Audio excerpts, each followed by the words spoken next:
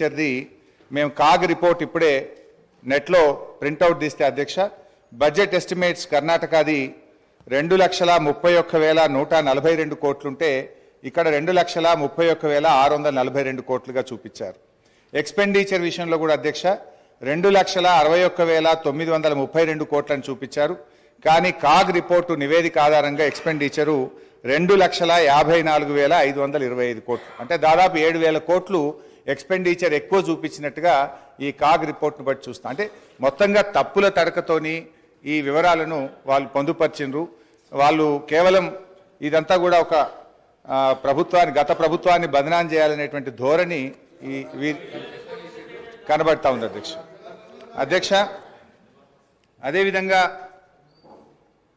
ఇందులో ఉమ్మడి ఆంధ్రప్రదేశ్ వ్యయము తెలంగాణ వాటా అంటే 1956-57 నుంచి 2013-14 వరకు 41.68% ఖర్చు చేసినట్టుగా గంపగుత్త లెక్క తీసినారు. ఇది మనందరికీ తెలుసు అధ్యక్ష. వాస్తవానికి తెలంగాణ ఉద్యమం ఎందుకు వచ్చింది, ఈ పోరాటాలు ఎందుకు వచ్చినాయి, 69లో ఎందుకు పోరాడినాం అంటే తెలంగాణకు నిధులు తెలంగాణ ప్రాంతంలో ఖర్చు పెట్టాలనే జెంటిల్మెన్ అగ్రిమెంట్ను అమలు చేయకపోవడం వల్లనే ఆ రోజు తెలంగాణ ఉద్యమం వచ్చింది. అంటే దాని మీద గతం మీ కాంగ్రెస్ పార్టీయే, అప్పుడున్నటువంటి కాంగ్రెస్ ప్రభుత్వాలు మరి చాలా కమిటీలు వేసినారు.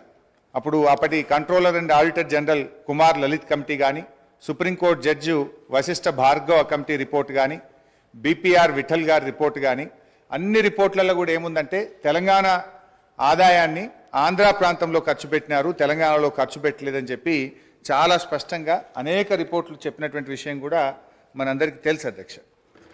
అందులోనే చూసినట్టయితే ఒకసారి కుమార్ లలిత్ కమిటీ 1956-68 పీరియడ్లో ఒక రిపోర్ట్ ఇచ్చినారు. తెలంగాణ రెవెన్యూ ఇన్కమ్ 102 కోట్లు అయితే మరి Telangana funds spends in Andhra reason 34.09 కోట్లు అని చెప్పి అప్పుడే ఒక రిపోర్ట్ కూడా ఇచ్చారు అధ్యక్ష. అదేవిధంగా వారు మరి జస్టిస్ భార్గవ కమిటీ రిపోర్ట్లో కూడా ఆ వివరాలన్నీ కూడా తేల్చారు. అంటే ఇది నేను ఎందుకు చెప్పే ప్రయత్నం చేస్తున్నా అంటే ఇక్కడ మీరు 41.68% తెలంగాణలో ఖర్చు పెట్టారు అని ఏ లెక్కలైతే చూపించారో ఇది శుద్ధ తప్పు. కావాలంటే దీని మీద ఒక హౌస్ కమిటీ వేయండి, మొత్తం లెక్కలు తీద్దాం, నిజంగా ఎంత ఖర్చు అయిందో కావాలంటే మేము చూపించడానికి రుజువు చేయడానికి సిద్ధంగా ఉన్నాం. అంటే మీరేంటంటే అది 41.68% ఉమ్మడి ఆంధ్రప్రదేశ్లో ఖర్చు అయింది, అది ఏదో మెరుగ్గా ఉందని చెప్పి చూపించేటట్టు ఒక ప్రయత్నం చేసినారు, which is totally false and wrong అధ్యక్ష. అంటే బేసికల్లీ ఇంకోటి కూడా జరిగింది అధ్యక్ష. నాకు తెలిసిన సమాచారం మేరకు ఈ రిపోర్ట్ ఇదంతా కూడా ఇది ఎవరు తయారు చేసిండ్రు, మీకు తెలంగాణ అధికారుల మీద నమ్మకం లేక మన ముఖ్యమంత్రి గారి పాత గురువు గారి శిష్యులు ఒక రిటైర్డ్ ఐఏఎస్ అధికారి, ఒక సస్పెండ్ అయినటువంటి ఫైనాన్స్ డిపార్ట్మెంట్ ఆంధ్రప్రదేశ్ అధికారులను పెట్టి ఇదంతా ఒక కుక్కుడప్ స్టోరీ తయారు చేసి ఇది ప్రజల ముందు పెట్టేటువంటి ప్రయత్నం చేస్తూ ఉన్నారు. సరే, ఆ వివరాలు వాస్తవాలు వచ్చినప్పుడు నేను అన్ని విషయాలు కూడా బయట పెడతాం అధ్యక్ష. నో, ఐ వుడ్ లైక్ మాకు తెలుస్తాయి కదా, అందుకే మాకు తెలిసిన సమాచారం మేరకు అన్నాను. సరే అధ్యక్ష, పేర్లు చెప్పమంటే చెప్తా, ఆధారాలు చూపించమంటే చూపిస్తా. అందులో నేను ఎందుకంటే అలా బోదలుచుకోలేదు. సో అధ్యక్ష, ఈ మొత్తంగా ఈ రిపోర్ట్ ఆబ్జెక్షన్ సార్ సమాచారం పూర్తి స్థాయిలో నిర్ధారణ చేసుకున్న తర్వాత ఫ్లోర్ మీద మాట్లాడితే బాగుంటుంది సార్. వారు సీనియర్ శాసనసభ్యులు నిరాధారమైన అంటే సత్యదూరమైన మాటలు చెప్పి సభను ప్రక్కదారి పట్టించే కార్యక్రమం చేస్తా ఉన్నారు అధ్యక్ష. I would like to request use అధ్యక్ష, ఈరోజు లెక్కల తప్పు ఉంటే తప్పకుండా తప్పో ఒప్పో మా ఫైనాన్స్ మినిస్టర్ గారు తప్పకుండా చెప్తారు. కానీ ఎవరో ప్రిపేర్ చేశారు, ఎవరో ముందు పెట్టారు, ఏదో అపోగలదు. I request honourable member to withdraw the word sir, otherwise expunge from the records. ఇక్కడ సార్ పేర్లు చెప్పమంటారా, మరి పేర్లు కూడా చెప్పమంటారా అధ్యక్ష? నేను మాకున్నటువంటి సమాచారం మేరకు అని చెప్పానే తప్ప నేను పేర్లు చెప్పలేదు. సో అది ఒకవేళ తప్పు అయితే మీ సమాధానంలో తప్పని చెప్పండి. నేను I stand on my word అధ్యక్ష. అయితే ఈ రిపోర్ట్లో అధ్యక్ష ముఖ్యంగా ఈ మొత్తం రిపోర్ట్ చూస్తే అధ్యక్ష, అంటే వాళ్ళు బేసికల్లీ ఏ అంశాల్లో అయితే ప్రభుత్వాన్ని తప్పుపట్టచ్చో లేదా గత ప్రభుత్వాన్ని తప్పుపట్టచ్చో, ఏ అంశాల్లోనైతే మనము మెరుగ్గా ఉన్నామని చెప్పే ప్రయత్నం చేసినారో ఒక కన్వీనియంట్గా దీన్ని తయారు చేసినారు. చాలా రంగాల్లో తెలంగాణ రాష్ట్రం అద్భుతమైనటువంటి గత 10 సంవత్సరాల్లో ప్రగతిని సాధించింది. అనేక విషయాల్లో కూడా మనం చాలా మెరుగ్గా ఉన్నాం అధ్యక్ష. కానీ వీళ్ళు తయారు చేసినటువంటి పట్టికలు చూస్తూ ఉంటే అధ్యక్ష, ఏవైతే వాళ్ళకి కన్వీనియంట్గా ఉంటాయో వాటిని చూపించేటువంటి ప్రయత్నం చేసినారు. నార్మల్గా అప్పులను ఎట్లా చూస్తామంటే డెట్ టు జిఎస్డిపి రేషియో చూస్తుంటాం. కానీ ఇక్కడ డెట్ టు జిఎస్డిపి రేషియో టేబుల్ను ఇందులో పెట్టకుండా డెట్ టు రెవెన్యూ రిసిప్ట్ చూపించే ప్రయత్నం చేసినారు. ఇప్పుడు అంతర్జాతీయంగా అయినా జాతీయంగా అయినా అప్పులను కొలిచే విధానము డెట్ టు జిఎస్డిపి రేషియో. కానీ ఇందులో ఆ టేబుల్ని ఎక్కడ కూడా చూపించకుండా డెట్ టు రెవెన్యూ రిసిప్ట్స్, అది కూడా ఒక కరోనా ఇయర్ 2021-22 కరోనా సంవత్సరాన్ని తీసుకొని దాని ప్రకారంగా ఇక్కడ చూపించేటువంటి ప్రయత్నం చేసినారు. వాస్తవానికి అధ్యక్ష డెట్ టు జిఎస్డిపి రేషియో చూస్తే ఇది నా లెక్క కాదు అధ్యక్ష, రిజర్వ్ బ్యాంక్ ఆఫ్ ఇండియా ప్రకటించినటువంటి లెక్కలు. డెట్ టు జిఎస్డిపిలో చూస్తే అధ్యక్ష అప్పులు తక్కువ తీసుకున్నటువంటి రాష్ట్రాల్లో కింది నుంచి మనం 5వ స్థానంలో ఉన్నాం. అంటే మనకంటే 22 రాష్ట్రాలు తెలంగాణ కంటే అప్పు ఎక్కువ తీసుకున్నటువంటి రాష్ట్రాలు ఈ దేశంలో ఉన్నాయి అధ్యక్ష. అందులో చూస్తే అధ్యక్ష ఆ వివరాల్లోకి మళ్ళీ పోతే కావాలంటే ఈ టేబుల్ మీ ద్వారా గౌరవ ఫైనాన్స్ మినిస్టర్ గారికి ప్రభుత్వానికి కూడా నేను ఇవ్వడానికి నాకేం అభ్యంతరం లేదు అధ్యక్ష. అదేవిధంగా అధ్యక్ష ఇట్లా అనేక విషయాల్లో అప్పుల విషయంలో కూడా వాస్తవానికి మనకంటే ఎక్కువ అప్పులు తీసుకున్న రాష్ట్రాలు కూడా ఉన్నాయి అధ్యక్ష. మొన్నటిదాకా మరి కాంగ్రెస్ పార్టీ అధికారంలో ఉన్నటువంటి రాష్ట్రాలు రాజస్థాన్ చూస్తే 2022-23 నాటికి 5,37,013 కోట్ల రూపాయల అప్పు. మరి అదేవిధంగా కర్ణాటక కూడా 5,35,157 కోట్ల రూపాయలు. కానీ ఇవన్నీ ఏంటంటే వాళ్ళు ఆ డెట్ టు జిఎస్డిపి రేషియోలో కానీ ఆ సంఖ్య పరిమాణం కానీ చూపించకుండా ఒక కన్వీనియంట్గా ప్రజల్ని తప్పుదో పట్టించే విధంగా ఒక కుక్డ్ స్టోరీ తయారు చేసే ప్రయత్నం చేసినారు అధ్యక్ష. అదేవిధంగా క్యాపిటల్ ఎక్స్పెండిచర్లో సరే వాళ్ళు చూపించిన లెక్క ప్రకారమే 54,000 కోట్లు గత 10 ఏళ్లలో క్యాపిటల్ ఎక్స్పెండిచర్ చేసినట్టుగా చూపించారు. కానీ తెలంగాణ రాష్ట్ర ప్రభుత్వం వచ్చిన తర్వాత గత 9 ఏళ్లలో 3,36,916 కోట్ల రూపాయల క్యాపిటల్ ఎక్స్పెండిచర్ జరిగింది. కానీ దీన్ని చూపించే ప్రయత్నం చేయరు.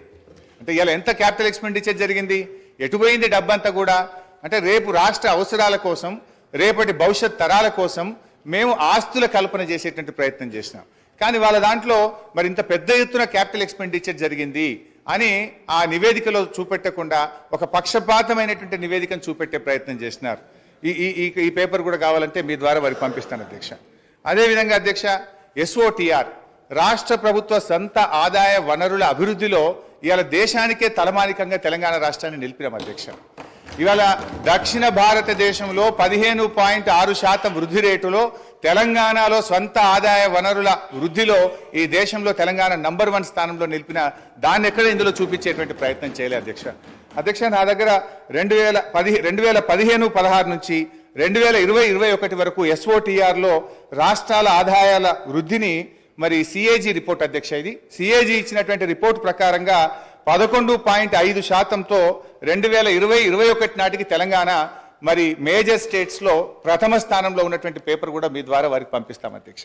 అంటే మన ఆదాయం ఎట్లా పెరిగింది, మన ఆస్తుల కల్పన ఎట్లా పెరిగింది, మన క్యాపిటల్ ఎక్స్పెండిచర్ ఎట్లా చేసినాము అవేవి చూయించకుండా కన్వీనియంట్గా ఒక మిస్లీడ్ చేసేటువంటి ప్రయత్నం ఈరోజు ప్రభుత్వం చేస్తూ ఉంది అధ్యక్ష.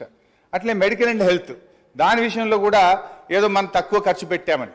వాస్తవానికి అధ్యక్ష మెడికల్ అండ్ హెల్త్ విషయంలో చూస్తే 2014-15లో మన రాష్ట్ర బడ్జెట్ 2,432 కోట్లుంటే ఈ సంవత్సరం మన బడ్జెట్లో పెట్టింది 12,161 కోట్లు, అంటే దాదాపు 6 రెట్లు పెంచినాం అధ్యక్ష.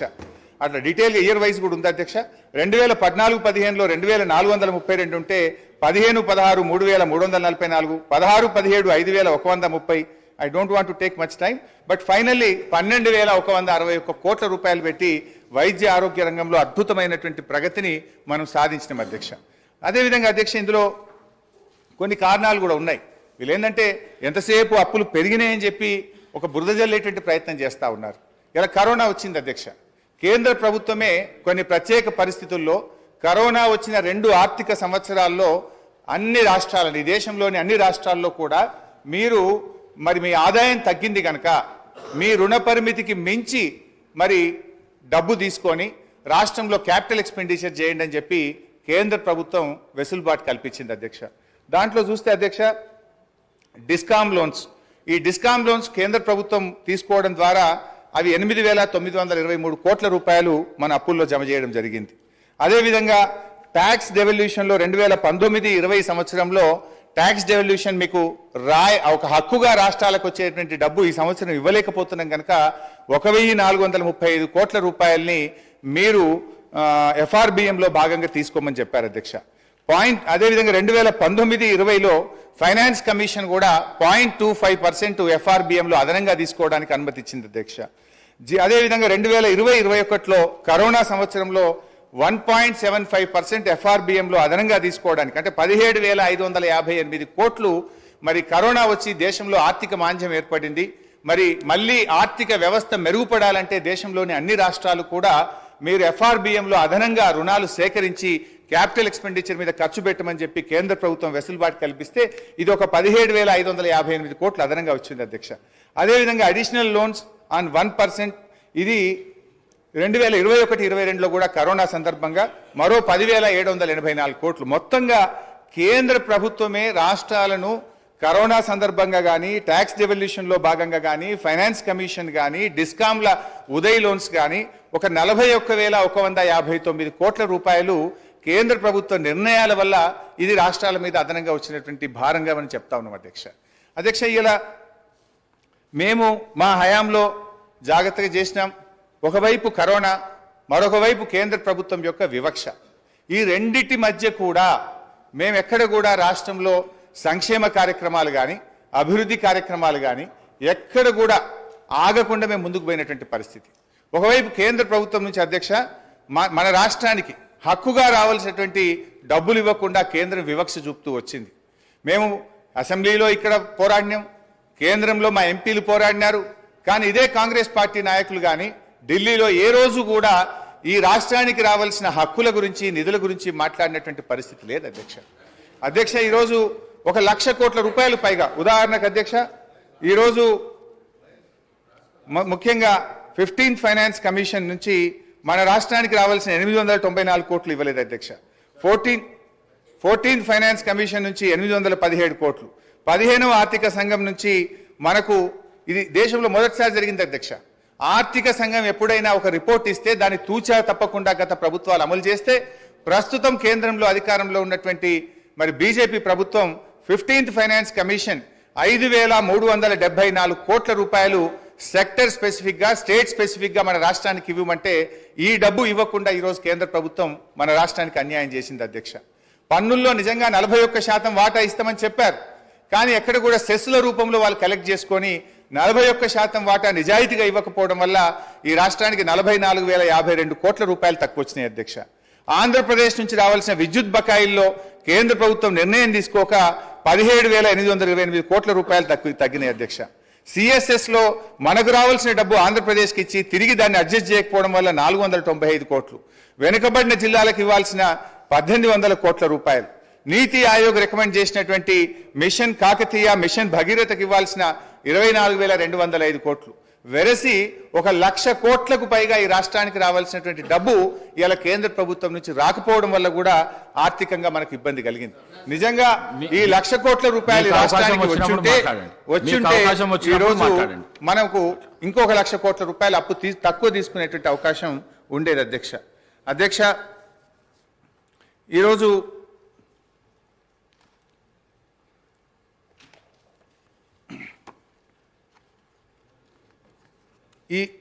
ఈ బుక్లో కూడా అధ్యక్ష మీరు చూసినట్టయితే 2-3 రకాలుగా మీరు ఇందులో చూస్తే అధ్యక్ష, అసలు వీళ్ళే స్పష్టంగా రాసిండ్రు. ప్రభుత్వ హామీతో ఎస్పీవీ ద్వారా సేకరించి ఎస్పీవీలు చెల్లించే రుణాలు, అంటే స్పెషల్ పర్పస్ వెహికల్ ద్వారా సేకరించిండ్రు, వాళ్ళే రుణాలు చెల్లిస్తారు, రాష్ట్ర ప్రభుత్వ ఖజానా మీద భారం ఉండదు అని చెప్పి కూడా దాన్ని కూడా ఈరోజు రాష్ట్ర అప్పులుగా చూపించేటువంటి ప్రయత్నం. ఇందులో పేజ్ 24లో కూడా ప్రభుత్వం చెల్లించని మరియు ప్రభుత్వం హామీ లేని రుణాలు 59,414 కోట్ల రూపాయలని మీరే రాశారు స్పష్టంగా. కానీ మీరు ఏం చేసే ప్రయత్నం చేస్తుండ్రు, అన్ని కలిపి మళ్ళీ లెక్కబెట్టి రాష్ట్ర ప్రభుత్వం ఈరోజు దాదాపు 6,71,000 కోట్ల రూపాయల అప్పు ఉంది అని చెప్తున్నారు. మీరే ఈ బుక్లో అంటారు, ఒకవైపు రాష్ట్ర ప్రభుత్వం చెల్లించని హామీ లేని రుణాలను రాశారు, ప్రభుత్వ హామీతో సేకరించి రాష్ట్ర ప్రభుత్వం ఎస్పీవీలే చెల్లించుకునే డబ్బులని చెప్పినారు. వాటినన్నింటినీ కలిపి అప్పులను ఎక్కువగా చూపించేటట్టు ఒక తప్పుడు ప్రచారానికి మీరు పాల్పడ్డారు. అదేవిధంగా ప్రభుత్వ హామీతో ఎస్పీవీ ద్వారా సేకరించి ప్రభుత్వమే చెల్లిస్తారని కూడా రాసినారు అధ్యక్ష. ఇందులో కూడా చాలా విషయాలు తప్పుగా పెట్టినారు చాలా కార్పొరేషన్స్ను. ఉదాహరణకు ఈరోజు టీఎస్ఐఐసి గురించి రాసినారు. టీఎస్ఐఐసి కానీ, Telangana super speciality hospital corporation కానీ, హైదరాబాద్ మెట్రో వాటర్ వర్క్స్ కానీ, హౌసింగ్ బోర్డు కానీ, రోడ్ డెవలప్మెంట్ కార్పొరేషన్ కానీ, ఇట్లా చాలా విషయాలు, ఇవన్నీ కూడా వాస్తవానికి వాళ్ళ సొంత ఆదాయ వనరుల మీద వాళ్ళు చెల్లిస్తారు అధ్యక్ష. కానీ ఇది రాష్ట్ర ప్రభుత్వమే చెల్లిస్తుందని, ఇది రాష్ట్ర ప్రభుత్వం అప్పుగా చూపించేటువంటి ఒక తప్పుడు ప్రయత్నానికి కూడా దీంట్లో పాల్పడ్డారు. అంటే బేసిక్గా ఇదంతా కూడా ఒక తప్పుల తడక, ఒక అంకెల గ్యారెడ్తోని ఇది ఏదో ఈ రాష్ట్ర ప్రభుత్వం మీద గత ప్రభుత్వం మీద బురద జల్లాలే, లేదు వాళ్ళ హామీల నుంచి తప్పించుకునేటువంటి ఒక ప్రయత్నానికి దారులు వెతుకుతున్నారేమో అని అనిపిస్తూ ఉంది అధ్యక్ష. ఇంకా డీటెయిల్స్లో పోదామంటే మళ్ళీ మీరు టైం ఇయ్యరేమో, నేను చాలా విషయాలు చెప్పాల్సిన అవసరం ఉంది. అందువల్ల నేను షార్ట్గా చెప్పేటువంటి ప్రయత్నం చేస్తా ఉన్నా అధ్యక్ష. ఇందులో ఇంకో మాట అంటారు, పేజ్ 41లో చేసిన డబ్బుకు అనుగుణంగా ఎటువంటి స్పష్టమైన ఆస్తులు సృష్టించలేదు. ఇది శుద్ధ అబద్ధం అధ్యక్ష. అది ఏం ఆస్తులు క్రియేట్ చేసినాం, ఏం చేసినాం, నా ప్రసంగంలో నేను చెప్పే ప్రయత్నం చేస్తాను అధ్యక్ష. మొత్తంగా అధ్యక్ష, వాళ్ళు చేసిన ప్రయత్నం ఏంటంటే గత ప్రభుత్వాన్ని తప్పుపట్టాలని, గత ప్రభుత్వం మరి ఏదో చేయలేదనేటువంటి చూపించే ప్రయత్నానికి వాళ్ళు ఒక కుక్కుడప్ స్టోరీ తయారు చేసి కన్వీనియంట్గా కొన్ని విషయాలను మాత్రం పెట్టి, ఎక్కడైతే రాష్ట్రం అద్భుతమైన ప్రగతిని సాధించిందో, ఎక్కడైతే ఇవాళ డెట్ టు జిఎస్డిపి రేషియో చూపించాలి, ఎస్ఓఆర్ చూపించాలి, అదేవిధంగా క్యాపిటల్ ఎక్స్పెండిచర్ చూపించాలి, ఇవన్నీ కన్వీనియంట్గా తప్పించేటువంటి ప్రయత్నం చేసినారు అధ్యక్ష. ఈరోజు రాష్ట్ర ఆర్థిక పరిస్థితి పటిష్టంగా ఆరోగ్యకరంగా ఉందని అనేక రాజ్యాంగబద్ధ సంస్థల నివేదికలు తేల్చి చెప్తా ఉంటే, ఈరోజు కాంగ్రెస్ ప్రభుత్వం మాత్రం ఆర్థిక పరిస్థితిపై అవాస్తవాలను ప్రచారం చేస్తూ ఉంది. తద్వారా రాష్ట్ర ప్రతిష్టను, పరపతిని, ప్రతిపత్తిని, భవిష్యత్ ప్రయోజనాలను దెబ్బతీస్తా ఉన్నారు అధ్యక్ష. అల్పమైన రాజకీయ ప్రయోజనాల కోసం చేసే ఈ పని తెలంగాణ రాష్ట్ర భవిష్యత్తుకు గొడ్డలి పెట్టుగా మారుతుందని గ్రహించాలని నేను విజ్ఞప్తి చేస్తా ఉన్నాను. ఆర్థికంగా పటిష్టంగా ఉన్న రాష్ట్రాన్ని దివాలా తీసిన రాష్ట్రంగా దుష్ప్రచారాన్ని చేస్తే దాని పర్యవసానాలు చాలా ప్రమాదకరంగా ఉంటాయి. ఇది కూర్చున్న కొమ్మను నరుక్కునేటువంటి అవివేకమైనటువంటి చర్య. ఈ వైఖరి ఇలాగే కొనసాగితే మార్కెట్లో తెలంగాణకు ఏర్పడ్డ విశ్వసనీయత దెబ్బతింటుంది, పెట్టుబడులు రాకుండా పోతాయి, రాష్ట్రాలకు ఎఫ్ఆర్బిఎం కింద ఇచ్చే 3% రుణాలకు వడ్డీ రేట్లు పెరుగుతాయి, మన తెలంగాణ రాష్ట్ర ప్రభుత్వ బాండ్లకు డిమాండ్ తగ్గుతుంది. దివాలా అనే ప్రభుత్వమే దిక్కుమాలిన ప్రచారం చేస్తే రాష్ట్రంలో జాతీయ అంతర్జాతీయ సంస్థలు పెట్టుబడులు పెడతాయా? దివాలా తీసిన రాష్ట్రం నీళ్లు ఇవ్వగలుగుతుందా, కరెంట్ ఇవ్వగలుగుతుందా అనే అపోహలు, అనుమానాలు తలెత్తుతాయి. పర్యవసానంగా పెట్టుబడులు ఆగి ఉపాధి ఉద్యోగ అవకాశాలు దెబ్బతింటాయి.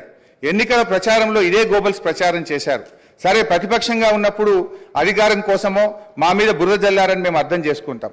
కానీ ఇవాళ మీరే ప్రభుత్వంలోకి వచ్చి రాష్ట్ర భవిష్యత్తును దెబ్బతీయడం అవివేకం, అన్యాయం, మూర్ఖత్వం, ఇది మూఢత్వం. నూతనంగా ఏర్పడినటువంటి రాష్ట్రం బాలారిష్టాలను అధిగమించింది. పెద్ద నోట్ల రద్దు, ఆర్థిక మాంద్యం, కరోనా వంటి సంక్షోభాలను తట్టుకొని బలీయమైన ఆర్థిక శక్తిగా తెలంగాణ నిలిచింది. కేంద్ర వివక్షను తట్టుకొని సొంత వనరులను సమీకరించుకొని అద్భుతమైన ప్రగతిని, సంక్షేమాన్ని ప్రజలకు అందించింది. కరోనా మహమ్మారి దెబ్బకు యావత్ ప్రపంచ ఆర్థిక వ్యవస్థ తలకిందులైనటువంటి తరుణంలో రాష్ట్రంలో ఆదాయం తగ్గి ఖర్చులు పెరిగిన సమయంలో కూడా ఆ సంవత్సరం వానాకాలం పంట కోసం రైతు బంధు సహాయాన్ని సీజన్ కంటే ఆ రోజు మేము అందించినామని చెప్పి మీకు గుర్తు చేస్తా ఉన్నాను అధ్యక్ష. ఆ ఒక్క సంవత్సరమే కాదు అధ్యక్ష, ఇప్పటి వరకు ఈ రాష్ట్రంలో 11 విడతల దాదాపు 72,000 కోట్ల రూపాయల రైతు బంధు సహాయాన్ని ఎప్పుడు కూడా పంట కాలానికి ముందే రైతులకు ఉపయోగపడే విధంగా అందించినామనేటువంటి విషయాన్ని గుర్తు చేస్తున్నాం. 1 రూపాయి 2 రూపాయలు కాదు, 72,000 కోట్ల రూపాయలు రైతు బంధు కింద ఈ రాష్ట్ర ప్రజలకు నేరుగా సకాలంలో నగదు బదిలీ చేసి ఇలా రైతుల పట్ల మాకుండే ప్రేమను మేము చూపించాం అధ్యక్ష. తెలంగాణ రాష్ట్ర కీర్తిని పెంచినాం, పరపతిని పెంచినాం.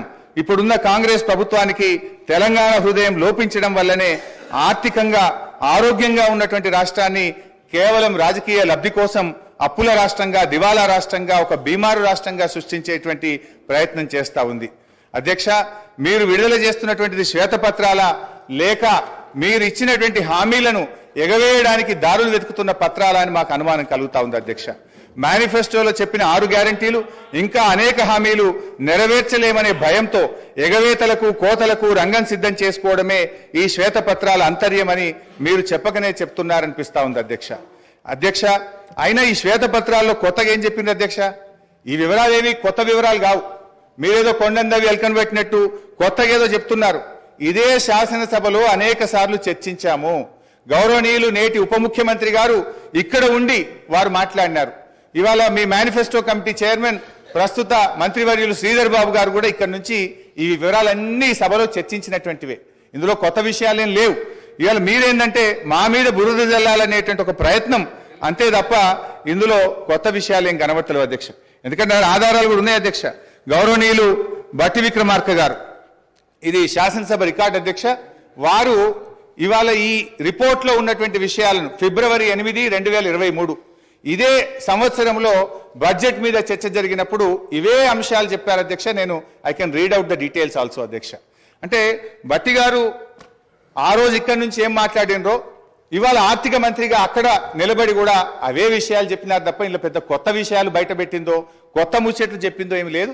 కాకపోతే కొంత కన్వీనియంట్గా కొన్ని విషయాలను దాచిపెట్టి కేవలం గత ప్రభుత్వం మీద బుర్ర జల్లే విధంగా కొన్ని టేబుల్స్ మీరు తయారు చేసినారు అధ్యక్ష. ఒక సీనియర్ శాసనసభ్యుడిగా నాకున్న రాష్ట్ర ఆర్థిక మంత్రిగా పనిచేసిన అనుభవంతో చెప్తా ఉన్నా అధ్యక్ష, ఈ దేశంలో కానీ ఏ రాష్ట్రంలోనైనా డబ్బులు బీరువాల్లో అల్మారాల్లో కట్టల రూపంలో ఏ ప్రభుత్వం దగ్గర కూడా నిల్వ ఉండదు అధ్యక్ష. రూపాయి అనేటువంటిది ఖజానాకు రావడం పోవడం అనేటువంటిది ఒక నిరంతర ప్రక్రియ అధ్యక్ష. ఇది ఆర్థిక సూత్రం. ఈ చక్రం కదిలితేనే ఆర్థిక వ్యవస్థ ఆరోగ్యంగా ఉంటుంది. భారతదేశం ఏర్పడినప్పటి నుంచి ఇప్పటి వరకు ఏ రాష్ట్రంలోనైనా ఇవాళ ప్రభుత్వాలకు పన్నులు పన్నేతర మార్గంలో ఆదాయం సమకూరుతుంది. ఇవాళ చిప్ప చేతికి ఇవ్వడం మనము దివాలా తీయడం అనేటువంటిది శుద్ధ తప్పు. అంటే 2014లో మేము అధికారంలోకి వచ్చినప్పుడు కూడా మేమేమో మాట్లాడలేదే. ఆ రోజు ఖజానా ఖాళీ అని మేమెక్కడ మాట్లాడలేదే. తెలంగాణని అగ్రగామి రాష్ట్రంగా నిలబెట్టాలనే తపనతో మేము పనిచేసినాం. పగతనాన్ని పక్కన పెట్టి పగతనంతో అధ్యక్ష ప్రతిసారి ఇప్పుడు నేను గౌరవ సభ్యుని అడుగుతాను. రాష్ట్రం అంటే ప్రభుత్వం అంటే సార్ వారు అడిగిన దాంట్లో ఒక ప్రశ్న చిన్న అంశం కూడా చెప్తాను. రాష్ట్రం అంటే ప్రభుత్వం అంటే డబ్బులు అలమార్లో ఉంటాయి అంటలేను, కానీ జీతాలు 1వ తారీఖు ఇయ్యలేనటువంటి ఆర్థిక పరిస్థితి ఉంది. రాష్ట్రంలో ఆర్థిక పరిస్థితి గురించి చెప్తే ఎందుకు ఆర్పాటుతో తెలియదు. ఆర్పాటానికి అట్టహాసానికి ఏం ఇబ్బంది లేదు, కానీ వాస్తవంగా ఉన్నటువంటి లెక్కలు తీసుకుంటే మనం ఇవాళ మేము ప్రగతి భవన్ చూపెడతా ఉన్నారు, లేకపోతే డాక్టర్ అంబేద్కర్ భవన్ చూపెడతా ఉన్నారు. పేదల కంటే డబుల్ బెడ్రూమ్ బిల్లు గురించి మాట్లాడతలేదు అధ్యక్ష. ఈ రోజు మా దగ్గర హుస్నాబాద్ సంబంధించి పోతే మున్సిపాలిటీకి సంబంధించినటువంటి అధికారులు ఈ ఇంట్లో ఉంటే సరిపోతామని బోర్డు పెట్టారు. అయినా కూడా ఆ ఇంట్లో నివసించి ఇచ్చుకొని ఇటువంటి వారు కూడా డబుల్ బెడ్రూమ్ ఇవ్వలేదు అధ్యక్ష. ఇది వాళ్ళ ప్రభుత్వం యొక్క. అంతేకాదు ఇవాళ దాని లెక్కలు చెప్తా ఉన్నారు. ఇవాళ 1,25,000 రూపాయలు బలహీన వర్గాల శాఖకు సంబంధించిన మంత్రిని ఇవాళ అధికారికంగా లెక్కలతో చెప్తా ఉన్నా. 1,25,000 రూపాయలు గురుకులంలో ఉన్నటువంటి చదువులకు ఇస్తా ఉన్నారు. 55,000 రూపాయల దారిలో ఇచ్చేటువంటి బడ్జెట్తో పాటుగా 55,000 రూపాయల బడ్జెట్ 55 రూపాయలు ప్రతి విద్యార్థి కూడా వచ్చేటువంటి పరిస్థితులు చెప్పేది మాత్రం 1,20,000. ఆర్భాటం పేరు ఎన్ని రోజులు నడుపుతారు అధ్యక్ష? ప్రచారానికి సంబంధించిన దాని మీద నడుపుకుంటూ అవుతున్నాయి. గ్లోబల్ ప్రచారం చేసి మేము బాగున్నాం, బంగారు తెలంగాణ బాగున్నాం అంటే అందరూ బాగున్నాడు చెప్తాను. నేను నాకు సంబంధించిన అంశం చెప్తా. మీరెందుకు సార్ నేను చెప్తాగా నేను పార్టీ మినిస్టర్ గారు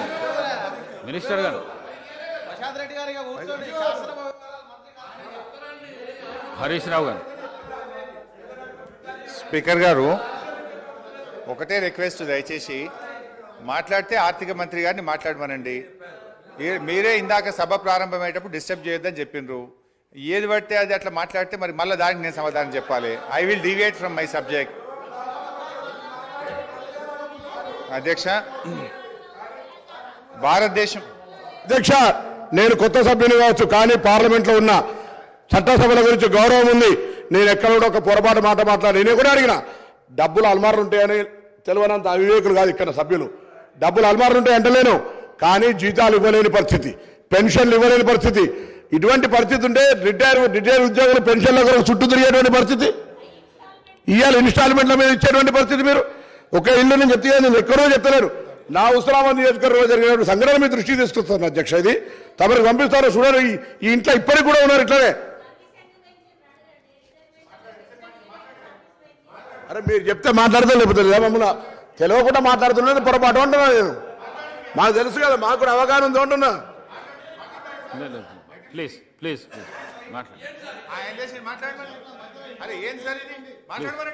ప్లీజ్ మాట్లాడండి హరీష్ రావు, ప్లీజ్ మాట్లాడండి. ఇది పద్ధతి కాదు అధ్యక్ష. మీరు కూడా అట్లా ఇట్లా మీరు ఇంటరప్ట్ చేయడం ఇది సభకు మంచిది కాదు అధ్యక్ష. అధ్యక్ష, ప్రజాస్వామ్యం దేవాలయంగా భావించే పవిత్రమైనటువంటి ఈ శాసనసభ వేదికగా రాష్ట్ర ఆర్థిక పరిస్థితి పటిష్టంగా ఉందని, బీఆర్ఎస్ ప్రభుత్వ హయాంలో ఆర్థిక నిర్వహణ సమర్థవంతంగా జరిగిందని నిరూపించే వాస్తవాలతో కూడిన స్థూల ఆర్థిక వివరాలు మీ ద్వారా ఈ సభ ముందు ఉంచే ప్రయత్నం చేస్తాం అధ్యక్ష. అధ్యక్ష, ఈ వివరాలు కూడా ఎక్కడి నుంచో నేను చెప్తలేను. నిన్నగాక మొన్న కొత్తగా పదవీ బాధ్యతలు చేపట్టినటువంటి మన రాష్ట్ర ఆర్థిక మంత్రివర్యులు ఉప ముఖ్యమంత్రి గారు విడుదల చేసిన నివేదికల నుంచే చెప్తున్నా. ఇదేమి నేను సొంతగా చెప్తున్నది లేదు. This is your own report, this is your own book released by finance minister గారు. అధ్యక్ష, 2013-14 ఆర్థిక సంవత్సరానికి ఉమ్మడి ఆంధ్రప్రదేశ్లో ఆ రోజు 1,61,348 కోట్ల బడ్జెట్ పెడితే అధ్యక్ష, తెలంగాణ ఏర్పాటు కాగానే 2014-15 ఆర్థిక సంవత్సరానికి 10 జిల్లాల తెలంగాణ కోసం 1,637 కోట్ల రూపాయల బడ్జెట్ పెట్టినాం అధ్యక్ష. అదే 2023-24 సంవత్సరానికి 2,90,296 కోట్ల రూపాయల బడ్జెట్ ప్రవేశపెట్టాం. అంటే 9 ఏళ్ల మా ప్రభుత్వ హయాంలో దాదాపు 3 రెట్లు బడ్జెట్ పెరిగిందనేటువంటి విషయాన్ని మీ ద్వారా సభ దృష్టికి తెస్తా ఉన్నాను అధ్యక్ష.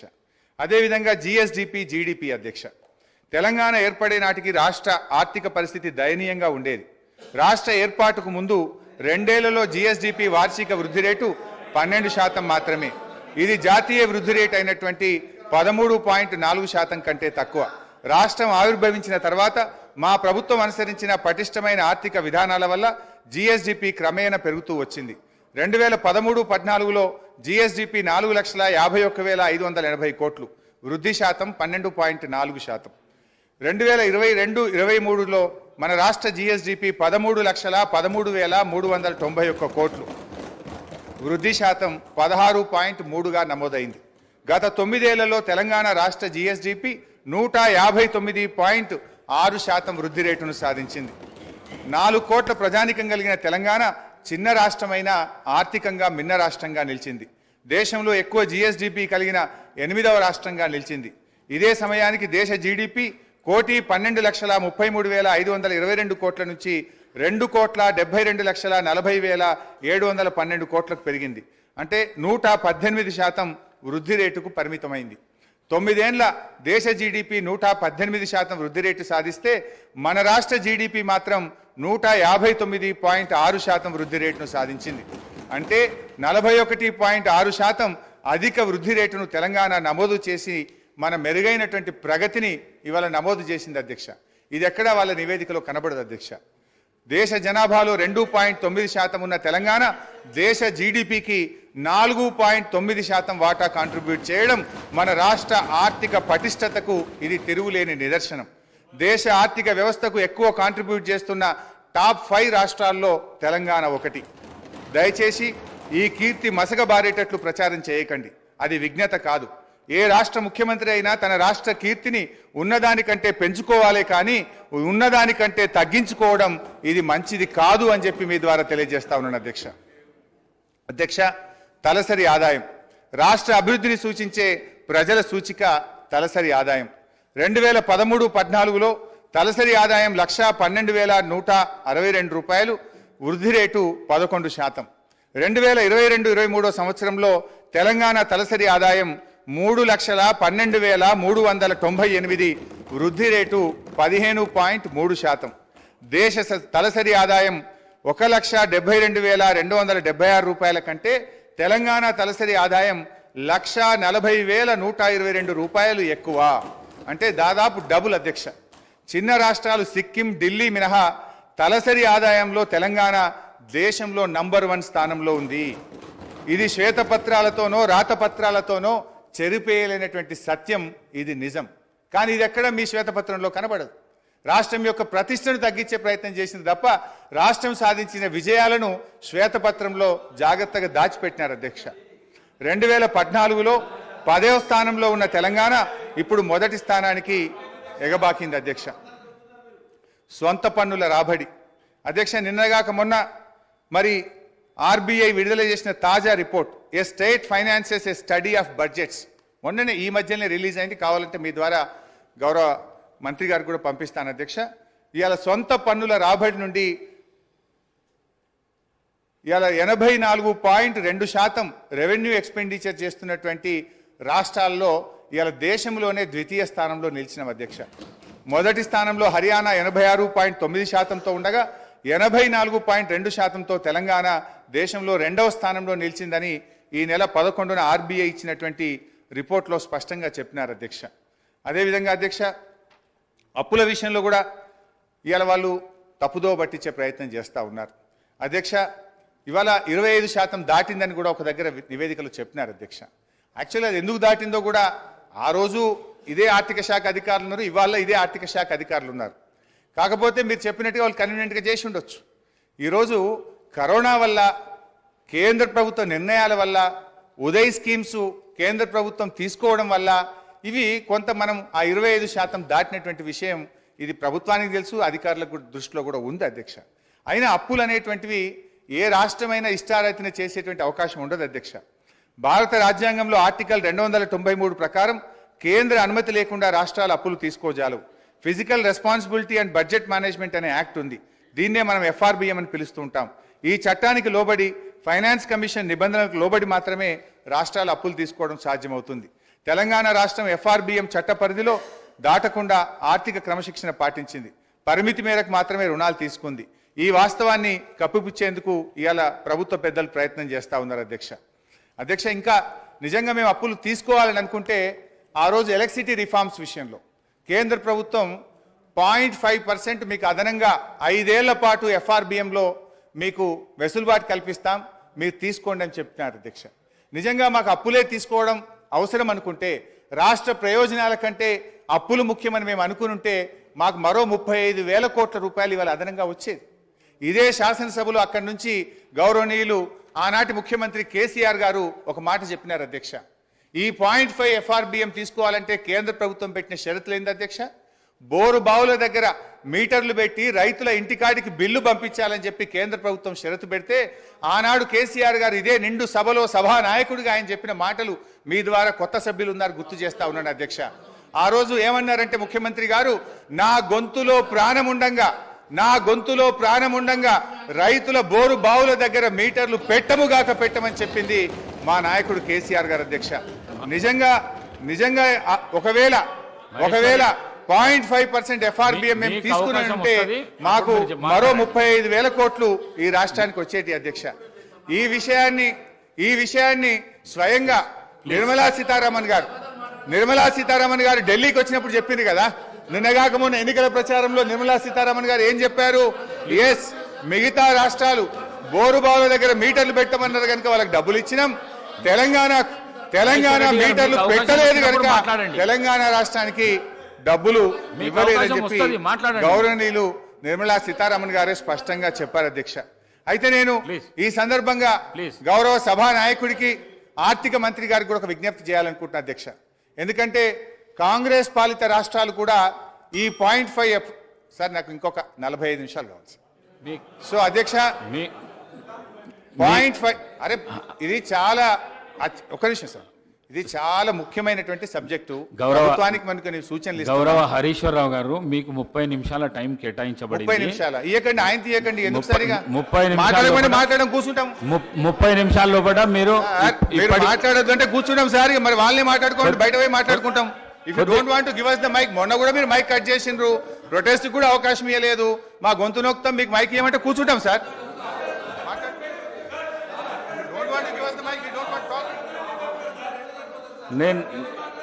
నా మాట కొద్దిగా వినండి. 30 నిమిషాల టైం కేటాయించబడింది, 45 నిమిషాలు అయింది. 45 నిమిషాల తర్వాత బెల్లు కొడితే కూడా మీరు ఈ విధంగా చేసుడు మంచిది కాదు. మాట్లాడండి హరీశ్వరరావు గారు, మాట్లాడండి సార్. మీరు ఇట్లా బెల్లు కొట్టడం ఇది కరెక్ట్ కాదు సార్. ఇంత మంచి ఇంపార్టెంట్ సబ్జెక్ట్ మీద 39 మంది సభ్యులు ఉన్నాం మేము ఇక్కడ. మీరు ఏది బట్టి అది వాళ్ళు మాట్లాడితే దానికి మేము సమాధానం చెప్పకపోతే ఎట్లా సార్?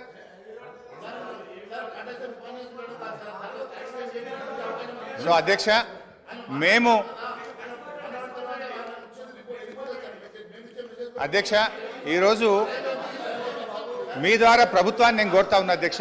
ఇవాళ కాంగ్రెస్ పాలిత రాష్ట్రాలు రాజస్థాన్, హిమాచల్ ప్రదేశ్లు కూడా ఈ బోరుబావుల దగ్గర మీటర్లు పెట్టమని ఈ 0.5% FRBM-ను వారు 0.5% FRBM-ను వాళ్ళు యూటిలైజ్ చేసుకున్నారు అధ్యక్ష.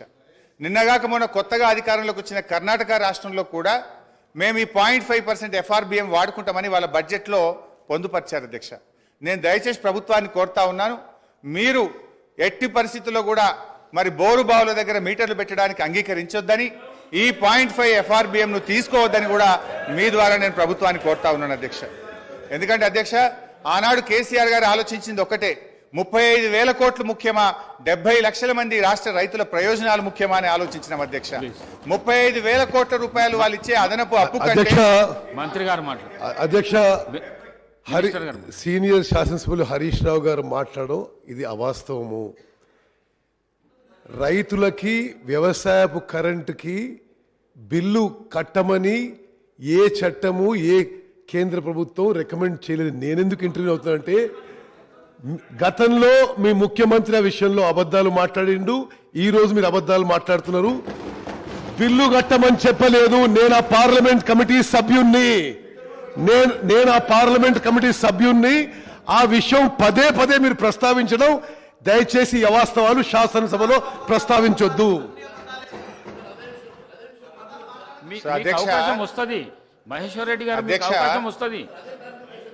బోరు బావుల దగ్గర మీటర్లు పెట్టాలని చెప్పింది నిజమా కాదా? ఉత్తమ్ కుమార్ రెడ్డి గారిని అడుగుతున్నా, బోరు బావుల దగ్గర మీటర్లు పెట్టాలని నిజమా కాదా? అధ్యక్ష ఒకవేళ రైతుల నుంచి బిల్లు వసూలు చేయాలని చెప్పి ఆ రిఫార్మ్స్ లో ఉన్నట్టుగా హరీష్ రావు గారు శాసనసభలో ఇప్పుడే చెప్పారు. ఆ రిఫార్మ్స్ లో రైతుల నుంచి బిల్లు వసూలు చేయమని చెప్పి ఎక్కడా లేదు అని ఆ పార్లమెంట్ కమిటీ సభ్యుడిగా మీకు చెప్తున్నా. అధ్యక్ష నేను స్పష్టంగా ఉత్తమ్ కుమార్ రెడ్డి గారిని అడుగుతున్నా, బోరు బావుల దగ్గర మీటర్లు పెట్టాలి, ఎంత కరెంటు కాల్చినరో లెక్క తేల్చాలని ఆ రిపోర్ట్ లో ఉందా లేదా అది చెప్పండి. అధ్యక్ష నేను చాలా స్పష్టంగా చెప్తున్నా, ఉచిత వ్యవసాయానికి ఉచిత విద్యుత్తులో వాళ్ళు ఏమన్నారు, రైతులు బిల్లు కట్టాలని చెప్పి రిఫార్మ్స్ లో ఉందని, ఆ రిఫార్మ్స్ లో రైతులు బిల్లు కట్టాలని లేదు అని నేను ఆ పార్లమెంట్ కమిటీ సభ్యులు మీకు చెప్తున్నా. ఇప్పుడు ఉత్తమ్ గారికి ధన్యవాదాలు. మీటర్లు పెట్టాలని మాత్రం వారు అంగీకరించారు, దాని మీద వాళ్ళు క్లారిటీ ఇవ్వలేదంటే వారు అంగీకరించారు, వారికి ధన్యవాదాలు. ఒకటి, రేపు సరే విద్యుత్ మీద డిస్కషన్ ఉంది, మా జగదీష్ రెడ్డి గారు డీటెయిల్ గా చెప్తారు. అధ్యక్ష ఎందుకంటే అధ్యక్ష ఈ కేంద్రంలో ఉన్న బీజేపీ వైఖరి ఎట్లా ఉందంటే, గతంలో గ్యాస్ సిలిండర్ల విషయంలో ఏం చేసింది అధ్యక్ష, డబ్బులు మీరు కట్టి ఫుల్ సిలిండర్ తీసుకోండి, సబ్సిడీ మీ అకౌంట్ లో వేస్తామని అలాగ దించిండ్రు. దించినాక ఏం చేసిండ్రు అధ్యక్ష, సబ్సిడీ సిలిండర్ ధర 1000 రూపాయలు అయింది, సబ్సిడీ మాత్రం ఎత్తేసిండ్రు అధ్యక్ష. ఇది కూడా అట్లనే ఉంటుంది అధ్యక్ష. రేపు మీటర్లు పెడతారు, ఎల్లుండి బిల్లులు పంపించి కడితేనే చేస్తామని చెప్పి మెలిక పెట్టేటువంటి ప్రభుత్వం ఉన్నది అధ్యక్ష. ఈరోజు జాతీయ అంతర్జాతీయంగా చూస్తే జిఎస్డిపి వర్సెస్ డెట్ రేషియోలోనే అప్పులు చూస్తారు అధ్యక్ష. ఇందాకనే నేను చెప్పినట్టు ఆర్బీఐ స్టేట్ ఫైనాన్షియల్ బడ్జెట్ ప్రకారంగా అప్పులు తక్కువగా తీసుకున్న రాష్ట్రాల్లో తెలంగాణ దేశంలో 22 రాష్ట్రాలు తెలంగాణ కంటే ఎక్కువగా ఉన్నాయి. ఒకసారి జిఎస్డిపి టు డెట్ రేషియో ప్రకారం కొన్ని రాష్ట్రాల రుణాలు చూస్తే పంజాబ్ 48.7%, రాజస్థాన్ 40.6%, కేరళ 38.9%, ఉత్తరప్రదేశ్ 36.4%, తమిళనాడు 31.5%, మధ్యప్రదేశ్ 29.8%, ఛత్తీస్గఢ్ 28.6%. కానీ తెలంగాణ తీసుకున్న రుణం కేవలం 28.2%. ఇది ఆర్బీఐ తేల్చినటువంటి లెక్క అధ్యక్ష. ఈ పట్టిక కావాలంటే గౌరవ సభ్యులందరికీ కూడా నేను పంపిస్తాను అధ్యక్ష. ఈ అత్యధిక రుణాలు తీసుకున్న పంజాబ్, రాజస్థాన్ రెండు కూడా నిన్న మొన్నటి దాకా కాంగ్రెస్ పార్టీ అధికారంలో ఉన్న రాష్ట్రాలే అధ్యక్ష. అదేవిధంగా అధ్యక్ష దేశంలో ఎప్పటి నుంచో ఉండి స్థిరపడ్డ రాష్ట్రాలు, ఆర్థికంగా బలపడ్డ రాష్ట్రాలు తెలంగాణ కంటే ఎక్కువ అప్పులు తీసుకున్నాయి. వివక్షతో విద్రోహంతో విధ్వంసమైన తెలంగాణ పునర్నిర్మాణం కోసం ప్రజల ఆకాంక్షల్ని వేగవంతంగా తీర్చడం కోసం తెలంగాణ అప్పు వాటికన్నా చాలా తక్కువగా ఉన్నది అధ్యక్ష. తెలంగాణ రాష్ట్రానికి ఎక్కువ శాతం రుణాలు దీర్ఘకాలిక రుణాలు. ఈ రుణాలు 58% 10 ఏళ్ల తర్వాత చెల్లించాల్సినవి. రీపేమెంట్ ఒత్తిడి కూడా తక్కువగా ఉన్న రాష్ట్రం మనది. ఇది ఆర్బీఐ చెప్పిన లెక్క. ఆర్థిక పరిపుష్టి ఉన్న రాష్ట్రం కావడం వల్లనే రీపేమెంట్ కెపాసిటీని దృష్టిలో ఉంచుకొని అప్పు ఇచ్చిన సంస్థలు కూడా తక్కువ వడ్డీకే రుణాలు చెల్లించేందుకు ముందుకు వచ్చాయి. వడ్డీ చెల్లింపుల విషయంలో తెలంగాణపై ఉన్న ఒత్తిడి కూడా తక్కువనే అధ్యక్ష. అవి చూస్తే ఒకసారి పంజాబ్ 24.4%, హర్యానా 23.5%, బెంగాల్ 20.6%, తమిళనాడు 20%, గుజరాత్ 15.1%, తెలంగాణ కేవలం 15% మాత్రమే అధ్యక్ష. అదేవిధంగా అధ్యక్ష, ఇవాళ వాళ్ళు నేను ఇందాక చెప్పే ప్రయత్నం చేసిన అప్పుల పరిమాణాన్ని ఎక్కువగా చూపించేందుకు కార్పొరేషన్ లోన్లను కలిపి ఇదంతా ఎక్కువగా తీసుకున్నారని చూపేటువంటి ప్రయత్నం చేస్తున్నారు. ఉదాహరణకు సివిల్ సప్లైస్ కార్పొరేషన్ ఉంటుంది అధ్యక్ష. సివిల్ సప్లైస్ కార్పొరేషన్ ద్వారా మనం అప్పు ఎందుకు తీసుకుంటాం అధ్యక్ష? It is a temporary arrangement. రైతులకు మనము 2 రోజుల్లోగా డబ్బు చెల్లించాలని, తీసుకున్న వడ్లకు వెంటనే డబ్బులు ఇవ్వాలని మనము లోన్ తీసుకొని రైతులకు పేమెంట్ చేస్తాం అధ్యక్ష. మనకు ఎఫ్సిఐ నుంచి డబ్బులు వచ్చిన తర్వాత ఆ డబ్బు తిరిగి బ్యాంకులకు మనం కట్టడం జరుగుతుంది అధ్యక్ష. అదేవిధంగా కేంద్ర ప్రభుత్వం నుంచి కూడా డబ్బులు రావడానికి కొంత టైం పడుతుంటుంది. అది మనం ఆ టైం పీరియడ్లో మనము అప్పు తీసుకొని అటు రైతులకు ఇబ్బంది కాకుండా మనం ముందుకు పోతూ ఉంటాం. కానీ ఏంటంటే వీళ్ళు ఇదంతా కూడా ఇదేదో రాష్ట్ర ప్రభుత్వ అప్పుల కుప్పైందని చెప్పి చూపించేటువంటి ప్రయత్నం. అట్లే విద్యుత్ కార్పొరేషన్ల విషయంలో కూడా రేపు మంత్రి గారు డీటెయిల్గా చెప్తారు, నేను వాళ్ళకి పోను కానీ అధ్యక్ష. మనము విద్యుత్ కార్పొరేషన్ల విషయంలో కూడా మా మాజీ మంత్రి గారు జగదీష్ రెడ్డి గారు సభ్యులు డీటెయిల్గా చెప్తారు అధ్యక్ష రేపు. అయితే అధ్యక్ష, విద్యుత్ సంస్థలు కూడా వాళ్ళు ఎంతసేపు అప్పుల గురించి చెప్తున్నారు తప్ప ఆస్తుల కల్పన గురించి చెప్తలేదు. అది నేను నెక్స్ట్ లాస్ట్లో in my conclusion I will tell sir. అయితే ఇవాళ విద్యుత్ సంస్థల విషయంలో కూడా విద్యుత్ సంస్థలు కొత్త విద్యుత్ ఉత్పత్తి కేంద్రాల నిర్మాణం కోసం, డిస్ట్రిబ్యూషన్ కంపెనీలను డిస్ట్రిబ్యూషన్ నెట్వర్క్ మెరుగు చేయడం కోసం అప్పులు తీసుకుంటారు. ఎప్పుడైతే విద్యుత్ ఉత్పత్తి ప్రారంభం అవుతుందో దాన్ని ఏం చేస్తారు అధ్యక్ష? ఆ ఉత్పత్తి ప్రారంభమైనప్పుడు వచ్చిన ఆదాయం నుంచి వాళ్ళు అప్పులు చెల్లించుతూ ఉంటారు అధ్యక్ష. ఇలా అప్పుల విషయంలో కేంద్ర ప్రభుత్వం కూడా చూడాలి కదా అధ్యక్ష, ఇతర దేశాలది కూడా చూడాలి. ఇదేదో ఎక్కడ ఈ దేశంలో జరగంది ఇక్కడ జరిగింది. ఇలా మనకంటే ఇతర రాష్ట్రాలు ఎక్కువ తీసుకున్నాయి. మన కేంద్ర ప్రభుత్వం కూడా మీరు చూస్తే అధ్యక్ష, 2014-15లో భారతదేశపు అప్పు 62,42,521 కోట్లు. 2023-24 నాటికి 1,69,46,667 కోట్లు. అంటే జీడిపిలో డెట్ రేషియో 56.2%. సగటున రోజుకు 4,618 కోట్లు కేంద్రం అప్పు చేస్తుంటే ఇలా రోజుకు 2,959 కోట్ల వడ్డీ చెల్లిస్తా ఉన్నారు. ఐఎఫ్ఎం నివేదిక ప్రకారం జీడిపిలో జపాన్ అప్పు 221%, గ్రీస్ 212, సింగపూర్ 163, అమెరికా 115, యూకే 113%. అంటే ఇవన్నీ అప్పులైన దేశాలు అవుతాయి అధ్యక్ష. హరీష్ రావు గారు దయచేసి ప్లీజ్ తొందరగా ముగించండి. హాఫ్ అన్ అవర్ మంత్రి గారికి హాఫ్ అన్ అవర్ సార్. అప్పులు ఎందుకు చేశారు, దేనికోసం? అధ్యక్ష హరీష్ రావు గారు. అధ్యక్ష, ఫైనాన్స్ మినిస్టర్ హరీష్ రావు గారు మాట్లాడుతూ సారీ మాజీ మాజీ మాజీ మాజీ మాజీ మాజీ భవిష్యత్తులో ఉండరు కూడా. ఓకే అధ్యక్ష, వారు మాట్లాడుతూ కార్పొరేషన్ తీసుకున్నప్పుడు ప్రభుత్వానికి ఏం సంబంధం, ప్రభుత్వ సంబంధం మాట్లాడుతారు. నేను ఒకటి సూటిగా ప్రశ్నిస్తా ఉన్నాను హరీష్ రావు గారిని. ఏదైతే ఇరిగేషన్ కార్పొరేషన్ ద్వారా ప్రాజెక్టుల గురించి అయితే లోన్ తీసుకున్నారో, అట్లాగే మిషన్ భగీరథ ద్వారా అయితే కార్పొరేట్ లోన్ తీసుకున్నారో, మీరు అంటే నీళ్లు తాగే ప్రజల నుంచి డబ్బులు వసూలు చేసి కార్పొరేషన్ దగ్గర కడతారా, ప్రభుత్వ డబ్బుల దగ్గర కడతారా? రైతాంగానికి అయితే మీరు ఇరిగేషన్ పార్టీలో నీళ్ళు ఇస్తా ఉన్నారో, రైతుల దగ్గర పన్నులు వసూలు కడదాం అనుకున్నారా? అంటే directly or indirectly is it not the responsibility the government? Definitely it is part and parcel of the government responsibility, not the corporation. ఒకసారి చెప్పండి. ఇదే వేదిక ద్వారా ఒక మాట చెప్పండి. మేము మిషన్ భాగ్యత ద్వారా నీళ్ళు ఇస్తా ఉన్నాము, ఆ యొక్క ప్రజలు నీళ్లు తాగే ప్రజల దగ్గర నుంచి డబ్బులు వసూలు చేసి కడతారా? చెప్పండి, ఒప్పుకోమని చెప్పండి. రైతుల ప్రాజెక్టుల ద్వారా నీళ్ళు ఇస్తా ఉన్నారు, రైతుల దగ్గర పన్ను సెస్ వసూలు చేసి కడతారా, తిరిగి కడతారా? గవర్నమెంట్ కాదు కట్టేది. Is it not fact? అంటే రాష్ట్ర ప్రధాని గారు మిస్లీడ్ చేయట్లేదా? Definitely is misleading total state. Is a fact. ఒప్పుకోమని చెప్పండి. మేము ప్రాజెక్టు కట్టించిన దానిపైన రైతాంగం నుంచి పన్నులు వసూలు చేసి పన్ను వసూలు కార్పొరేషన్ ద్వారా ఈ రుణాలు చెల్లిస్తామని చెప్పండి. మిషన్ ద్వారా నీళ్ళు అయితే ప్రజలు నీళ్లు తాగుతా ఉన్నారో ఆ డబ్బులు ప్రజలు వసూలు చేసి కడతామని చెప్పండి. ఫ్రీ ఇస్తామన్నారు కదా. మీరు సాంకేతికంగా మీరు మీ యొక్క టోటల్గా మీకు ఉన్నటువంటి మేధాశక్తిని ఉపయోగించి సాంకేతిక పరిజ్ఞానం ఉపయోగించి టెక్నికల్ మాట్లాడుతూ ఉంటే వాస్తవాలే ఉంటాయి. హరీష్ రావు గారు తొందరగా ముగించండి, ఇతర పార్టీలకు కూడా సమయం ఇవ్వాలి. స్పీకర్ సార్ దయచేసి ఒక 30 నిమిషాలు కల్పించండి, మీ దయ ఉండాలి సార్. 10 నిమిషాల లోపల ముగించండి దయచేసి ప్లీజ్. ఇది రాష్ట్ర ప్రయోజనాల కోసం సార్, నా కోసం కాదు సార్. అధ్యక్ష, గౌరవనీయులు మంత్రి గారు జూపల్లి గారు ఒక విషయం అడిగారు అధ్యక్ష. మీ హయాంలో అధ్యక్ష, ఇక నేను మళ్ళీ చెప్తేనేమో నా సబ్జెక్ట్ డీవియేట్ అయితే మళ్ళీ టైం కట్ అవుతుంది. That's my problem. సో అధ్యక్ష, మేము మీ హయాంలో వచ్చిరాని నీళ్ల కోసం నీటి తీరువా వసూలు చేసిన చరిత్ర కాంగ్రెస్ పార్టీది అయితే, నీటి తీరువాను రద్దు చేసి ఉచితంగా నీళ్లు ఇచ్చిన చరిత్ర బీఆర్ఎస్ పార్టీది. పాత నీటి తీరువా బకాయిలను రద్దు చేసినాం. ఈ రాష్ట్రంలో రైతులకు ఉచితంగా సాగునీరిస్తూ నిర్ణయం తీసుకున్న ప్రభుత్వం మా బీఆర్ఎస్ ప్రభుత్వం అధ్యక్ష. ఇకపోతే అధ్యక్ష, మంచినీళ్ల విషయంలో గత 3 సంవత్సరాల నుంచి కూడా ఈ రాష్ట్రంలో ఎక్కడా ప్రజల నుంచి ఒక్క రూపాయి కూడా వసూలు చేయలేదు. ఈ రాష్ట్ర ప్రజలకు ఉచితంగా త్రాగునీరు గత 3 సంవత్సరాల నుంచి ఇస్తున్న విషయం రాష్ట్ర ప్రజలందరికీ కూడా తెలుసు అధ్యక్ష.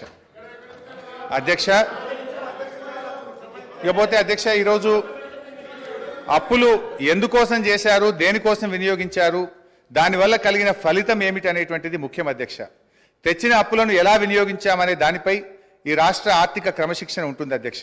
ఈ విషయం సగటు ఆర్థిక పరిజ్ఞానం కలిగిన వారిని ఎవరిని అడిగినా కూడా చెప్తారు. తెలంగాణ ప్రభుత్వ పరిమితికి లోబడి తెచ్చిన అప్పులను క్యాపిటల్ ఎక్స్పెండిచర్గా ఉపయోగించి తద్వారా సంపద సృష్టించింది, రాష్ట్రానికి ఆస్తులను సమకూర్చింది అధ్యక్ష. ఇవాళ బీఆర్ఎస్ తెచ్చిన రుణాల గురించి మాట్లాడుతున్న కాంగ్రెస్ ప్రభుత్వం ఆ రుణాలతో సృష్టించిన ఆస్తుల గురించి కానీ, వాటి విలువ గురించి కానీ, తద్వారా పెరిగిన సంపద గురించి కానీ, పెరిగిన తలసరి ఆదాయం గురించి మాట్లాడకపోవడం వారి కుట్రపూరిత వైఖరికి నిదర్శనం అధ్యక్ష. ఈ వైఖరిని ప్రజలు కూడా గమనిస్తున్నారు అధ్యక్ష. గుమ్మి నిండా వడ్లుండాలి, గూటమూల పిల్లలు ఉండాలంటే ఎట్లా అధ్యక్ష? ఇదేం థింకింగ్ అధ్యక్ష? తెచ్చిన ప్రతి పైసా భవిష్యత్ ప్రయోజనాల కోసం పెట్టుబడి పెట్టినాం. గర్వంగా చెప్తున్నాం అధ్యక్ష. అత్యధిక క్యాపిటల్ ఎక్స్పెండిచర్ను ఖర్చు చేసి సామాజిక ఆస్తులను ఇవాళ ఈ రాష్ట్రం కోసం బీఆర్ఎస్ పార్టీ ప్రభుత్వం సమకూర్చింది అధ్యక్ష.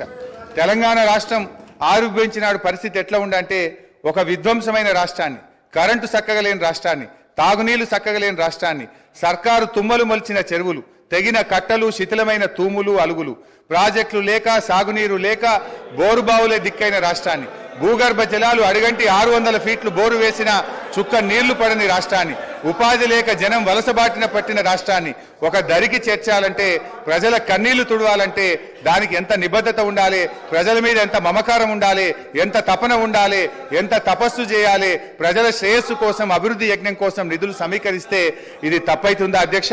క్యాపిటల్ ఎక్స్పెండిచర్తో ఇవాళ సంపద సృష్టించినాం అధ్యక్ష. తెచ్చిన పైసలతో సాగునీటి ప్రాజెక్టులు కట్టినాం. పడావు పడ్డ బీడు భూముల్లో నదీ జలాలు మలిపినాం. నీరు పల్లె మెరుగు అని అవహేళన చేసిన ఆనాటి కాంగ్రెస్ నాయకులు నోళ్లు మూతపడేలా నీళ్లను ఎత్తిపోసినాం. విధ్వంసమైన చెరువులను పునరుద్ధరించినాం. చెరువులకు ప్రాజెక్టులను అనుసంధానం చేసినాం. నీటి నిల్వ సామర్థ్యం పెంచినాం. భూగర్భ జలాలు పెంచినాం. భూమికి బరువయ్యేంత పంట పండేలా చేసినాం. రైతుల గుండెల్లో ఎనలేని భరోసా నింపినాం. తాగునీటి కోసం బిందె మీద బిందె పెట్టుకొని మైళ్ళ దూరం నడుస్తున్న ఆడబిడ్డల ఆవేదన తీర్చినాం. నడింట్ల నల్లాలు పెట్టి శుద్ధి చేసిన నదీ జలాలను తాగునీరుగా అందించినాం. తెలంగాణ విద్యుత్ ఉత్పత్తి పెంచినాం. పంపిణీ వ్యవస్థల్ని బలోపేతం చేసినాం. నాణ్యమైన విద్యుత్తును ఉచితంగా వ్యవసాయానికి అందించినాం. కొన్ని రంగాలకు నిరంతరాయం, అన్ని రంగాలకు కూడా నిరంతరాయ విద్యుత్ సరఫరా చేసినాం. క్రాప్ హాలిడేలు, పవర్ హాలిడేలు లేకుండా చేసినాం.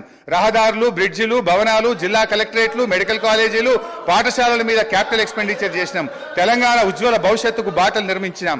అధ్యక్ష, ఇవాళ ఏం విజయాలు సాధించినామో అని వాళ్ళు మాట్లాడుతున్నారు అధ్యక్ష. ఇవాళ పంటల విస్తీర్ణం 2014-15లో 1,31,00,000 ఎకరాలు కాగా 2022-23 నాటికి 2,08,67,000 ఎకరాలకు చేరింది అధ్యక్ష. అంటే 59% పెరిగింది అధ్యక్ష. పంట దిగుబడి అన్ని రకాల పంటలు కలిపి ఆ రోజు 1,00,000 మెట్రిక్ టన్నులు. అధ్యక్ష, అప్పులు తెచ్చి అన్ని బిల్డింగ్స్ కట్టామని చెప్తున్నారు. చాలా సంతోషం అధ్యక్ష. ఏం బిల్డింగ్లు కట్టారు అధ్యక్ష? సెంట్రల్ జైలు కూలగొట్టిండ్రు, పురాతనమైనది, నిజాం నవాబ్ కాలం నాటిది. అక్కడ హాస్పిటల్ కట్టిండ్రు అధ్యక్ష. అదే హాస్పిటల్ ఊరవతల కట్టుంటే పేషెంట్లకు కూడా మంచిగా ఉంటుంది అధ్యక్ష. పురాతనమైన జైలు కూడా అక్కడ ఉండేది అధ్యక్ష. అక్కడ ఎంజిఎం ఉంది, ఎంజిఎంలో సరిగా స్టాఫ్ లేరు అధ్యక్ష. దాన్ని డెవలప్మెంట్ చేయకుండా కొత్త బిల్డింగ్ ఎందుకు కట్టారు, ఆ ప్లేస్లో ఎందుకు కట్టారంటే వీళ్ళకు పర్సంటేజ్ల కోసం కట్టారు అధ్యక్ష. ఈరోజు సెక్రటేరియట్ పాత భవనాన్ని కూలగొట్టారు అధ్యక్ష. అంత పెద్ద భవనాన్ని, అన్ని కోట్ల విలువైన భవనాన్ని కూలగొట్టాల్సిన అవసరం ఏముంది అధ్యక్ష? దాన్ని ఇంకొక గాంధీ హాస్పిటల్లో, ఇంకొక నిమ్స్ హాస్పిటల్లో చేసి పేదవాళ్లకు హాస్పిటల్ని కేటాయించి ఈ సెక్రటేరియట్ బిల్డింగ్ ఇంకా ఎక్కడైనా కట్టుంటే అదే ఆస్తి కూడగట్టినట్టు. ఉన్న ఆస్తులను ధ్వంసం చేసి కొత్త ఆస్తులు కట్టుకున్నది ఎవరి కోసం? మీకోసం కట్టుకున్నారు, మీ పర్సంటేజ్ల కోసం కట్టుకున్నారు.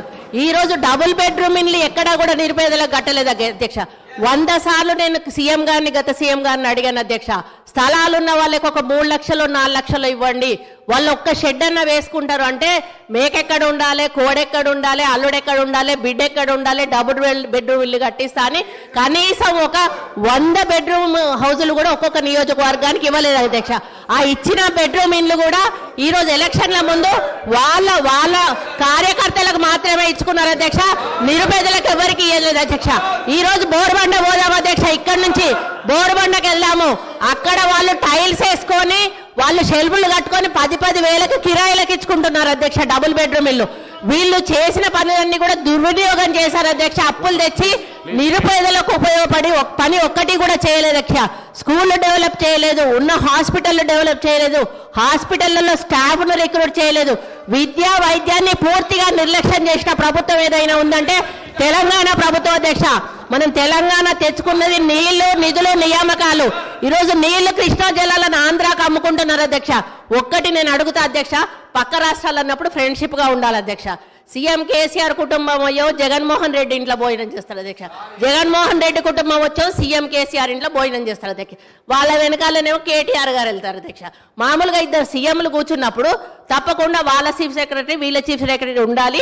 ఇద్దరి సీఎంల మధ్యలో ఏం సంభాషణ జరిగిందన్నది ప్రజలకు తెలియదు అధ్యక్ష. ఇన్నిసార్లు వీళ్ళు కలిసినా కూడా వీళ్ళు ఏం మాట్లాడుకున్నారు అనేది ప్రజలకు తెలియదు అధ్యక్ష. మళ్ళీ వచ్చినాక ఆంధ్ర మీద బయట తిడతారు అధ్యక్ష, లోపల మాత్రం భోజనాలు చేసుకుంటారు. కేటీఆర్ గారు ఏం మాట్లాడుకున్నారంటే వాళ్ళు ఏదో అభివృద్ధి గురించి మాట్లాడుకుంటున్నారు, నాకు సంబంధం లేదని వచ్చి ఈయన ప్రెస్ ముందట చెప్తాడు అధ్యక్ష. ఈ రోజు సెంట్రల్లో నీటి వనరుల గురించి మీటింగ్ పెట్టినప్పుడు ఎంతమంది ఇక్కడ నుంచి పోయారు, ఎవరెవరు పోయారు, ఎప్పుడు సీఎం పోయారు, అది ఒకసారి చెప్పమన్నాను అధ్యక్ష. ఈ రోజు కేంద్రాన్ని ఎందుకు బద్నాం చేస్తున్నారు అధ్యక్ష?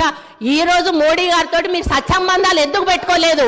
ఈ రోజు యాదాద్రి విషయంలో చిన్నజీయర్ స్వామిని ఎంకరేజ్ చేశారు. ఈ రోజు ఆయన ఎక్కడో ఒకటి కట్టుకుంటే అక్కడ మోడీని పిలిచిండని ఈ రోజు మోడీని పక్కకు పెట్టేసి మోడీతో సంబంధాలు లేకుండా సెంట్రల్ ఫండ్స్ తెచ్చుకోకుండా ఈ రోజు కేంద్రం ఇవ్వడం లేదని బద్నాం చేయడం తప్ప అధ్యక్ష. ఈ రోజు కేంద్రాన్ని దూరం పెట్టింది వీళ్ళు, కేంద్రం ఫండ్స్ ఉపయోగించుకోండి వీళ్ళు. చాలా ఫండ్స్ ఈ రోజు రిటర్న్ పోయినాయి అధ్యక్ష, కేంద్ర ప్రభుత్వ నిధులు. దాని వైఫల్యం పూర్తిగా గత ప్రభుత్వం ఉందని నేను చెప్తా ఉన్నాను అధ్యక్ష. దయచేసి ప్రగల్భాలు పలగకండి. ఈరోజు తెలంగాణ లాభాల బాటలో ఉన్న తెలంగాణను కాంగ్రెస్ పార్టీ మీకు అప్పచెప్పింది. నష్టాల బాటలోకి వెళ్ళి నిరుపేదల జీవితాలు మీరు బాగు చేయలేదు, కేవలం పెద్దవాళ్ళని బాగు చేశారు, పేదోళ్ళని ఎక్కడున్న వాళ్ళని అక్కడ ఉంచారు. ఈ వాస్తవాలను ఒప్పుకోవాల్సిన బాధ్యత మీ మీద ఉందని ఈ సందర్భంగా గుర్తు చేస్తా ఉన్నాను అధ్యక్ష. ఏంది అధ్యక్ష ఇట్లా ఇంతమంది మంత్రులు మధ్యలో వేస్తే మేము ఎట్లా మాట్లాడగలుగుతాం అధ్యక్ష? వాట్ ఈస్ దిస్ అధ్యక్ష? సరే ఎనీహౌ ఏం చేస్తాం అధ్యక్ష? ప్లీజ్ హరీష్ రావు గారు ప్లీజ్. అధ్యక్ష కానీ మీరు ఈసారి ఇప్పుడు 5 మంత్రులకు అవకాశం ఇస్తారు సార్. మీరు శ్రీధర్ బాబు గారు, ఉత్తమ్ కుమార్ రెడ్డి గారు, పొన్నం ప్రభాకర్ గారు, సీతక్క మన కొండా సురేఖ గారు, జూపల్లి గారు, ఇంతమంది మంత్రులకు ఇచ్చి నన్ను మధ్యలో ఇన్నిసార్లు డిస్టర్బ్ చేసి నా ఫ్లో డిస్టర్బ్ చేసే ఇది ఒక కుట్ర సార్. ఇది కూడా అన్యాయం సార్ ఇది అధ్యక్ష. మా సోదరిమణి సరే ఒక విషయంలో ప్రజలు కూడా చూస్తున్నారు అధ్యక్ష. మా సోదరిమణి సురేఖ గారు ఒక మాట అన్నారు, హాస్పిటల్ ఊరవతలు ఉండాలన్నట, జైలేమో నడి ఊర్లు ఉండాలన్నట. ఇది ఏం ప్రేమ అధ్యక్ష? ప్రజలు ఇబ్బంది పడొద్దు, వరంగల్ నడిబొడ్డున ప్రభుత్వ ఆసుపత్రి ఉంటే ప్రజలకు మేలవుతుందని ప్రజల కోసం నడిబొడ్డున మేము ఆసుపత్రి కడితే దాన్ని కూడా మా సోదరిమణి తప్పుపడితే నేను అది వారి విజ్ఞత వదిలేస్తా అధ్యక్ష. ఇకపోతే వైద్యం కూడా నిర్లక్ష్యమైందని సోదరిమణి చెప్పారు అధ్యక్ష. బయట ఉంటే ఆరోగ్యకరంగా ఉంటారు పేషెంట్స్. పురాతనమైన జైలు భవనాన్ని పడగొట్టాల్సిన అవసరం ఏమొచ్చింది? ఇది? ఎందుకు పడగొట్టాల్సి వచ్చింది? మీరు- ఈ రోజు మీరు చెట్టుకొక్కరు పుట్టకొక్కరు అయిన అధ్యక్ష వాళ్ళు వాళ్ళ భార్యలకు వాళ్ళు ఎక్కడున్నారో కూడా తెలియనటువంటి పరిస్థితి ఉన్నది. హరీష్ రావు గారు సార్ ఏం సార్ ఇది? హరీష్ రావు ఇప్పుడు వారు మాట్లాడితే నేను సమాధానం చెప్పాలి కదా అధ్యక్ష. తొందరగా ముగించండి. ఇప్పుడు ఎట్లా ముగించాలి సార్? మీరు 8 మంది 1/2 మంది మంత్రులకు మధ్యలో ఇంటరప్ట్ చేస్తే నేను ఎట్లా మాట్లాడాలి సార్? అధ్యక్ష, మా సోదరిమణి వైద్యం నిర్లక్ష్యమైందన్నారు. ఆనాడు కాంగ్రెస్ ప్రభుత్వ హయాములో నేను రాను బిడ్డో సర్కారు దవాఖానకనే పాటలు వస్తే మా హయాములో పోదాం పద బిడ్డ సర్కారు దవాఖానకనంత గొప్పగా ప్రభుత్వ ఆసుపత్రులు చేశాం. ఆ రోజు ప్రభుత్వ ఆసుపత్రుల్లో డెలివరీలు 30% అయితే ఈ రోజు 78% ప్రభుత్వ ఆసుపత్రుల్లో డెలివరీలు జరుగుతూ ఉన్నాయి. ఇది మా ప్రభుత్వ పనితీరు నిదర్శనం. సో నేను మాటకు చెప్పగలుగుతాను కానీ I don't want to deviate. అధ్యక్ష కన్క్లూడ్ చేయండి ప్లీజ్. అధ్యక్ష ఈ రాష్ట్రం అనేక గొప్ప విజయాలను కూడా సాధించింది అధ్యక్ష. 2014-15లో 1,30,00,000 ఎకరాలు సాగైతే అధ్యక్ష ఈ సంవత్సరం 2,08,67,000 ఎకరాలు అంటే 59% అదనంగా సాగు సాధించాం అధ్యక్ష. వానకాలంతో పోటీ పడేలా యాసంగి సాగు జరుగుతూ ఉంది. పక్క రాష్ట్ర కూలీలు వచ్చి ఇవాళ తెలంగాణలో ఉపాధి పొందుతున్నటువంటి పరిస్థితి అధ్యక్ష. గత సంవత్సరం వరి ఉత్పత్తి 2,58,16,487 మెట్రిక్ టన్నులకు పెరిగింది అధ్యక్ష. పౌర సరఫరాల సంస్థ ద్వారా 2014-15లో 24 లక్షల మెట్రిక్ టన్నుల ధాన్యం సేకరిస్తే 2020-21లో 1,41,00,000 మెట్రిక్ టన్నుల ధాన్యం సేకరించాం అధ్యక్ష. 2014-15లో 3,392 కోట్ల విలువైన ధాన్యం మాత్రమే కొనుగోలు చేస్తే ఇప్పుడు అదే సంస్థ గత సంవత్సరం 27,037 కోట్ల విలువైనటువంటి ధాన్యాన్ని కొన్నది అధ్యక్ష. అంటే 483% వడ్ల కొనుగోలులో వృద్ధి సాధించిన అధ్యక్ష. 9 ఏళ్లలో రైతుల నుంచి 1,34,768 కోట్ల విలువైన ధాన్యాన్ని కొనుగోలు చేసిన అధ్యక్ష. ఇది నిజం కాదా అధ్యక్ష? అన్ని రకాల పంటలు కలిపి మేము అధికారంలోకి వచ్చినాడు కోటి మెట్రిక్ టన్నుల పంట దిగుబడి వస్తే ఇవాళ 4 రెట్ల అధ్యక్ష 4 కోట్ల మెట్రిక్ టన్నుల పంట దిగుబడి వచ్చింది అధ్యక్ష. ఇరిగేషన్ లో దాదాపు వాళ్ళ విజ్ఞత లేకపోతే వాళ్ళకు వదిలేద్దాం. మీరు కొద్దిగా నిశ్శబ్దంగా పీపుల్ ఆర్ అబ్జర్వింగ్. వాళ్ళ విజ్ఞతకు వదిలేద్దాం. స్పీకర్ గారు సభానాయకుడు చూసుకుంటారు. ఎల్ఏ మినిస్టర్ గారు కంట్రోల్ చేసుకోవాలి అధ్యక్ష. నిజాలు చెప్తుంటే వినే ఓపిక లేకపోతే ఎట్లా అధ్యక్ష? వాళ్ళకు మీరు కంక్లూడ్ చేయండి ప్లీజ్ అధ్యక్ష. 15 నిమిషాలు అధ్యక్ష. 15 minutes అధ్యక్ష. ఇరిగేషన్ లో దాదాపు అధ్యక్ష 200 TMCల కొత్త రిజర్వాయర్ల సామర్థ్యాన్ని ఇలా మేము రాష్ట్రంలో ఏర్పాటు చేసినాం అధ్యక్ష. 200 TMCలు అంటే TMCల రిజర్వాయర్లు కొత్తగా ఈ రాష్ట్రంలో రావాలంటే దానికి డబ్బు ఖర్చు కాదా అధ్యక్ష? ఒక కాళేశ్వరం కానీ, పాలమూరు ఎత్తిపోతల పథకం కానీ, మిడ్మానేర్ కానీ, గౌరవెల్లి కానీ, కల్వకుర్తి, నెట్టంపాడు, భీమా, తుమ్మిళ్ళ ఈ పెండింగ్ ప్రాజెక్టులను పూర్తి చేయడం దాదాపు 200 TMCల కొత్త రిజర్వాయర్ల సామర్థ్యం తెచ్చిన అధ్యక్ష. అదేవిధంగా విద్యుత్ స్థాపిత సామర్థ్యం 7,778 మెగావాట్ల నుంచి 18,567 మెగావాట్లకు పెంచిన అధ్యక్ష. కొత్తగా 33 జిల్లా కలెక్టరేట్లను 1,649 కోట్ల రూపాయలతో చేపట్టి 25 కలెక్టరేట్లు పూర్తి చేసిన అధ్యక్ష. రోడ్ల అధ్యక్ష కొత్తగా 8,218 కిలోమీటర్ల డబుల్ లైన్ రోడ్లు, 321 కిలోమీటర్ల 4 లైన్ రోడ్లు, 39 కిలోమీటర్ల 6 లైన్ రోడ్లు, 382 బ్రిడ్జిలు పూర్తి చేసి ఈ రాష్ట్రానికి ఆస్తిని క్రియేట్ చేసిన అధ్యక్ష. గురుకులాల అధ్యక్ష ఆ రోజు కాంగ్రెస్ పాలనలో 293 గురుకులాలుంటే 1,022 గురుకులాలకు పెంచిన అధ్యక్ష. అంగరంగ వైభవంగా 1,200 కోట్లతో యాదాద్రి దేవాలయం కట్టినాం. ఈ రాష్ట్రంలో దేవాలయాల అభివృద్ధికి 2,800 కోట్లు ఖర్చు పెట్టాం. ఐటీ ఉత్పత్తులు 57,000 కోట్ల నుంచి 2,41,000 కోట్లకు 4 రెట్లు పెంచినాం అధ్యక్ష. ఐటీ ఉద్యోగాలు 3,23,000 నుంచి 9 లక్షలకు దాదాపు 3 రెట్లు ఐటీ ఉద్యోగాలు పెంచాం అధ్యక్ష. మెడికల్ హెల్త్ డిపార్ట్మెంట్లో నీతి ఆయోగ్ ఆ రోజు 11వ ర్యాంక్ ఇస్తే ఇవాళ 3వ ర్యాంక్ వచ్చింది అధ్యక్ష. మాతృ మరణాలు 92 నుంచి 43కు తగ్గించాం. శిశు మరణాలు 39 నుంచి 21కి తగ్గించాం. ఐసీయూలు 5 నుంచి 80కి పెంచాం. డయాలసిస్ సెంటర్లు 3 నుంచి 82కి పెంచాం. 500 బస్తీ దవాఖానాలు పెట్టాం. ఇలా బ్రహ్మాండంగా వరంగల్ హెల్త్ సిటీ టిమ్స్ ఆసుపత్రులు కట్టాం. మిషన్ భగీరథ ప్రతి ఇంటికి స్వచ్ఛమైన శుద్ధి చేసిన త్రాగునీరు అందించి ఫ్లోరైడ్ రహితంగా ఈ రాష్ట్రాన్ని మార్చాం. వర్షాకాలంలో అంటురోగాలు లేకుండా ప్రజల జీవన ప్రమాణాలు పెంచాం. మిషన్ కాకతీయ ద్వారా చెరువులు బాగా చేసి ఇవాళ నీటి సామర్థ్యాన్ని పెంచాం. ఆయకట్టును పెంచాం. పోలీస్ కమాండ్ కంట్రోల్ ను మన జిల్లాల్లో పోలీస్ కేంద్రాలు కట్టాం. గ్రౌండ్ వాటర్ టేబుల్ ఈ రోజు 56% గ్రౌండ్ వాటర్ టేబుల్ పెరిగింది. ఇవాళ గ్రౌండ్ వాటర్ దేశంలోని అత్యధికంగా పెరిగినటువంటి రాష్ట్రం ఇవాళ తెలంగాణ రాష్ట్రం. అధ్యక్ష ఒక 10 నిమిషాలు ప్లీజ్. అధ్యక్ష ఇవాళ వెలకట్టలేని సామాజిక మార్పులు అధ్యక్ష. మిషన్ భగీరథలో ఫ్లోరోసిస్ ఇవాళ మటుమాయమైంది. మైళ్ళ దూరం ప్రయాణించి నీళ్లు మోసే బాధలు తప్పాయి. నిరంతర కరెంటు సరఫరాతో ఇన్వర్టర్లు, కన్వర్టర్లు, జనరేటర్లు మూలన పడ్డాయి. అర్ధరాత్రి పొలాలకు నీళ్లు వెళ్లి పెట్టే బాధలు తప్పాయి. పాము కాట్లు లేవు, కరెంటు షాకులు లేవు. రైతులకు మనోవేద లేకుండా చేశాం. ఎంతో మంది ప్రాణాలు కాపాడాం. వీటన్నిటికి విలువ ఎలా కట్టాం అధ్యక్ష? నీళ్లు, కరెంటు సమస్యలు లేకపోవడంతో, రైతు బంధుతో, అన్నదాతకు భరోసా ఇచ్చే చర్యలు తీసుకోవడంతో రైతుల జీవితాల్లో ఇప్పుడిప్పుడే వెలుగు వస్తా ఉంది. ఇలా భూముల విలువ కూడా ఎంత పెరిగింది అధ్యక్ష? ఇక్కడ ఉండే ఎమ్మెల్యేలకు కూడా చాలా మందికి భూములు ఉన్నాయి. 2014కు ముందు ₹1,00,000, 2 లక్షల రూపాయలు ధర లేని భూములు ఇవాళ పెద్ద ఎత్తున పెరిగింది అధ్యక్ష. జస్ట్ ఐ విల్ కంక్లూడ్ అధ్యక్ష. ఈ రోజు ఒక విషయం అధ్యక్ష, ఐఎమ్ ట్రైంగ్ టు కంక్లూడ్ అధ్యక్ష. ఇవాళ ముఖ్యమంత్రి గారు ప్రాజెక్టులు కట్టినా, ప్రగతి భవన్ కట్టినా ప్రజల కోసమే కట్టినాం అధ్యక్ష.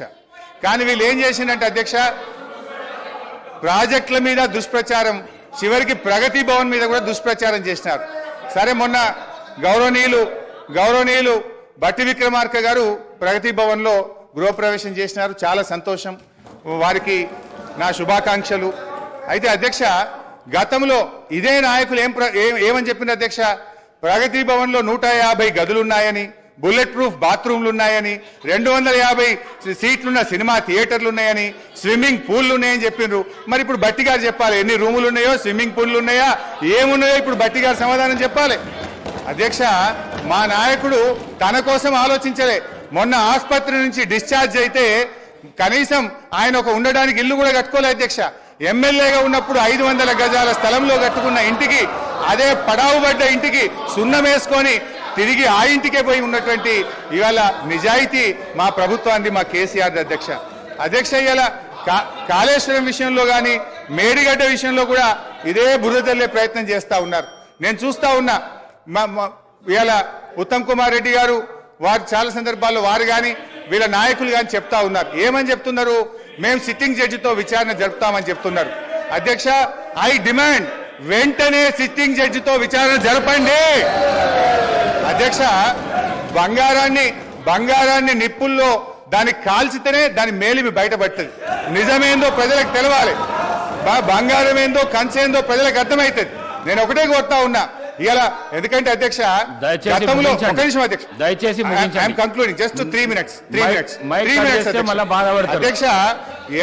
దాదాపు 80,000 కోట్లు ఖర్చయిన కాళేశ్వరానికి 1,00,000 కోట్లకు ఇలా అవినీతి జరిగిందని చేసిన వీళ్ళ అవినీతి ప్రచారం గోబల్స్ గా పెద్ద ఎత్తున ప్రచారం చేశారు అధ్యక్ష.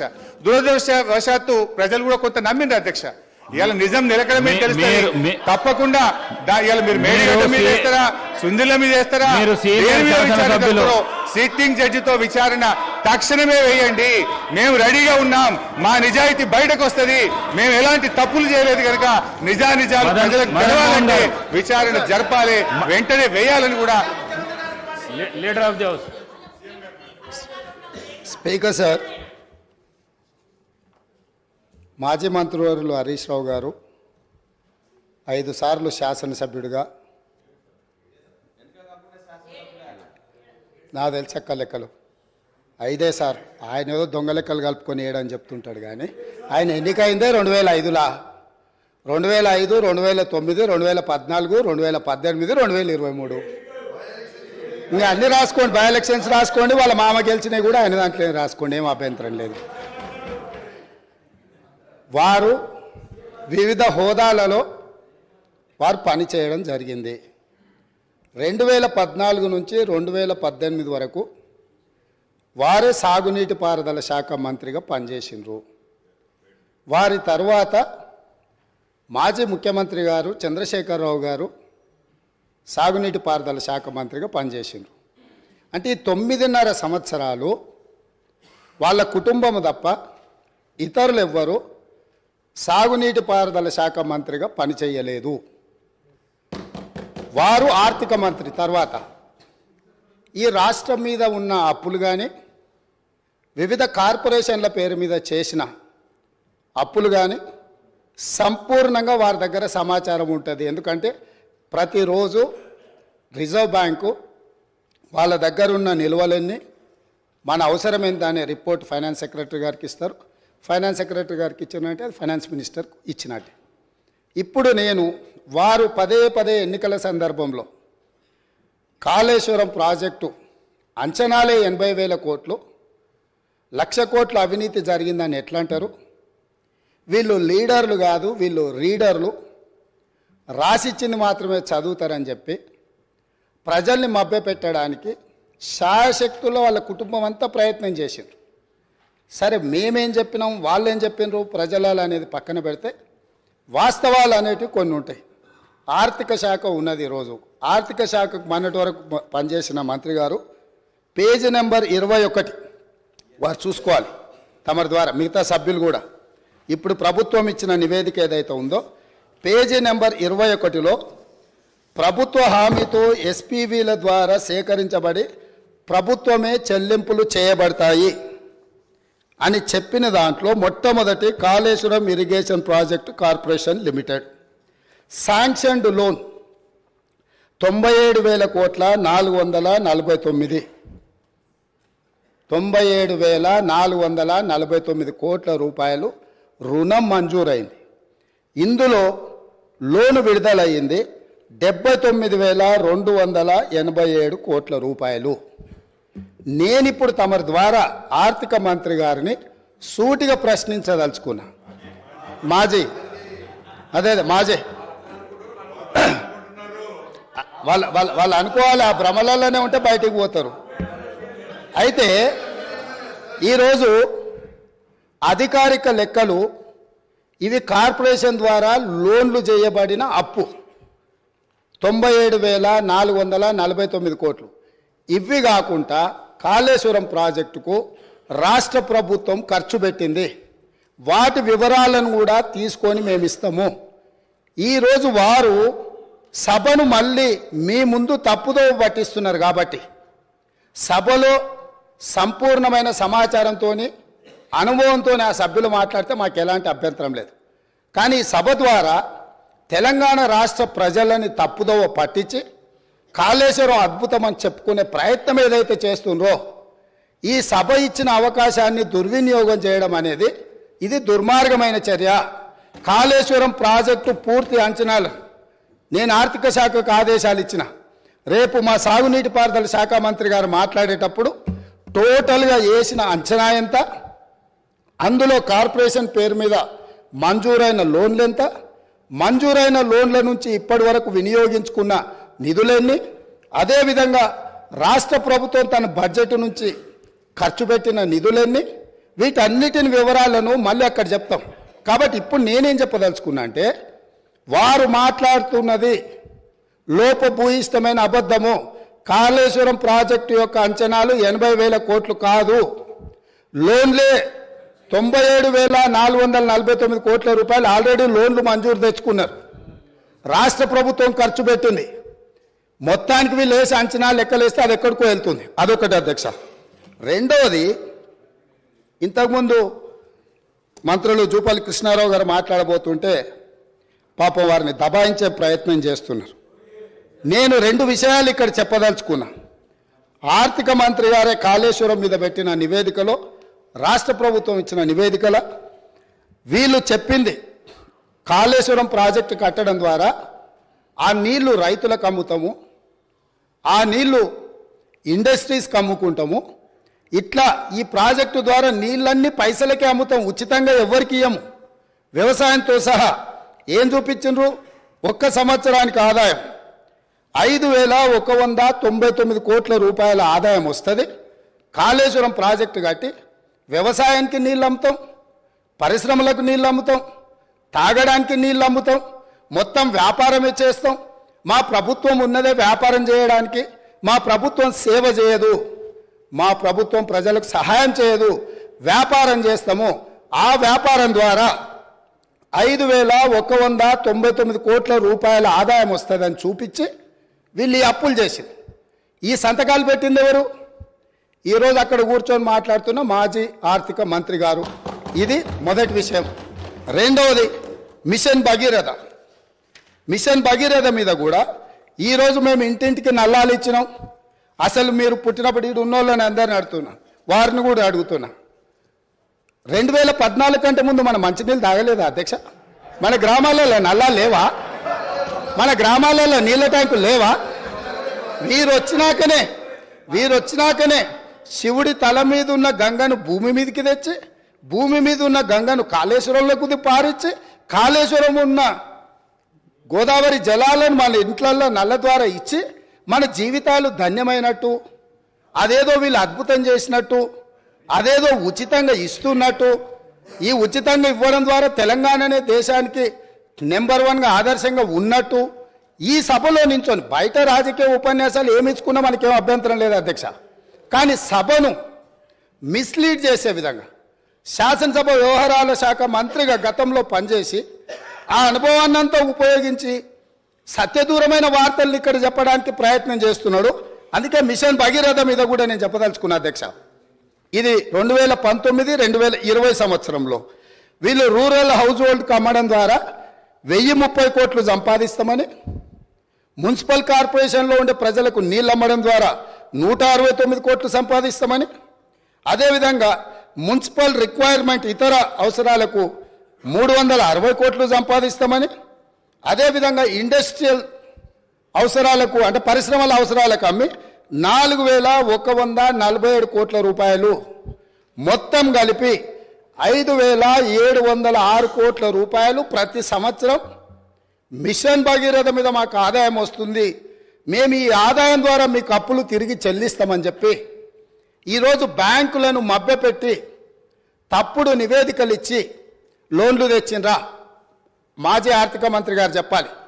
లేదు, నిజంగానే ప్రజల దగ్గర వసూళ్లు చేసి తాగునీళ్లను సాగునీళ్లను వ్యాపారంగా మార్చి, వ్యాపార ఆట వస్తువుగా నీళ్లను మార్చి ప్రజల సెంటిమెంటును, తెలంగాణ ఉద్యమంలో వాళ్ళ పార్టీ చెప్పింది నీళ్లు నిధులు నియామకాలు, నీళ్లే మొదటి సింహభాగం వాళ్ళ ఉద్యమం, వాళ్ళ నాడు వాళ్ళ పార్టీ చెప్పుకున్నది.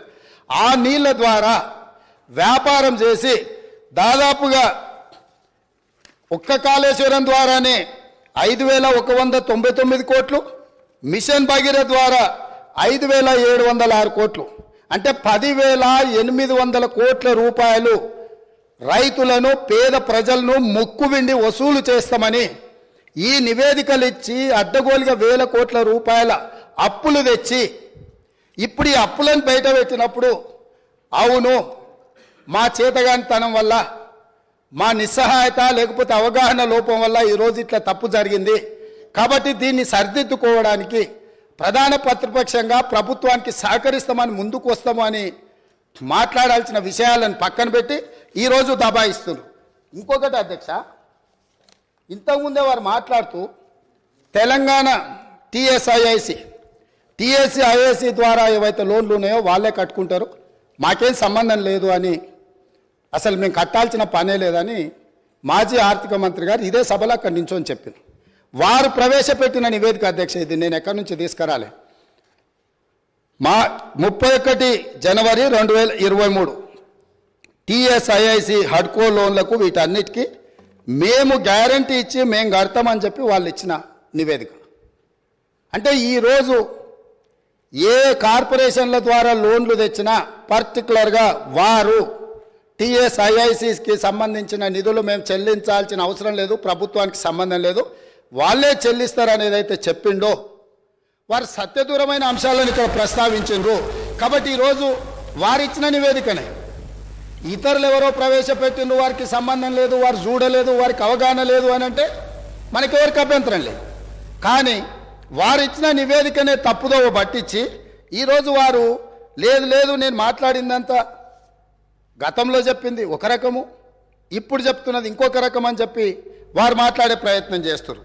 అదేవిధంగా వారు చాలా అద్భుతమైన బడ్జెట్ను ప్రవేశపెట్టినాం, మా అద్భుతమంతా చూసి దేశమంతా మమ్మల్ని ఏమంటారు మమ్మల్ని అనుకరించాలి, అంత అద్భుతమని 2015-16 కాగ్ నివేదిక ఏమన్నది అధ్యక్ష? వారి దగ్గర, వారి ఆర్థిక మంత్రిగా పనిచేసి వారి దగ్గర వివరాలు లేవా? దాంట్లో ఏం చెప్పిండ్రు వీళ్ళు? కాగ్ నివేదిక ప్రకారం ఆఫ్ బడ్జెట్ అంటే బడ్జెట్లో రాని అప్పులను తీసుకొచ్చి ఆదాయంగా చూపించి మొత్తం బ్యాంకులను, ప్రభుత్వ వ్యవస్థలను తప్పుపట్టిండ్రు అని చెప్పి కాగ్ నివేదిక స్పష్టంగా ఈ రాష్ట్ర ప్రభుత్వాన్ని తప్పుపట్టింది. ఈ ప్రభుత్వం ఉద్దేశపూర్వకంగా ఆర్థిక సంస్థలన్నిటిని కూడా తప్పుదోవ పట్టించి అత్యధిక వడ్డీతో రుణాలు తీసుకొచ్చి ఈ రాష్ట్రాన్ని అప్పుల కూపంగా తయారు చేసిందని కాగ్ నివేదిక 2015-16లో ఇచ్చిన లేఖ అధ్యక్ష ఇది. అదేవిధంగా బడ్జెట్ తయారీలోనే లోపాలు ఉన్నాయని 2018-19లో అసలు మీరు తయారు చేస్తున్న బడ్జెట్లోనే లోపభూయిష్టంగా ఉన్నది, మీ విధానాన్ని మార్చుకోండి, మీ విధానాన్ని మార్చుకోవడం ద్వారా రాష్ట్రానికి మేలు జరుగుతుందని చెప్పి స్పష్టంగా కాగు మొట్టకాయలు వేసింది ఆనాటి ప్రభుత్వాన్ని. ఇన్ని రకాల వాస్తవాలు ఉన్నా వారికి ఉన్న అనుభవాన్ని అంతా కూడా వినియోగించి అబద్ధాలు చెప్పి ఈ సభను, ఈ రాష్ట్ర ప్రజల్ని తప్పుదోవ పట్టించాలనే ప్రయత్నం చేస్తుండ్రో ఇది శాసనసభ వ్యవహారాలు నిర్వహించే మా శ్రీధర్ బాబు గారికి సూచన చేస్తున్నా. సభను తప్పుదోవ పట్టించే విధంగా సభ్యులు ఎవరైనా మాట్లాడితే ఆధారాలు లేని వివరాలను అన్నిటిగా ఆధారాలుగా ఉన్నట్టుగా చిత్రీకరించి సభలో తప్పుడు సమాచారాన్ని ఒకవేళ ప్రవేశపెడితే శాసనసభ వ్యవహారాలలో ఏ రకమైన చర్యలు తీసుకోవాలనో వాటిని ఒక్కసారి పరిశీలించాల్సిందిగా తమరి ద్వారా వారికి నేను విజ్ఞప్తి చేస్తున్నా అధ్యక్ష. మదన్ మోహన్ గారు.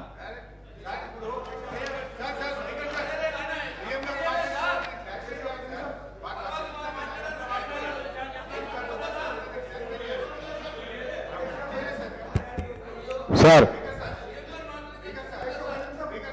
హానరబుల్ స్పీకర్ గారికి, sir, honourable speaker, I request, sir, you have given enough time to him, sir. He already spoke 45 minutes, sir. We've been waiting. Sir ఒక్క నిమిషం sir. Speaker sir, first of all నేను conclude చేయలేదు, మధ్యలో ముఖ్యమంత్రి గారు లేచి ఒక్క నిమిషం సార్ ముఖ్యమంత్రి గారు లేచి మాట్లాడినారు అధ్యక్ష. నేను I want to set right the record.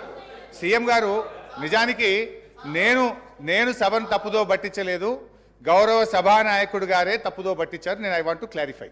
ఏంటంటే అధ్యక్ష, ఇవాళ ముఖ్యమంత్రి గారు కూడా వినాలి. నేను అఫ్కోర్స్ వాడిని తప్పనను, కొత్తగా ముఖ్యమంత్రి అయినట్టు టైం పడుతుంది విషయాలు తెలుసుకోవడానికి, నేను తప్పనట్లేదు. అయితే అధ్యక్ష, ముఖ్యమంత్రి గారు మీ ద్వారా గౌరవ సభానాయకుడి దృష్టికి తీసుకుపోతున్న ఏంటంటే అధ్యక్ష, కాళేశ్వరం కార్పొరేషన్లో కేవలం కాళేశ్వరం ప్రాజెక్టుకే రుణాలు తీసుకోలేదు అధ్యక్ష, పాలమూరు లిఫ్ట్ ఇరిగేషన్కు కూడా కాళేశ్వరం కార్పొరేషన్ ద్వారా తీసుకున్న రుణాలను ఖర్చు పెట్టాము. It's not that Kaleshwaram corporation తీసుకున్న అప్పంతా కాళేశ్వరంకే ఖర్చు పెట్టారని ముఖ్యమంత్రి గారు చెప్పారు. ఇది సత్యదూరమైంది. నంబర్ 1. నంబర్ 2, నేను అంచనాలు అనలేదు. ఖర్చు పెట్టిందే 83 వేల కోట్లు దాటకపోతే ₹1,00,000 అవినీతి జరిగిందని, 1,00,000 కోట్ల రూపాయల అవినీతి జరిగిందని మా మీద బురద జల్లారు అని నేను చెప్పాను. ఖర్చు పెట్టింది అన్నారు, దాని ముఖ్యమంత్రి గారు అంచనాలు అన్నారు.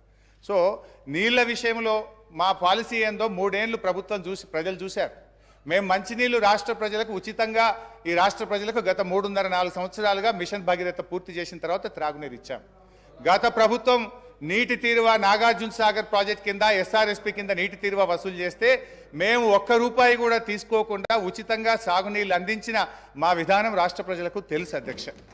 ఇకపోతే టీఎస్ఏఐసి విషయంలో ముఖ్యమంత్రి గారు అన్నారు ఇవాళ రాష్ట్ర ప్రభుత్వమే కడుతుంది. ఎస్ అధ్యక్ష, టెంపరీగా మనం కట్టినా, ఇప్పుడు ఉదాహరణకు మేము ఏం చేసినాం, ఆ డబ్బులు నిమ్స్కులో ల్యాండ్ ఎక్విజిషన్కు, ఫార్మాసిటీలో ల్యాండ్ ఎక్విజిషన్కు ఆ డబ్బులు ఖర్చు పెట్టినాం.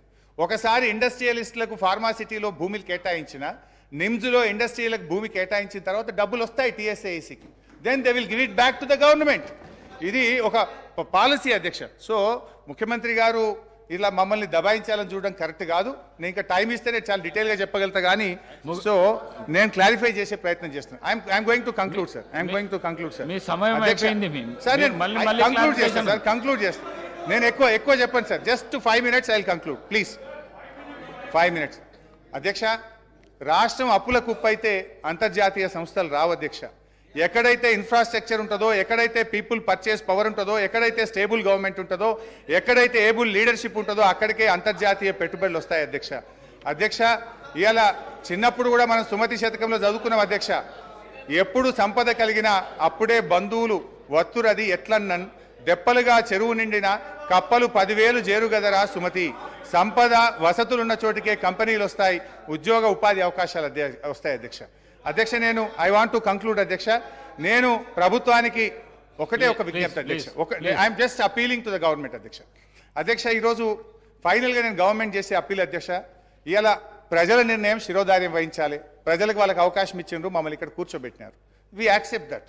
అధ్యక్ష, నేను ఒకటే అంటే సంపూర్ణ మెజార్టీతో ప్రజలు మీకు అవకాశం ఇచ్చినప్పుడు మీ తెలివితేటల్ని, మీ విజ్ఞతను ప్రదర్శించి నిధులు సమకూర్చుకోండి, రాష్ట్రాన్ని ముందుకు నడపండి. అంతేగాని మమ్మల్ని బదనాం చేయాలని, మమ్మల్ని తిట్టుకుంటూ బతికే ప్రయత్నం చేయొద్దు. ఏమర్థమైతుంది? మేమంటే మీకు అంత భయమా? మమ్మల్ని అప్రతిష్ట పాలు చేస్తేనే మీకు రాజకీయ భవిష్యత్తు ఉంటుంది అన్నట్టుగా మీరు భావిస్తున్నట్టుగా ఇలా ప్రజలు అనుకుంటా ఉన్నారు అధ్యక్ష.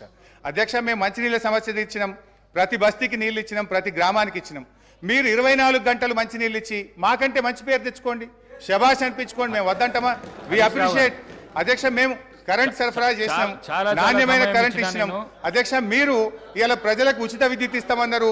90 లక్షల తెల్ల రేషన్ కార్డుదారులకు 200 యూనిట్ల ఉచిత విద్యుత్ కోతలు లేకుండా అందించి ప్రజలకు ఇచ్చిన మాట నిలబెట్టుకునే ప్రయత్నం చేయండి.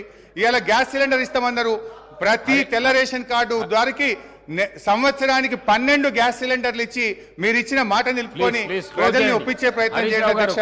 అధ్యక్ష, లాస్ట్ క్లోజ్ చేస్తాం అధ్యక్ష. వ్యక్తులుగా మనం ఉంటాం, పోతాం. ప్రజల ప్రయోజనాలు ముఖ్యం. రాష్ట్ర భవిష్యత్తును దెబ్బతీసే పద్ధతి వద్దు. రాష్ట్ర పరపతిని దిగజార్చే దుష్ప్రయత్నాలను మానుకోండి. ఒక చిన్న పుకార్తో స్టాక్ మార్కెట్ కుప్పకూలిన సంఘటనలు చూసాం.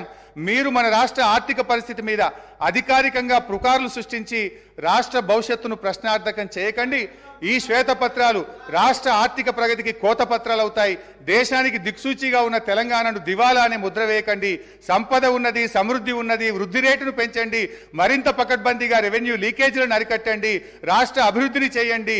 అంతేగాని ఈ దుర్మార్గకు దుష్ప్రచారాలతోని దయచేసి బురద జల్లే ప్రయత్నం చేయొద్దు.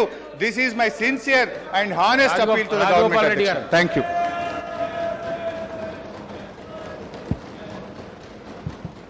అధ్యక్ష, అబ్బా అదే అధ్యక్ష అధ్యక్ష అధ్యక్ష కూర్చోండి చెప్తాను. అధ్యక్ష, మన హరీష్ రావు గారికి గంట సమయం ఇచ్చినా కానీ హరీష్ రావు గారికి గంట సమయం ఇచ్చినా కానీ సమయం సరిపోలేదని అంటున్నారు అధ్యక్ష. సార్ కూర్చో సార్. హరీష్ రావు గారు హరీష్ రావు గారికి గంట సమయం ఇచ్చినా ఆయన తృప్తిగా లేరు అధ్యక్ష. ఎందుకంటే వాళ్లకు మన ఊర్లలో ఏమంటారు అధ్యక్ష, మేనమామ సాలు వచ్చిందంట అధ్యక్ష. అంటే ఆయనకు మాటలు చెప్పడంలా, అబద్ధాలను నిజం మాట్లాడలా. ఆ కేసీఆర్ గారు ట్రైనింగ్ మాత్రం కేసీఆర్ కుటుంబ సభ్యులకు మేనల్లునికి మాత్రం చాలా పోలికలు వచ్చినాయి అధ్యక్ష. ఇంత సమయం ఇచ్చిన తర్వాత కూడా మరి గవర్నమెంట్ని ఇట్లా మాట్లాడడం అంటే ఏంటి అధ్యక్ష ఇదంతా? అధ్యక్ష, నేను ఎందుకు చెప్తున్నా అంటే మన వ్యక్తిగతంగా నా పేరు తీసుకుంటే అధ్యక్ష, వ్యక్తిగతంగా నన్ను ఏమన్నాడు, నేను ప్రసంగానికి అడ్డు తగులితే ఏమన్నాడు, నువ్వు ఎంత మొత్తుకున్నా నీకు మంత్రి పదవి రాదు అని అన్నాడు అధ్యక్ష. సభా సాక్షిగా మైక్లో ఏమన్నాడు, నేను అడ్డుకుంటుంటే నువ్వు లేచి నిలబడితే మంత్రి పదవి రాదు, కూర్చో అన్నాడు అధ్యక్ష. అన్నాడు. నేనేమంటున్నా, నువ్వెన్నేళ్ళు కష్టపడ్డ తర్వాతే కష్టపడ్డ హరీష్ రావు గారు కేసీఆర్ తర్వాత కేటీఆర్ అవుతారు కానీ నీకు మోసం జరుగుతుంది కానీ వాళ్ళు ఏం చేయరు నీకు. నువ్వు మాత్రం ఎంత కష్టపడ్డా నిన్ను వాళ్ళు నీకు తండ్రి కొడుకులు వాడుకుంటారు తప్పితే నీకు అక్కడ న్యాయం జరగదు. అధ్యక్ష ఒక్క నిమిషం అధ్యక్ష నాకు కంప్లీట్ అయిపోతుంది. ఒక్క నిమిషం నన్ను ఒక మాట అధ్యక్ష, నాకు క్లారిఫికేషన్ ఇస్తున్నా. నాకు మంత్రి పదవి రావాలన్నా వద్దా మా ముఖ్యమంత్రి గారు మా అధిష్టానం నిర్ణయం తీసుకుంటుంది. నిన్ను మాత్రం తండ్రి కొడుకులు వాడుకున్నంత అన్నట్టు మాక్సిమం వాడుకుంటారు అధ్యక్ష. నేను చెప్తాను అధ్యక్ష. ఇంకొక మదన్ మోహన్ గారు. సార్, హానరబుల్ స్పీకర్ గారికి sir first time sir please honourable speaker గారికి I want to thank you to my leader Sonia ji, Mallikarjun Kharge ji and CM గారికి, మా క్యాబినెట్ మినిస్టర్ సీనియర్స్ అందరికీ I want to say thank you. Sir, I want to start Sir, please stop them. Please stop them. Sir, ఈరోజు BRS పార్టీకి ఇంకా మత్తు దిగలేదు sir. ఆయన he has forgotten, Mr. Harish Rav has forgotten that he has lost. He is not anymore finance minister in BRS party. Today, the mandate has been given to the Congress party. Honourable CM గారు is a leadership. వాళ్ళకి ఇంకా అర్థం కావట్లేదు sir. Sir ఏం మాట్లాడుతా ఉన్నారు? Please దయచేసి 2014లో నేను ఇస్తా అవకాశం. 2014లో హరీష్ రావు గారికి ఇస్తా, నేను అవకాశం ఇస్తా సార్. Please stop. 2014లో వాళ్ళు మాట్లాడుతున్న దయమైన పరిస్థితి ఉందని చెప్తా ఉన్నారు. ఇది మంచి ప్రాక్టీస్ కాదు, వెళ్ళకు రావద్దు. నేను అవకాశం ఇస్తా హరీష్ రావు గారు. 45 minutes ఇస్తా. 45 minutes చేసుకో. అవకాశం ఇస్తా హరీష్ రావు గారికి అవకాశం ఇస్తా. రావద్దు దయచేసి మీ సీట్లకు వెళ్ళండి సార్. మీ సీట్లకు వెళ్ళండి. The people have given mandate sir. Honourable CM గారి లీడర్షిప్ లో the Congress party has been given mandate. వాళ్ళకి అర్థం కావట్లేదు సార్. వాళ్ళకి వాళ్ళ స్టోరీస్ పోతే అవకాశం ఇస్తా. ప్లీజ్ దయచేసి పోండి. మీ సీట్లలో కూడా అవకాశం ఇస్తా. ఇది చాలా తప్పు చేస్తున్నారు. అవకాశం సీనియారిటీ ఉండి కూడా అవకాశం ఇస్తా. పద్ధతి ఒక డిసిప్లిన్ వెళ్ళండి సార్. మాట్లాడి సార్ కొత్త వచ్చిన నేను అవకాశం ఇస్తా. మీ సీట్ రైట్. దయచేసి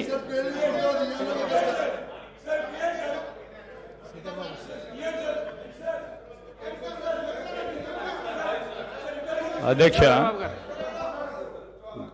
sir, let the house be in order sir. Let the house be in order sir please. Sir Prashant Reddy గారు, సార్ ప్రశాంత్ రెడ్డి గారు,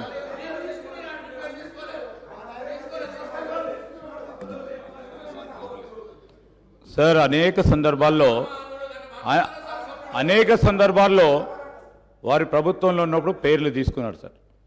తీసుకున్నప్పుడు వీలున్నప్పుడు అధ్యక్ష స్థానంలో ఉన్న పెద్దలు శ్రీనివాసరెడ్డి గారు అవకాశం ఇచ్చేవారు. అనేక సందర్భాల్లో తీసుకున్నప్పుడు ఒకటిసారో రెండోసారి 2 రోజులైంది ప్రభుత్వం ఏర్పాటయ్యి.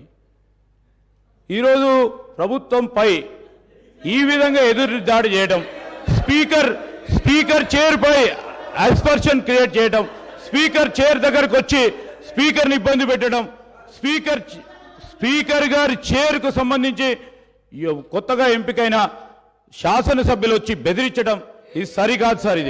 ఇది సరికాదు sir. This is against the legislative rules procedure sir. మేము కోరుతా ఉన్నాం అధ్యక్ష, హరీష్ రావు గారికి అవకాశం ఇవ్వండి క్లారిఫికేషన్ అప్పుడు. ఎట్లయినా వారు మాట్లాడతారు కదా సార్. క్లారిఫికేషన్ అప్పుడు వారు మాట్లాడతారు sir. Let him speak sir. Already sir record చూడండి, 1 hour 50 minutes మాట్లాడారు సార్. 1 hour 50 minutes ఈ స్పోక్ సార్. నేను దయచేసి చెప్తా ఉన్నాను, పెద్దలు హరీష్ రావు గారిని కూడా కోరుతా ఉన్నాను, క్లారిఫికేషన్ సందర్భంలో వారికి మాట్లాడే అవకాశం ఇవ్వండి. వారు చెప్పదలుచుకునే విషయాలు చెప్పమనండి. కానీ మా సభ్యుడు మాట్లాడుతూ ఉన్నప్పుడు మళ్ళా తిరిగి ఈ విధంగా మొత్తం వారి టీఆర్ఎస్ పార్టీకి సంబంధించిన శాసనసభ్యులు వచ్చి మరి చైరు పైన మిమ్మల్ని కూడా బెదిరించడం సరిగా సార్. మదన్ మోహన్ గారు సార్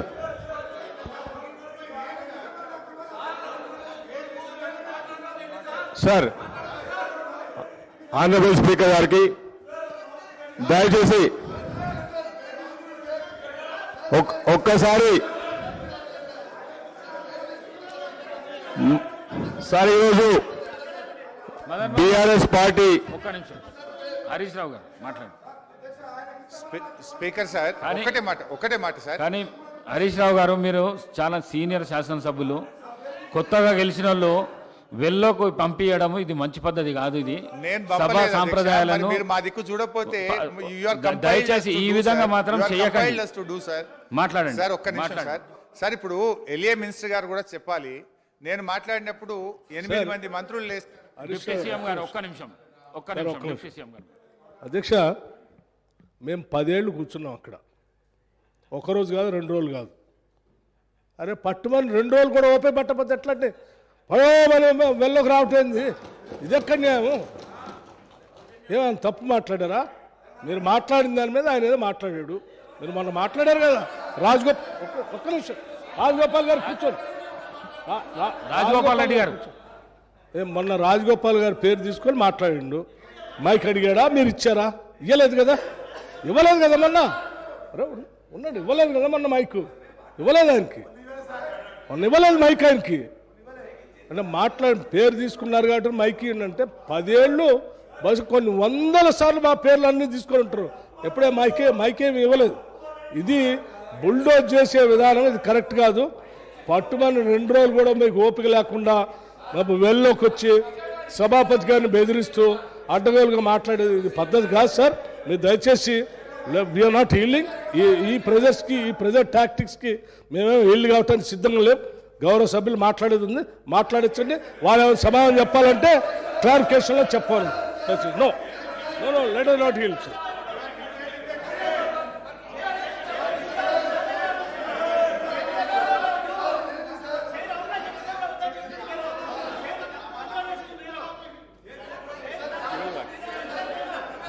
సార్ సార్ సార్ వాళ్ళకి పేషెన్స్ కూడా లేదు సార్. వాళ్ళకి పేషెన్స్ కూడా లేదు. ఒక 10 నిమిషాలు మీరు ఒక గౌరవ సభ్యునికి, ప్రభుత్వ సభ్యునికి అవకాశం ఇస్తా అంటే 10 నిమిషాలు లేదు సార్. 2 hours 1 hour 54 minutes మాట్లాడింది సార్ వాళ్ళు. This is unfair sir. 1 hour 54 minutes. ఇదేంటి సార్? ఇది 10 సంవత్సరాలు రూల్ చేశారు కదా సార్. 10 సంవత్సరాలు రూల్ చేశారు కదా.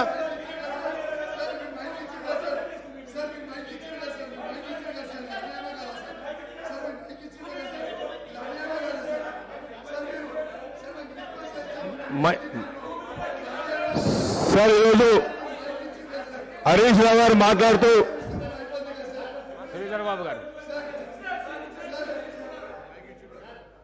శ్రీధర్ బాబు గారు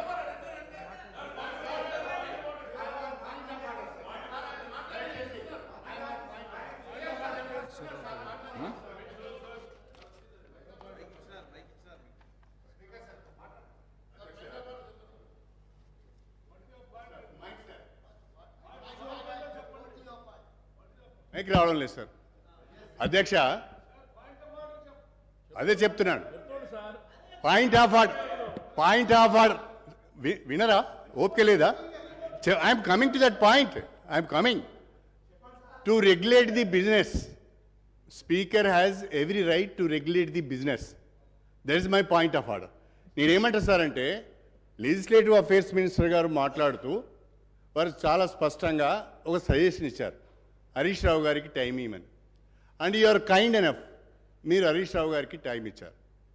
మళ్ళీ డిప్యూటీ సీఎం గారు లేచి మిమ్మల్ని డిక్టేట్ చేస్తూ మీరు టైం ఇవ్వద్దు అని అంటే ఇది ఎక్కడ సభ సాంప్రదాయం సార్? లెజిస్లేటివ్ అఫేర్స్ మినిస్టర్ ఒకటి మాట్లాడతాడు. మీరు దయచేసి సభని మిస్గైడ్ చేస్తూ ఉన్నారు. నేనేం డిక్టేట్ చేయాలా? నేనేం చెప్తున్నంటే no sir, that's not correct. చెప్పారు కాబట్టి మైక్ ఇచ్చారు. అదో వదిలిపెట్టి ఏదో మాట్లాడుతూ ఉంటే చాలని చెప్పారు. నో దట్స్ నాట్ కరెక్ట్ అండి. I'm sorry. That's not correct sir. మీరు గౌరవ సభ్యులు సీనియర్ మీరు అట్లా మిస్గైడ్ చేయకూడదు. నేను చెప్పింది ఒకటే, మీరు మాట్లాడేది ఒకటి. ప్లీజ్. మదన్ మోహన్ గారు.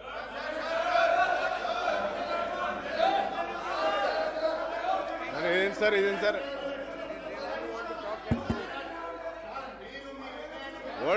What is this sir? Sir what is this sir? అసలు వాళ్ళకి సీనియారిటీ ఉన్నాయా sir? What is this sir? They not even allowing me to talk. ఒక 10 నిమిషాలు ఓపిక పట్టలేదా మీరు? Can't wait for 10 minutes? మీరు 1 hour 54 minutes మాట్లాడినారు. 10 years you been ruling. మీరు కూర్చోండి, మీ సీట్లలో మీరు కూర్చోండి. ఆయనకంత ఓపిక లేకపోతే ఎట్లా సార్? ఒక గౌరవ సభ్యులుగా ఉండి 5 సార్లు శాసనసభకి ఎన్నికై ఒక 10 నిమిషాలు ఓపిక లేకపోతే ఎట్లా సార్ ఆయనకి? అంటే కాంప్రహెండ్ చేసుకోలేకపోతున్నారు sir. They are not able to digest. They have lost election. They want rule for ever. It will never happen. You will stay for ever. ఆ పొజిషన్ అక్కడే ఉంటారు సార్. మీరు పబ్లిక్ చూస్తున్నారు సార్, ప్రజలు చూస్తున్నారు. People are watching. They are watching the house. Public చూస్తున్నారు sir. ఇది ఎంత అన్యాయం అంటే, ఒక గౌరవ సభ్యునికి, తొలిసారి ఎన్నికైన గౌరవ సభ్యునికి, ప్రభుత్వంలో ఉన్న సభ్యునికి 5 నిమిషాలు కూడా మాట్లాడలేకపోతున్నారు సార్. సార్ ఈరోజు కాంట్రడిక్టరీ స్టేట్మెంట్ ఇస్తున్నారు. హరీష్ రావు గారు కూర్చోండి, దయచేసి కూర్చోండి. మీరు కూర్చోండి మీరు. అరే కూర్చో 5 నిమిషాలు కూర్చో. 5 నిమిషాలు లేకపోతే మీరేం ప్రభుత్వంలో వచ్చిండ్రు? మదన్ మోహన్ గారు మీరు ఒక 5 minutes ప్లీజ్. సార్ ఈరోజు 2014లో ఈరోజు తెలంగాణ వచ్చినప్పుడు ఇంత రిఫార్మ్ వాళ్ళు ఏమన్నారు సార్? ధనిక రాష్ట్రమని వాళ్ళ మాజీ సీఎం గారు చెప్పడం జరిగింది. ఇదే కాంట్రడిక్టరీ స్టేట్మెంట్ ఈరోజు హరీష్ రావు గారు సభలో ఏం చెప్తున్నారు? దయనీయ పరిస్థితుల్లో ఆ రోజు తెలంగాణ వచ్చిందని చెప్తున్నారు. మరి ఈ రోజు ఆ రోజు 64 కోట్ల అవకాశం ఇస్తా. రెవెన్యూ మీరు ఈ విధంగా చేస్తే అవకాశం. Revenue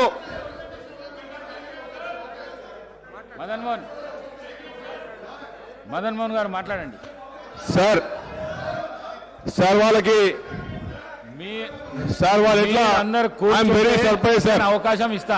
I'm astonished, I'm surprise sir. 10 years ఎట్లా రూల్ చేసింది సార్? అప్పులో కుప్పం చేసి పడేసారు. 10 నిమిషాలు ఓపిక లేదు సార్ వాళ్ళకి. 10 నిమిషాలు they can't even wait for. ఒక గౌరవ సభ్యునిగా ఫస్ట్ టైం ఎన్నికై ఈ ప్రజాస్వామ్యం. ఒక్క నిమిషం మదన్ మోహన్ గారు, ఒక్క నిమిషం సార్. ఇప్పుడు మీరు దయతలిసి నాకు మైక్ ఇచ్చారు అధ్యక్ష. అటు నుంచి దబాయించగానే కట్ చేస్తే ఎట్లా అధ్యక్ష? ఎవరు దబాయించలేదు హరీష్ రావు గారు. మీరు ఇచ్చి కట్ చేస్తారు కదా సార్. ఎవరు దబాయించలేదు. 1 minute సార్. ఇప్పుడు మీరు గౌరవనీయులు రాజగోపాల్ రెడ్డి గారికి మైక్ ఇచ్చారు. నేను ఆయన పేరు తీసుకోలేదు, సందర్భం లేకుండా మీరు ఆయనకు మైక్ ఇచ్చారు అధ్యక్ష. సరే అధ్యక్ష, ఆయనకు మైక్ ఇచ్చినప్పుడు he took my name, he made derogatory comments. మరి దాన్ని క్లారిఫై చేసుకోవాలి కదా అధ్యక్ష. మీరు మా దిక్కు కూడా చూడకుండా మైక్ అయిపోతే అన్యాయం అవుతుంది అధ్యక్ష. అధ్యక్ష, ఇలా గౌరవనీయులు రాజగోపాల్ రెడ్డి గారు నా పేరు తీసుకొని నా మీద కామెంట్ చేశారు. నేను ఒక విషయం చెప్పదలుచుకున్నా రాజగోపాల్ రెడ్డి గారికి, ఆ పార్టీకి. మీ పార్టీ లాగా 50 కోట్ల రూపాయలు ఇచ్చి పిసిసి అధ్యక్ష పదవి కొనుక్కునే కర్మ మాకు అక్కర్లేదు. ఇది ఎవరు చెప్పిండ్రు? స్వయంగా Komatireddy.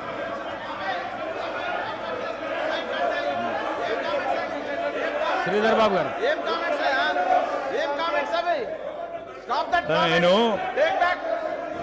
Sir, he has to take back his word, sir. Sir, he has to take back his word, sir. Sir, he has to take back his word, sir. Hey, Srinivas. Hey, Srino.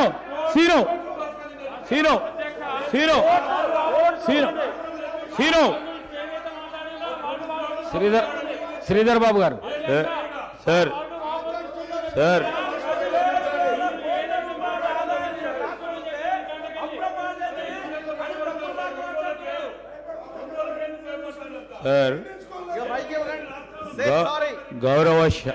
గౌరవ senior శాసనసభ్యులు హరీష్ రావు గారికి అవకాశం ఇచ్చారు, వారి పేరు తీశారని.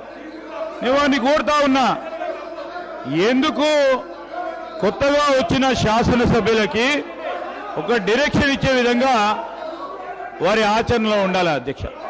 కానీ వారు మాట్లాడిన తీరు, వారు మాట్లాడిన మాటలు వెంటనే మేము వారిని కోరుతా ఉన్నాం, మీ ద్వారా వారిని కోరుతా ఉన్నాం, వెంటనే వారు వారు మాట్లాడిన మాటలు విత్డ్రా చేసుకోవాలని కోరుతా ఉన్నది. ఎందుకంటే అధ్యక్ష వారు సభా మర్యాదలను పాటించి కొత్తగా వచ్చిన శాసనసభ్యులకు ఆదర్శంగా ఉండాలి. ఈరోజు నేను కోరుతా ఉన్నది ఒకటే అధ్యక్ష, మీరు అవకాశం ఇస్తా అన్నారు, మీ ప్రెరోగేటివ్ మీరు ఇచ్చారు అధ్యక్ష. సరైన విధానంలో వారికి ఉపయోగించుకోవాలి. ఈరోజు వారు మళ్ళా మా పార్టీపై, మా సభ్యులపై, మా అధ్యక్షులపై మాట్లాడటం సరికాదు. ఇది మేము ఖచ్చితంగా దీనికి ఖండిస్తూ ఉన్నాం. ఖచ్చితంగా వారు వాపస్ తీసుకోవాల్సిందే, లేకుంటే ఎక్స్ప్లెయిన్ చేయండి అధ్యక్ష. ఇవన్నీ కూడా సరికాదు. Let's stand as an example. Now let's stand as an example. Let's stand as an example sir. Why are you Rajagopal Reddy withdraw చేసుకోండి. హరీష్ రావు గారు విడ్రా చేసుకోండి, దయచేసి విడ్రా చేసుకోండి. అధ్యక్ష, ఇప్పుడు శ్రీధర్ బాబు గారు మాకు సలహా ఇచ్చారు, సంతోషం. మరి వారి సభ్యులు కూడా మా మీద నోటికొచ్చినట్టు మాట్లాడినరు. వారిని విడ్రా చేసుకోమని చెప్పండి. I'm ready to withdraw. ఇంకోటి, ఈ కామెంట్స్ నేను చేసినవి కావు, వాళ్ళ కోమటిరెడ్డి బ్రదర్సే వీడియో ఫుటేజ్ ఉంది. వారి నాయకుడి మీద ఈ రాష్ట్ర కాంగ్రెస్ పార్టీ ఇన్ఛార్జ్ కు 50 కోట్లు ఇచ్చి పిసిసి అధ్యక్షుడు కొనుక్కున్నారని వారు కామెంట్ చేశారు. నేను చేయలే. Ready to withdraw my words provided గౌరవనీయులు రాజగోపాల్ రెడ్డి గారు తన వ్యాఖ్యలను ఉపసంహరించుకుంటే నేను ఉపసంహరించుకోవడానికి సిద్ధంగా ఉన్నాను.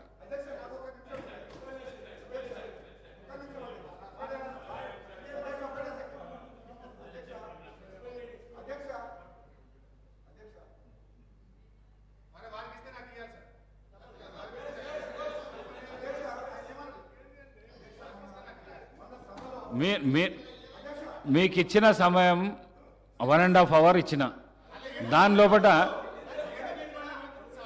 మీరు ఈ వర్డ్ ఏదైతే యూజ్ చేసినారో అది విత్డ్రా చేసుకోండి.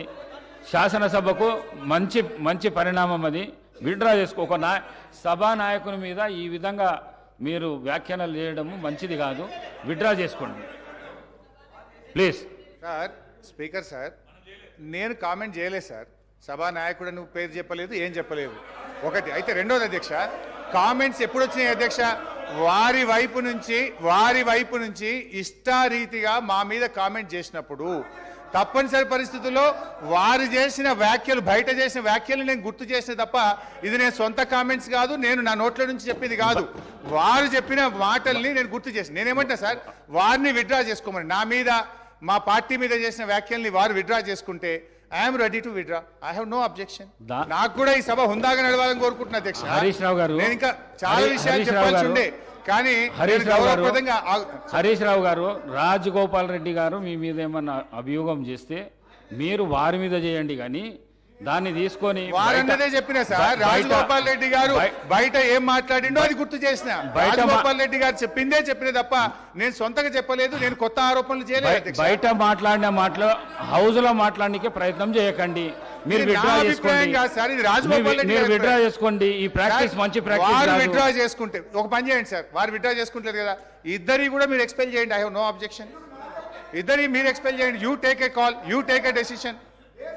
అధ్యక్ష, మా పార్టీ మీద అయినట్లు చేయకూడదు కదా అధ్యక్ష. ఇప్పుడు మా నాయకుడి ఇష్టం. మా పార్టీ ఏంది, ఒక మాట మీద ఉంటాం. మా నాయకుడు ఏం చెప్తే అది గీత దాటకుండా ఉండేటువంటి పార్టీ మాది. వాళ్ళలాగా మేము సీల్డ్ కవర్లు, వాళ్ళలాగా హరీష్ రావు గారు చేసిన వ్యాఖ్యలను తొలగించండి.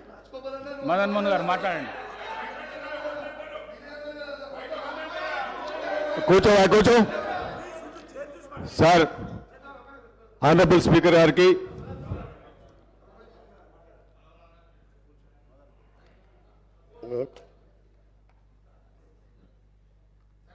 సార్ నేను మన కేటీఆర్ గారు అన్నారు. మన కేటీఆర్ గారు కూడా ఇదే వాడు చేసిన ఒకసారి గౌరవ సభ్యుడు హరీష్ రావు గారికి, మీరు మొన్న కేటీఆర్ గారు కూడా మాట్లాడిన, ఆ రోజు నేను హాస్పిటల్ రాలేదు, మీకు మా ఇంటర్నల్ పార్టీ విషయంలో మాట అయిపోయింది ఎప్పుడో పట్టుకొని, అదే అది కాదు ఆయన గురించి మాట్లాడలేదు. అదే మీరు ఆల్రెడీ ఒకటి ఇవ్వండి. ఇప్పుడు మా కాంగ్రెస్ పార్టీ, నేషనల్ పార్టీ ఒక సిద్ధాంతం, నాయకుని ఎన్నుకున్నాం. ముఖ్యమంత్రి గారు రేవంత్ రెడ్డి గారు ఉన్నారు. ఆయన నాయకత్వంలో ఇలా మంత్రివర్గం ఏర్పడి గవర్నమెంట్ ఏర్పడింది. మీకేం పని లేదా? మీకేం పని లేదా?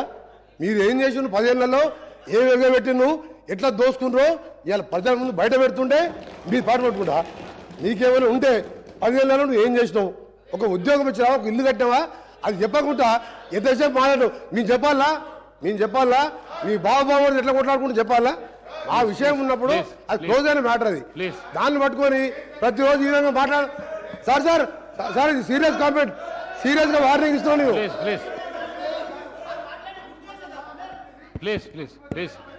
ప్లీజ్ కూర్చోండి. ఆనరబుల్ స్పీకర్ గారికి, మంత్రి గారు కూర్చోండి. సార్ ఈరోజు I want to thank you మా సీనియర్ లీడర్ మేడం గారికి, ఖర్గే గారికి, ఆనరబుల్ సీఎం గారికి, and my senior ministry, and then all the my colleagues, నా ఎల్లారెడ్డి ప్రజలకి అందరికీ I want to thank you. ఈ డెమోక్రసీలో ఇంత పెద్ద గొప్ప హౌస్లో నేను రావడం, మాట్లాడడం, మరి మా లీడర్కి కూడా థ్యాంక్ యూ చెప్తూ, సార్ ఐమ్ వెరీ అన్ఫార్చునేట్. నేను ఎప్పుడు ఇట్లా అనుకోలేదు సార్. ఇంత సబ్జెక్ట్ మాట్లాడుతున్నాం అనుకుంటే మరి ఆయన 5 సార్లు శాసనసభకు ఎన్నికై మీ గురించి మాట్లాడుతున్నారు సార్. మీ గురించి వినండి సార్. మరి మీరు మాట్లాడేది కాంట్రాడిక్టరీ స్టేట్మెంట్ మాట్లాడుతున్నారు సార్. ఆయన ఏం మాట్లాడుతున్నారు సార్? దయనీయ పరిస్థితుల్లో 2014 తెలంగాణ వచ్చిందని చెప్తున్నారు. ఇప్పుడు రికార్డు చూస్తే 2014లో తెలంగాణ వచ్చినప్పుడు we have 64,000 crores ఆ రోజు క్రెడిట్ ఉండే. మరి ఈరోజు sir today we have 2023 almost multifolded. ఈరోజు సుమారు 4 లక్షల కోట్ల అప్పులు తీసుకొచ్చి ఈరోజు అప్పుల కుప్పగా మార్చిండ్రు. వాళ్ళు ఏం మాట్లాడుతున్నారు సార్? ఈరోజు ప్రభుత్వానికి, తెలంగాణ రాష్ట్రానికి పరపతి పోతుందని చెప్తున్నారు. అంటే ఈరోజు హానరబుల్ సీఎం గారు, మరి మా ఫైనాన్స్ మినిస్టర్ గారు, they are finding the needs of the Telangana today. Need of the hour ఈరోజు సిచ్యువేషన్ సార్. వైట్ పేపర్ అనేది need of the hour. I'm also coming from the corporate background. నేను కూడా సీఈఓగా పనిచేసింది sir. ఈరోజు ప్రజలకి మనం ఏం చెప్పాలి సార్? ఈరోజు బ్యాలెన్స్ షీట్ ఏందో చెప్పాలి, ఎక్కడ స్టార్ట్ అయినామో చెప్పాలి. ఒక్కసారి ఫైనాన్స్ మినిస్టర్ మాట్లాడితే తను ఏమంటున్నాడు? జిఎస్పి నంబర్స్ అనేది అబద్ధాలు ఆడవు సార్. నంబర్స్ వోంట్ లై. మీరు బ్యాలెన్స్ షీట్ను ఎన్ని విధాలుగా చేసినా వచ్చేది నెగటివిటీ. మీకు నేను ఒకటే అడుగుతున్నాను సార్ స్పీకర్ గారు, ఈరోజు తెలంగాణలో ఎంప్లాయీస్కి 1వ తారీఖు నాడు శాలరీ ఎన్నిసార్లు ఇచ్చిందని అడుగుతున్నాను sir. That is the only indication of the performance of the previous government. That is only indication performance of the government sir. Because today నేను మొన్న ఎల్లారెడ్డిలో యాజ్ ఎమ్మెల్యేగా మా ఆనరబుల్ సీఎం గారి వాళ్ళ ఇన్స్ట్రక్షన్తో మేము రివ్యూ పెట్టినప్పుడు sir, one employee was crying. He was saying sir మాకు salaries రావట్లేదు, చిన్న ఉద్యోగులము, మా పిల్లలని అమెరికా పంపిద్దాం అనుకుంటున్నాము, లోన్లు తీసుకుందామంటే ఒక్కసారి ప్రీవియస్ ఫైనాన్స్ మినిస్టర్ గారికి నేను అడుగుతున్నాను. మరి సీబల్ అనేది ఒకటి ఉంటుంది సార్, క్రెడిట్ స్కోర్ అనేది ఒకటి ఉంటుంది. ఇవాళ వాళ్ళు శాలరీ కట్టలేక, ఈఎంఐలు కట్టలేక ఈరోజు వాళ్ళ సీబల్ స్కోర్ పోయింది సార్. ఇది today's situation of the Telangana. They talking about the best Telangana. మేము నంబర్ 1 తెలంగాణ, మోడల్ తెలంగాణగా మాట్లాడుతున్నారు కదా sir. This is the situation sir. ఉండడానికి ఇల్లు కావాలి, తాగడానికి నీళ్లు కావాలి, తినడానికి 3 పూట తిండి కావాలి సార్. అభివృద్ధి అనేది ఈరోజు మీరు మాట్లాడేది లాజిస్టిక్స్ కాదు కదా సార్. మీరు మాట్లాడేది 4 కార్పొరేట్ కంపెనీలు తీసుకొచ్చినంత మాత్రాన అభివృద్ధి కాదు సార్ అది.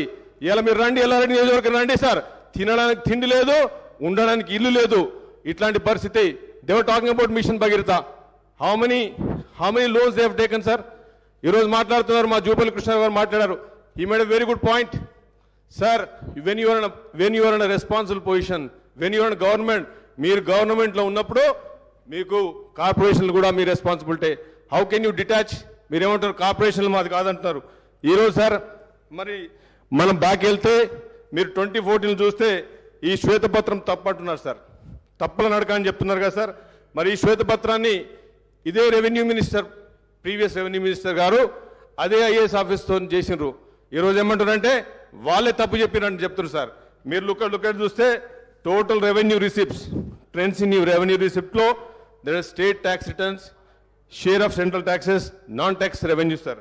ఇప్పుడు మీరు ఒక ట్రెండ్ చూస్తే, గ్రాఫ్ చూస్తే ఫ్రమ్ 2014 నుంచి sir, if you look at today budget year 2023 తీసుకుంటే 15.3% యాజ్ పర్ దిస్ బుక్. మరి ఇప్పుడు మీరు if you go back to out standing debt sir, this is very important. Sir, income versus expenditure. Income, when income is going down, expenditure is going down, up. How can you sustain in the party? How can you sustain a family? How can you sustain the government? Today, if you look at the numbers, sir, outstanding debt trends within budget borrowing, sir. This is within budget borrowing. He has to understand. Being a finance minister, previous finance, entasepu 1 hour 50 minutes matladi, sir. 1 hour 50 minutes matladi, and ayakunna knowledge anukuntudu, sir. He has to understand the basic fundamentals of the mathematics. He has to understand. Ikkada chudandi, sir, 27.8%. This is outstanding debt trend. This is RBI's, sir, 14 SPs. వినండి sir, వినండి. మీరు మాట్లాడారు కదా, గంట 50 నిమిషాలు మాట్లాడారు కదా, ఎంత ఓపిక లేకపోతే ఎట్లా? 10 ఏళ్ళు రూల్ చేసింది కదా మీరు. మేము వచ్చిన రోజైంది, వన్ వీక్ అయింది కదా గవర్నమెంట్కి వచ్చి. మా సీఎం గారు ఇప్పుడే వచ్చింది కదా, సీఎం గారు ఇప్పుడే వచ్చారు కదా.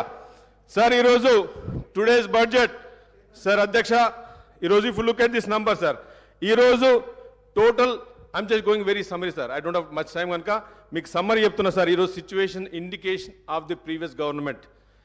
ఈరోజు ప్రజలకు తెలవాలి, సార్. ఇది సీఎం గారు చెప్పినారు, ఈరోజు ప్రజలకు తెలవాలి. వాళ్ళు అంటున్నారు మమ్మల్ని బద్నాం చేస్తున్నారు. తప్పు సార్, అది బద్నాం చేయట్లేదు. మీరు ఒక కంపెనీ టేక్ ఓవర్ చేసినప్పుడు కానీ, ఒక ఫ్యామిలీ బాధ్యతలు తీసుకున్నప్పుడు కానీ, ఒక గవర్నమెంట్ బాధ్యతలు వచ్చినప్పుడు, గవర్నమెంట్ అనేది ప్రజాస్వామ్యంలో మేము ప్రజల సేవకులం. ప్రజల రాజ్యాలు మీలాగా రాజ్యాలు కాదు సార్. అందుకే ప్రజాసేవకు ఉన్నప్పుడు మేము ముందు వైట్ పేపర్ పెట్టి, ఇది వీఆర్ స్టార్టింగ్ ఫ్రమ్ ఇయర్ వీళ్ళు చేసింది, సార్. ఇప్పుడు లుక్ ఎట్ సుమారు 40 కోట్ల అదర్ పెండింగ్ బిల్స్ ఉన్నాయి, సార్. ఈరోజు ఎక్స్పెండిచర్, శాలరీ, పెన్షన్స్ మీరు చూసుకుంటే, సార్, ఇప్పుడు ఆర్బీఐ అనేది ఏదైతే మన బ్యాంకర్స్ నుంచి వచ్చిందో, మీకు ways and means of advance, sir. ఇది WMA. దీన్ని ఓవర్ డ్రాఫ్ట్ కిందకి వెళ్ళిపోయినాం, సార్. ఈరోజు తెలంగాణ వెంట ఇంటూ ఓవర్ డ్రాఫ్ట్. మీరు వెరీ ఇంపార్టెంట్ పాయింట్, సార్. ఇది WMA ఎప్పుడైతే ఓవర్ డ్రాఫ్ట్ పోయిందో అది నెగటివిటీలో పోయినట్టు, సార్. అది ఎవరైనా ఫైనాన్స్ మినిస్టర్ కానీ ఎవరు కానీ WMA నెగటివ్లో ఉన్నప్పుడు, sir, it's dangerous for corporation company, dangerous for the government. If you look at, sir, ఈరోజు మన ఏం, సార్, ఎడ్యుకేషన్, సార్. ఈరోజు నేను ఒక టీచర్, ఉపాధ్యాయ కొడుకుగా ఈరోజు నేను చదువుకునేప్పటికే నేను ఈరోజు మీ ముందు ఈ ప్రజాస్వామ్యంలో మీ ముందు ఉండి మాట్లాడగలిగే శక్తి ఉంది, సార్. మా నాన్నేదో పెద్ద ధనవంతుడు కాదు, సార్. ఎడ్యుకేషన్ వల్లనే ఈరోజు ఈ మాజీ ముఖ్యమంత్రి గారు ఏం చేసింది, సార్.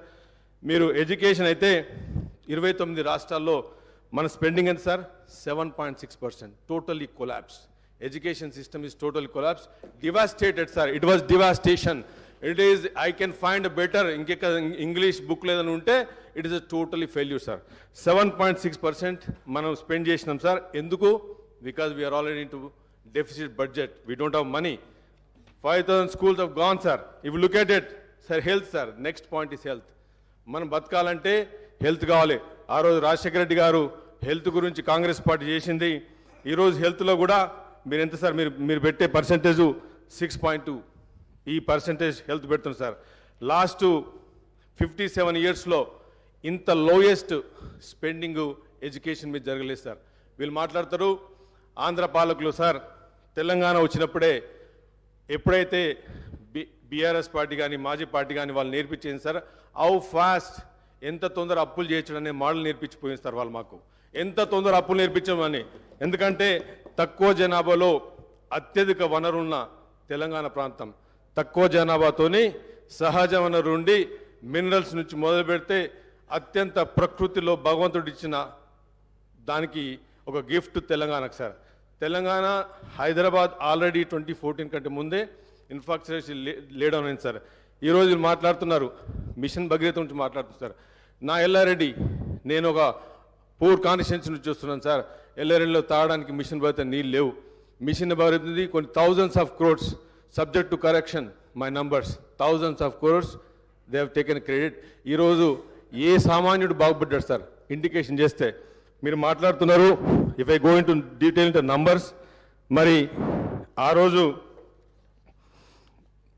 సార్, ఇప్పుడు ధనిక రాష్ట్రం అని చెప్తుంది, సార్. ధనిక రాష్ట్రం ఎప్పుడు అంటాం, సార్?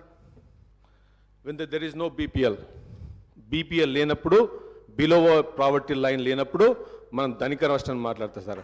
ఎప్పుడు చూసినా వాళ్ళ ప్రీవియస్ మంత్రి గారు మా ముఖ్యమంత్రి గారు 2 కాంట్రాక్టరీ స్టేట్మెంట్ సార్ ఆ రోజు సభలో హౌస్లో it is on record that previous chief minister said that we are surplus, మేము ధనిక రాష్ట్రం అని చెప్పారు. తెలంగాణ అనేది దేశంలోనే వీఆర్ నంబర్ 1 చెప్పింది సార్. ఈరోజు మీకు బీపీఎల్ కింద చూస్తే హౌ మెనీ బీపీఎల్ 1,15,00,000 కుటుంబాలు తెలంగాణ రాష్ట్రంలో ఉన్నాయి సార్. దాంట్లో 75 లక్షల మంది ఈరోజు రేషన్ కార్డుతో ఉన్నారు సార్. అంటే వాట్ డస్ మీన్? 75 లక్షల మంది ఈరోజు రేషన్ కార్డు కింద ఉండి ఈరోజు కొత్త రేషన్ కార్డు లేకుండా గత 4 ఇయర్స్ నుంచి ఈ ప్రభుత్వంలో నష్టాలు పడుతుంది సార్. బీపీఎల్లో మీకు మొత్తానికి మోడల్లో if you look at sir, మళ్ళా మన మాజీ ఫైనాన్స్ మినిస్టర్ మాట్లాడుతూ మీకు డెట్ రేషియో అని మాట్లాడింది సార్. డెట్ రేషియో చూస్తే ఈరోజు ఆల్మోస్ట్ 10 టైమ్స్ సార్. ఇప్పుడు మీకు చూస్తే మీకు ఆన్గోయింగ్ వర్క్స్లో కూడా తీసుకున్నా కానీ, లేకపోతే burden of the state sir, ఇంట్రెస్ట్లు మీకు 2014-2015 చూస్తే 6,954 నుంచి 6,000 కోట్ల 9 నుంచి ఈరోజు 32,000 sir. This is the position of the government today. మీరు 6 గ్యారంటీలు ఈరోజు మా ముఖ్యమంత్రి గారు కాంగ్రెస్ పార్టీ 6 గ్యారంటీలు తీసుకొచ్చింది పేద ప్రజల గురించి సార్. ఈ 6 గ్యారంటీలో జరిగిన 1 వీక్లోనే 2 డేస్లోనే 2 గ్యారంటీలు ముఖ్యమంత్రి గారి చేతుల మీద రావడం జరిగింది. ఈ 6 గ్యారంటీలు కూడా సార్ ఇంత డెఫిసిట్లో మీరు అంటున్నారు ఈ తప్పుల తడక, ఈ ఫైనాన్స్ వైట్ పేపర్ అనేది టోటల్ ఫేక్ అని చెప్పి వాళ్ళు మాట్లాడుతూ స్పీచ్లో మాట్లాడుతున్నప్పుడు, మరి సార్ ఈ వైట్ పేపర్స్ నుంచే 6 గ్యారంటీలను మిగతా 4 గ్యారంటీలు కూడా పేద ప్రజలకు చేయాలనే ఉద్దేశంతోనే ఈరోజు ఈ శ్వేతపత్రం రిలీజ్ అయింది. ఆ 2 గ్యారంటీ పథకాలు కూడా తొందరనే చేస్తాం. మీకు ఓపిక ఉంటే మీరే అన్నారు, నేను ఒక మీడియాలో చదివిన మా లీడర్ చెప్పిండు ఒక 3 నెలలు వేచి చూద్దాం, ప్రభుత్వాన్ని వేచి చూద్దాం అన్నారు. మీకు 3 రోజులు కూడా పేషెన్స్ లేదు, 3 రోజులు కూడా లేదు. 5 సార్లు మీరు ఎన్నికైన వాళ్ళు కూర్చుండి ఒక 15 నిమిషాలు మాట్లాడడానికి ఈ ప్రజాస్వామ్యంలో డెమోక్రసీలో everybody has the right sir. అంటే మీరు మాట్లాడితే మాట్లాడు, వేరే వాళ్ళు మాట్లాడద్దు. మీరు మాట్లాడితే మేము తెలంగాణ ద్రోహులం, మీరు మాట్లాడితే మాత్రం మీరు తెలంగాణ ప్రోస్, మేము యాంటీ తెలంగాణ. ఈరోజు సార్ ధనిక రాష్ట్రం అని చెప్పి ఒక మిత్ క్రియేట్ చేసింది సార్. ఇదంతా టోటల్ మిత్. ఈరోజు ధనిక రాష్ట్రం కాదు సార్, ఇది వాళ్ళ కుటుంబం. ఎవరైతే ధనిక రాష్ట్రం వజ్రాలు వచ్చినాయి సార్, మా కుటుంబంలో రాలేదు. సామాన్యుడిగా మిగిలిపోయింది sir. This is a very unbalance situation, very pathetic situation of Telangana today. 4 బిల్డింగ్లు చూసి, ఫైనాన్షియల్ డిస్ట్రిక్ట్ చూసి తెలంగాణ నంబర్ 1 అని చెప్పుకుంటే మాత్రం it is absolutely ruthless, it's absolutely wrong sir. ఎందుకంటే సామాన్యుడు ఈరోజు నీళ్లు తాగలేకపోతున్నాడు, రోడ్లు లేవు, ఉండడానికి ఇల్లు లేవు సార్. ఈరోజు మీరు మాట్లాడుతుంటే పర్ క్యాపిటా మాట్లాడుతుంది sir. What is GST sir, what is GDP, ఇవన్నీ నంబర్స్ సార్ పేపర్ మీద. ఇలా సామాన్యునికి రియల్ జీడిపి రానప్పుడు పర్ క్యాపిటా అన్నప్పుడు మాట్లాడుతున్నాం, తెలంగాణ నంబర్ 1 మాట్లాడుతున్నాం. ఇవాళ గ్రామాల్లో ఇవాళ సర్పంచులు ఆత్మహత్య చేసుకుని చచ్చిపోయింది సార్. ఇది వాస్తవం కాదా? Is it on record? Sarpanch ఒక ఫైనాన్షియల్ స్ట్రగుల్తోని, ఫైనాన్షియల్ డిఫికల్ట్తోని ఒక మనిషి చచ్చిపోతున్నాడు అంటే ఆ రోజు పంచాయతీల బిల్లులు లేకుండా, ఈరోజు మీరు టర్న్ చేసిన ఇరిగేషన్ ప్రాజెక్టులు కానీ ఇవన్నీ డిపార్ట్మెంట్లు కానీ డెఫిసిట్లో ఉండి మీకు ఈరోజు ఫైనాన్సెస్ నుంచి ఇంట్రెస్ట్ రేట్స్, ప్రిన్సిపల్స్ అన్ని బర్డెన్ అయిపోయింది సార్. ఈరోజు ఈ పొజిషన్లో కాంగ్రెస్ పార్టీ తీసుకోవడం, హానరబుల్ సీఎం గారు ఈరోజు తీసుకోవడం, మరి ఈ పార్టీ మేము వచ్చింది ప్రజల గురించి 10 సంవత్సరాలు మేము వెయిట్ చేసినాం సార్. 10 సంవత్సరాలు వెయిట్ చేసిన తర్వాత కూడా మమ్మల్ని పెసులుబాటు లేనియకుండా హౌస్లో కానీ మేము చెప్పలేకుండా సార్, ఈరోజు ఈ సభను ప్రజలు వినాలి సార్, ప్రజలు చూడాలి, ప్రజలకు అర్థం కావాలి. నథింగ్ ఈజ్ రాంగ్ సార్, తప్పేం లేదు. ఏ గవర్నమెంట్ మీద ఫాల్స్ అలిగేషన్ చెప్పినప్పుడు ఎవ్రీ రైట్ మాకుంది సార్ ప్రజెంటేషన్ ఇచ్చి.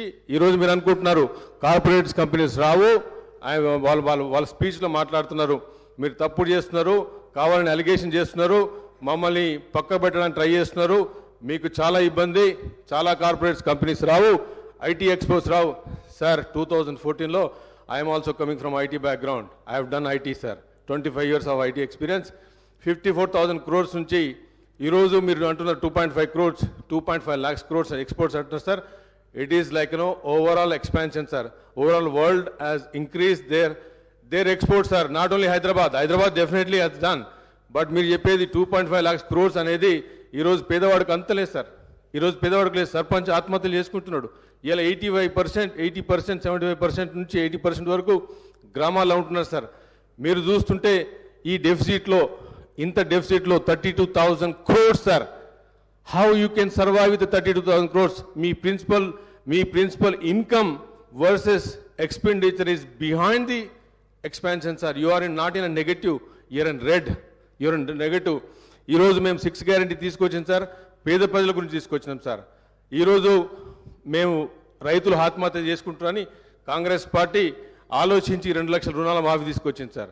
ఈరోజు మహిళలకు గ్రామాల్లో రెవెన్యూ సిస్టమే లేదు సార్. పంట వండుతూనే నీళ్ళు ఇచ్చినాము, ఇరిగేషన్ ఇచ్చినాము అంటే మా ఎల్లారెడ్డిలో సార్ పోయిన సీఎం గారు 1,00,000 ఎకరాలకు నీళ్ళు ఇస్తా అని చెప్పి 22 ప్యాక్ ఇంతవరకు ఒక 30 మట్టి కూడా జరగలేదు సార్. అక్కడ రెవెన్యూ సిస్టమే లేదు సార్. ఊర్లలో మహిళలకు వేరే దిక్కు దివానా లేదు సార్. ఎక్కడ డెవలప్ అయినాం సార్? ఎక్కడ అభివృద్ధి జరిగింది సార్? ఎక్కడ నంబర్ 1 తెలంగాణ అయింది సార్? మీరు మనిషికి ఉండడానికి తినడానికి ఒక రెవెన్యూ సిస్టమ్ క్రియేట్ కాలేదు సార్. మీరు నీళ్ళు ఇచ్చినామంటున్నారు సార్, నీళ్ళు ఇచ్చినామని చెప్తున్నారు. ఎక్కడ నీళ్ళు వచ్చి మిషన్ భగీరథ వాళ్ళు అగ్రిమెంట్లో నేను అగ్రిమెంట్ చూసినాను sir. I have seen SPV bank agreements నేను ఇంటర్నెట్లో చూశాను. They have clearly return commercialise projects అని చెప్పారు సార్. It's absolutely wrong. ఈరోజు హౌస్లో ఆన్ రికార్డ్ చెప్తున్నాను, వాళ్ళు అబద్ధం ఆడి ఇట్స్ నాట్ వాళ్ళు మేము డబ్బులు తీసుకొచ్చి పెడతామని చెప్పి ఇంట్రెస్ట్ పే చేస్తాము అని బ్యాంక్స్కు ప్రూవ్ చేసింది సార్. మరి మిషన్ భగీరథ నుంచి ఎన్ని డబ్బులు ఈరోజు వాళ్ళు కలెక్ట్ చేసింది సార్. బ్యాంక్స్ కూడా వాళ్ళు ఈరోజు వచ్చిన గవర్నమెంట్కి మాకున్న సార్. ఇప్పుడు మీకు చూస్తే సార్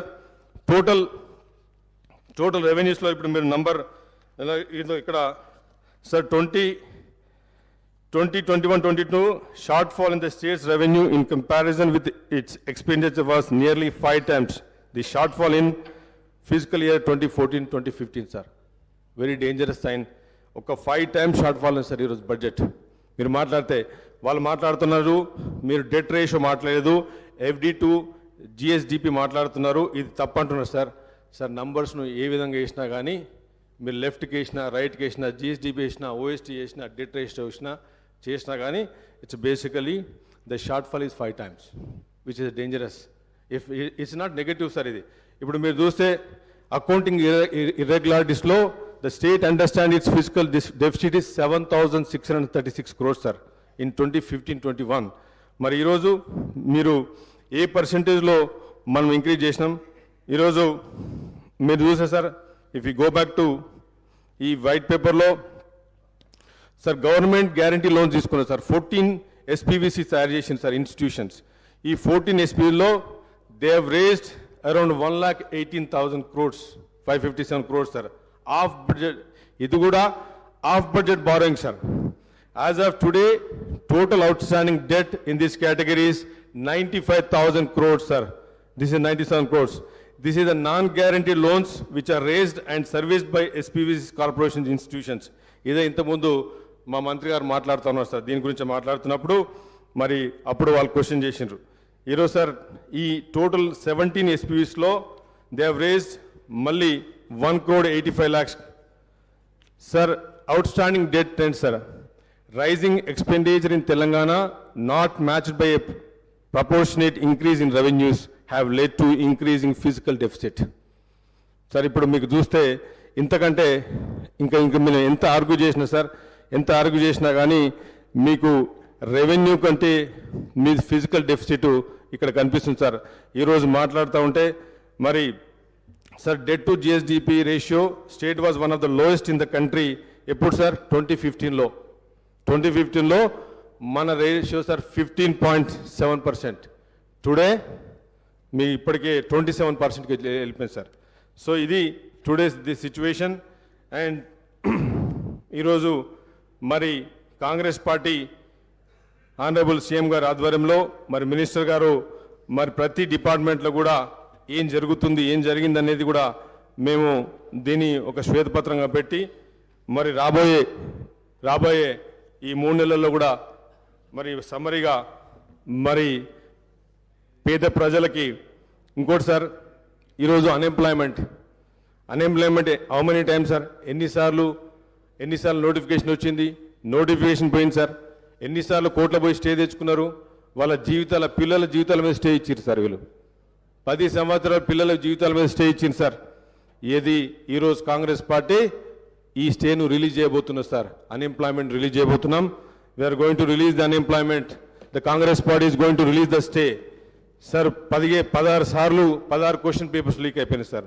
ఈరోజు తెలంగాణలో తెలంగాణ ఎందుకు వచ్చిందిరా బాబు అన్న పొజిషన్కి వచ్చింది సార్. ఈరోజు పరిస్థితి గ్రామాల్లో మేము ఎందుకు తెచ్చుకున్నాం, నిధులు అని చెప్పిండ్రు, నియామకాలు అని చెప్పిండ్రు. మరి నిధులు ఎక్కడ పోయినాయి, నియామకాలు ఎక్కడ పోయినాయి, నీళ్ళు ఎక్కడ పోయినాయి? ఎప్పుడు మాట్లాడితే సస్యశాలం అని చెప్తున్నారు సార్. మరి పిల్లల ఉద్యోగాలు ఎక్కడైనా సార్. ఈరోజు ఇదే హరీష్ రావు గారిని, కేటీఆర్ గారు నేను అడుగుతున్నాను, నాతో మీరు ఉస్మాన్ యూనివర్సిటీకి వస్తారని అడుగుతున్నాను. మేము కాంగ్రెస్ పార్టీ అందరం తీసుకెళ్తాం సార్, మేమందరం తీసుకెళ్తాం సార్. సార్ ఈరోజు మరి మాట్లాడుతుంటే సార్ మనం అప్పుడు మాట్లాడిన ఏవైతే 6 గ్యారంటీస్ ఉన్నాయి సార్, తప్పకుండా 6 గ్యారంటీస్లో మేము తీసుకున్నది ఇప్పుడు మళ్ళీ హెల్త్ గురించి మాట్లాడితే ప్రైమరీ హెల్త్ సెంటర్స్ గురించి నా కాన్స్టిట్యున్సీలో అయితే ఇట్స్ కంప్లీట్లీ డిస్ఫంక్షన్ సార్. అక్కడ స్టాఫ్ లేదు, నర్సెస్ లేరు. మరి నాకైతే తెలియదు sir. I'm the new MLA, I will just joint the house. నాకైతే తెలుసు సార్. పిహెచ్సి సార్ మరి ఇంతకుముందు మాజీ మంత్రి గారు మాట్లాడుతూ ఉన్నారు. మరి ఆ మాట్లాడడంలో పిహెచ్సి సెంటరు బస్తీ దవాఖానలు అని చెప్తున్నారు. మరి మా ఎల్లారెడ్డిలో మాత్రం PHC is completely collapse sir. Pregnancy delivery కూడా సరిగ్గా చేస్తలేరు. మరి వాళ్ళు చెప్తా ఉన్నారు, ఆన్ ద రికార్డ్స్ ఏం చేస్తలేదు సార్. తప్పకుండా రాబోయే మేము ఒకటే కోరుకుతున్నాం సార్. కాంగ్రెస్ పార్టీ వచ్చింది, మాకు సమయం ఇవ్వండి. మరి మా ఆనరబుల్ సీఎం గారు, ఆనరబుల్ గారు క్యాబినెట్ మాట్లాడుతూ ఉన్నది. మేము తప్పకుండా చేస్తామని చెప్పి ఇంత సమయం ఇచ్చినందుకు సార్, తప్పకుండా నాకు ఇంత టైం ఇచ్చినందుకు కూడా మరి అందరు కూడా, హౌస్ కూడా, స్పీకర్ గారు కూడా ధన్యవాదాలు చెప్తూ ముగిస్తున్నాను సార్. ఎల్లేటి మహేశ్వర రెడ్డి గారు.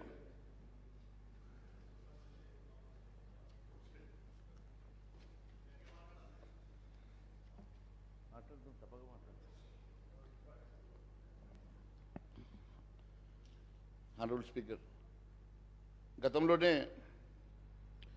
మేము ముందే చెప్పడం జరిగింది, ఈ రాష్ట్రం పూర్తిగా అప్పుల కుప్పగా మారి ఈ రాష్ట్రం అంతా కూడా పూర్తిగా దివాలా దిశగా నడుస్తున్న సంగతి నేను గతంలో చెప్పాం.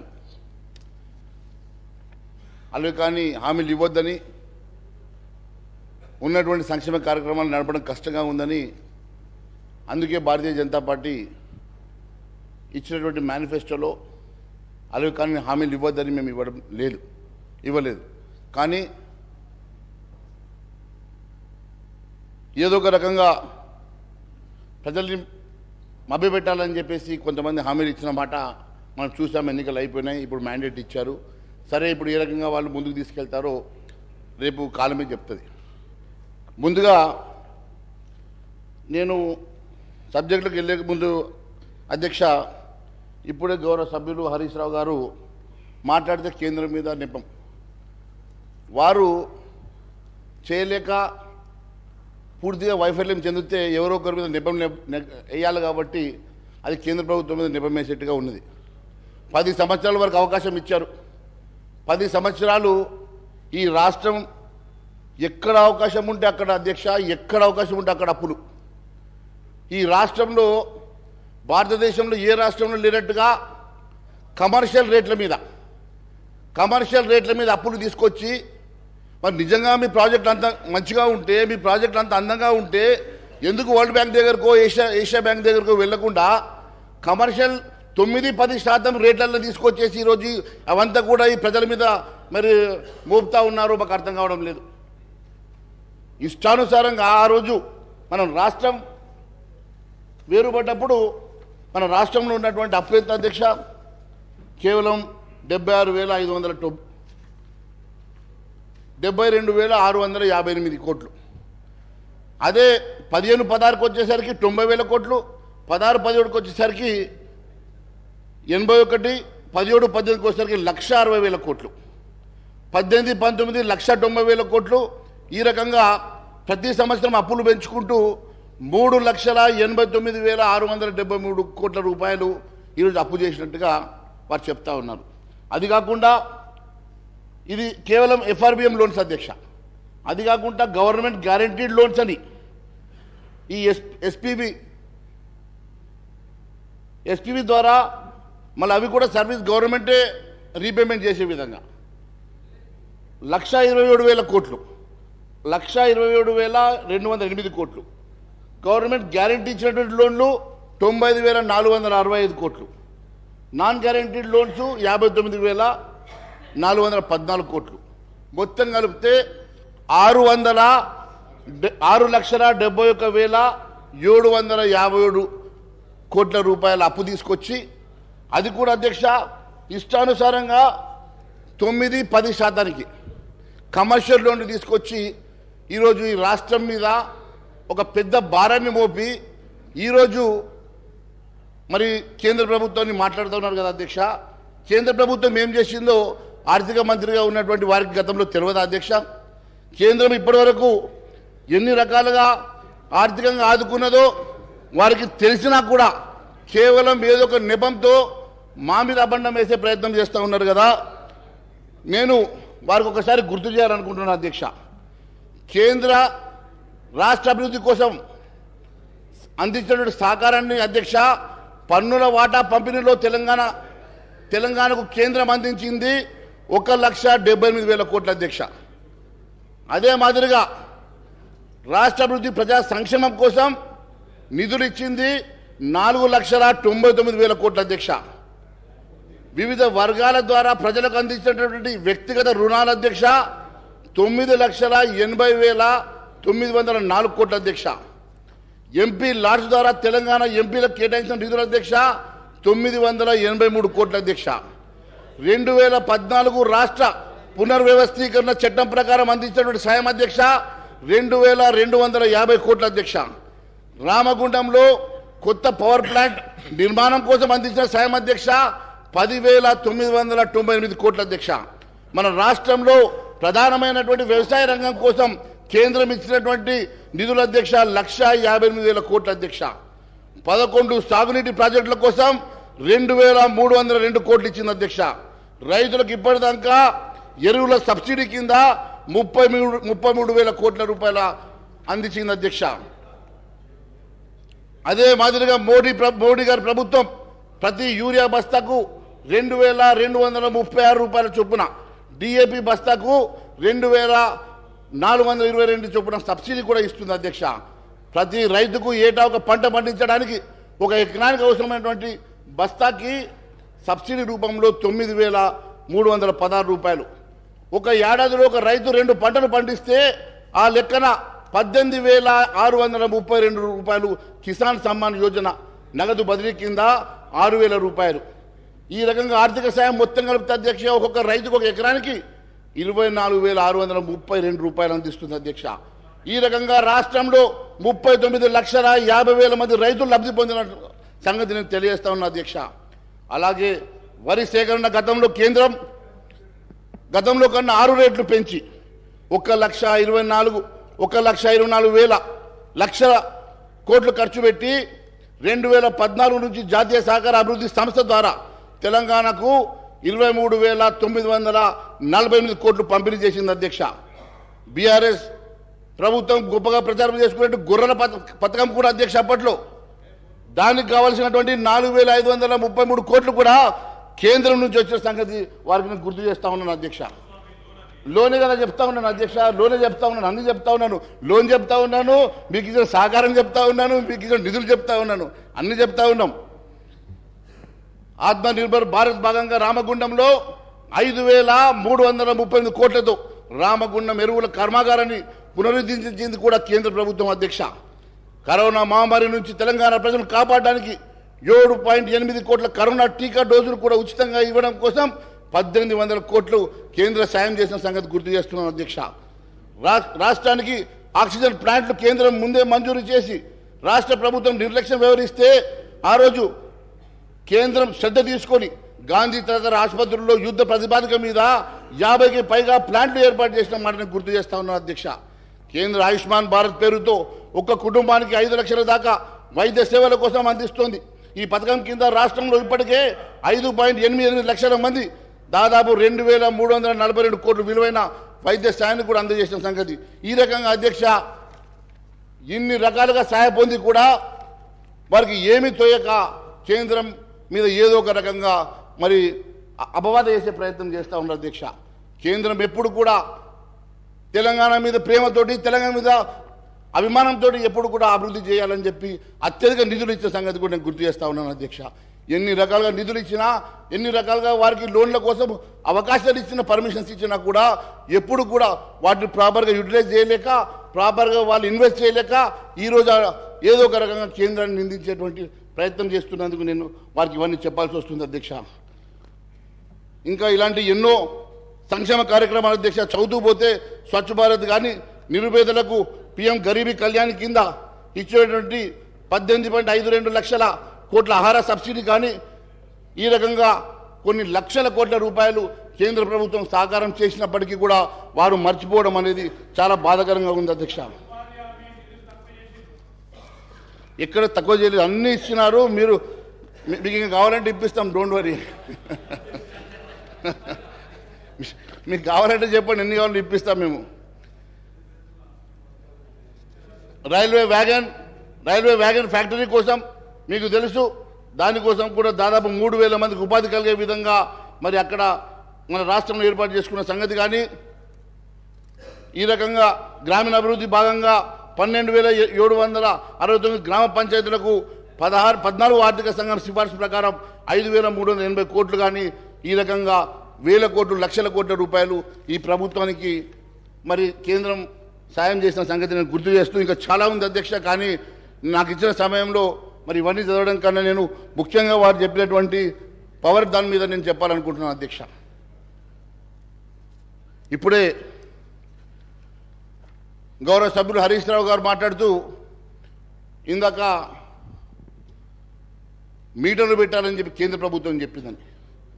ఇంత శుద్ధ అబద్ధం అధ్యక్ష, ఇంత అబద్ధం ఒక సీనియర్ లెజిస్లేటరు, 5 సార్లు గెలిచిన లెజిస్లేటర్ ఈ రకంగా అబద్ధాలు చెప్పడం, సభలో అబద్ధాలు చెప్పడం ఎంతవరకు సంబంధించిన అధ్యక్ష? ఈ రకంగా కేంద్రం ఎక్కడన్నా మీటర్లు పెట్టమని అంటే దాన్ని ఒకసారి చూపించమనండి అధ్యక్ష. ఎక్కడన్నా అలాంటి నోట్ ఇచ్చినా, జీవో ఇచ్చినా, సర్క్యులేషన్ ఇచ్చినా కూడా ఒకసారి చూపించమనండి అధ్యక్ష. కేవలం బూటక మాటలు, అబద్ధ మాటలతోటి ఇంతకాలం 10 సంవత్సరాలు పబ్బం గడిపినటువంటి వీళ్ళు మళ్ళీ ఈరోజు హౌజులు కూడా మిస్లీడ్ చేయడం చాలా బాధాకరంగా ఉంది అధ్యక్ష. సెప్టెంబర్ 15వ తారీఖు రోజు కేంద్ర మంత్రివర్యులు ఆర్కే సింగ్ గారు హైదరాబాద్లో ప్రెస్ మీట్ పెట్టారు అధ్యక్ష. దాంట్లో కిషన్ రెడ్డి గారితో నేను కూడా ప్రెస్ మీట్లో పార్టిసిపేట్ చేశాను అధ్యక్ష. ఆ రోజు ఇచ్చినటువంటి ప్రెస్ మీట్లో వారు చెప్పిన మాట చెప్తా ఉన్నాను అధ్యక్ష. కేంద్ర ప్రభుత్వం రైతుల వ్యవసాయ మోటార్లు, మీటర్లు పెడుతుందని చెప్పి దుష్ప్రచారం చేస్తూ ఉన్నారు. విద్యుత్తును ప్రైవేట్ పరం చేస్తున్నదని చెప్పి బీఆర్ఎస్ ప్రభుత్వం దుష్ప్రచారం చేస్తూ ఉన్నది. కానీ ఆర్పి సింగ్ గారు చెప్పిన మాట, రాష్ట్రానికి అన్ని విధాలుగా సహకరిస్తున్నాం, చాలా విషయాల్లో ఈ ప్రభుత్వం అబద్ధాలు, ఆరోపణలు చేస్తూ ఉన్నది. పవర్ ప్రాజెక్టులో మేము ఇన్ని కోట్ల రూపాయలు లోన్లు ఇచ్చాం, ఇన్ని లక్షల కోట్ల లోన్లు ఇచ్చాం. అంతేకాకుండా ఈ రకంగా మా మీద అబద్ధం చెప్తా ఉన్నది. మేము ఎక్కడ కూడా మీటర్లు పెట్టమని చెప్పి ఎక్కడ కూడా ఆదేశాలు ఇవ్వలేదు, అలాంటి లెటర్ కానీ సర్క్యులర్స్ కానీ పంపలేదు.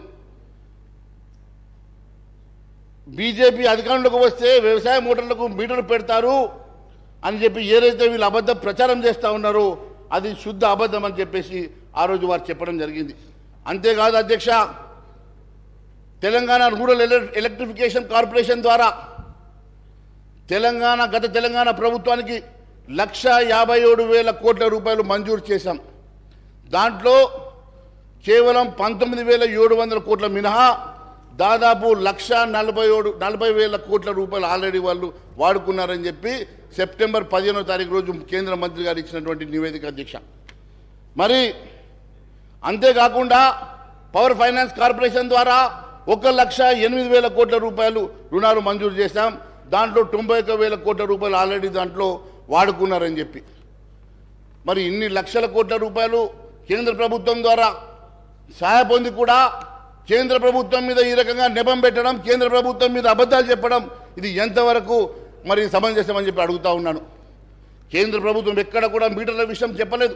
కేంద్ర ప్రభుత్వం ఎక్కడ మీటర్ బిగిస్తామని చెప్పలేదు. కానీ కేంద్ర ప్రభుత్వం మీద, భారతీయ జనతా పార్టీ మీద ఈ రకమైనటువంటి అబద్ధ ప్రచారాలు చేయడం మానుకోవాల్సిందిగా నేను మీ ద్వారా వారిని సూచిస్తూ ఉన్నాను. అంతేకాకుండా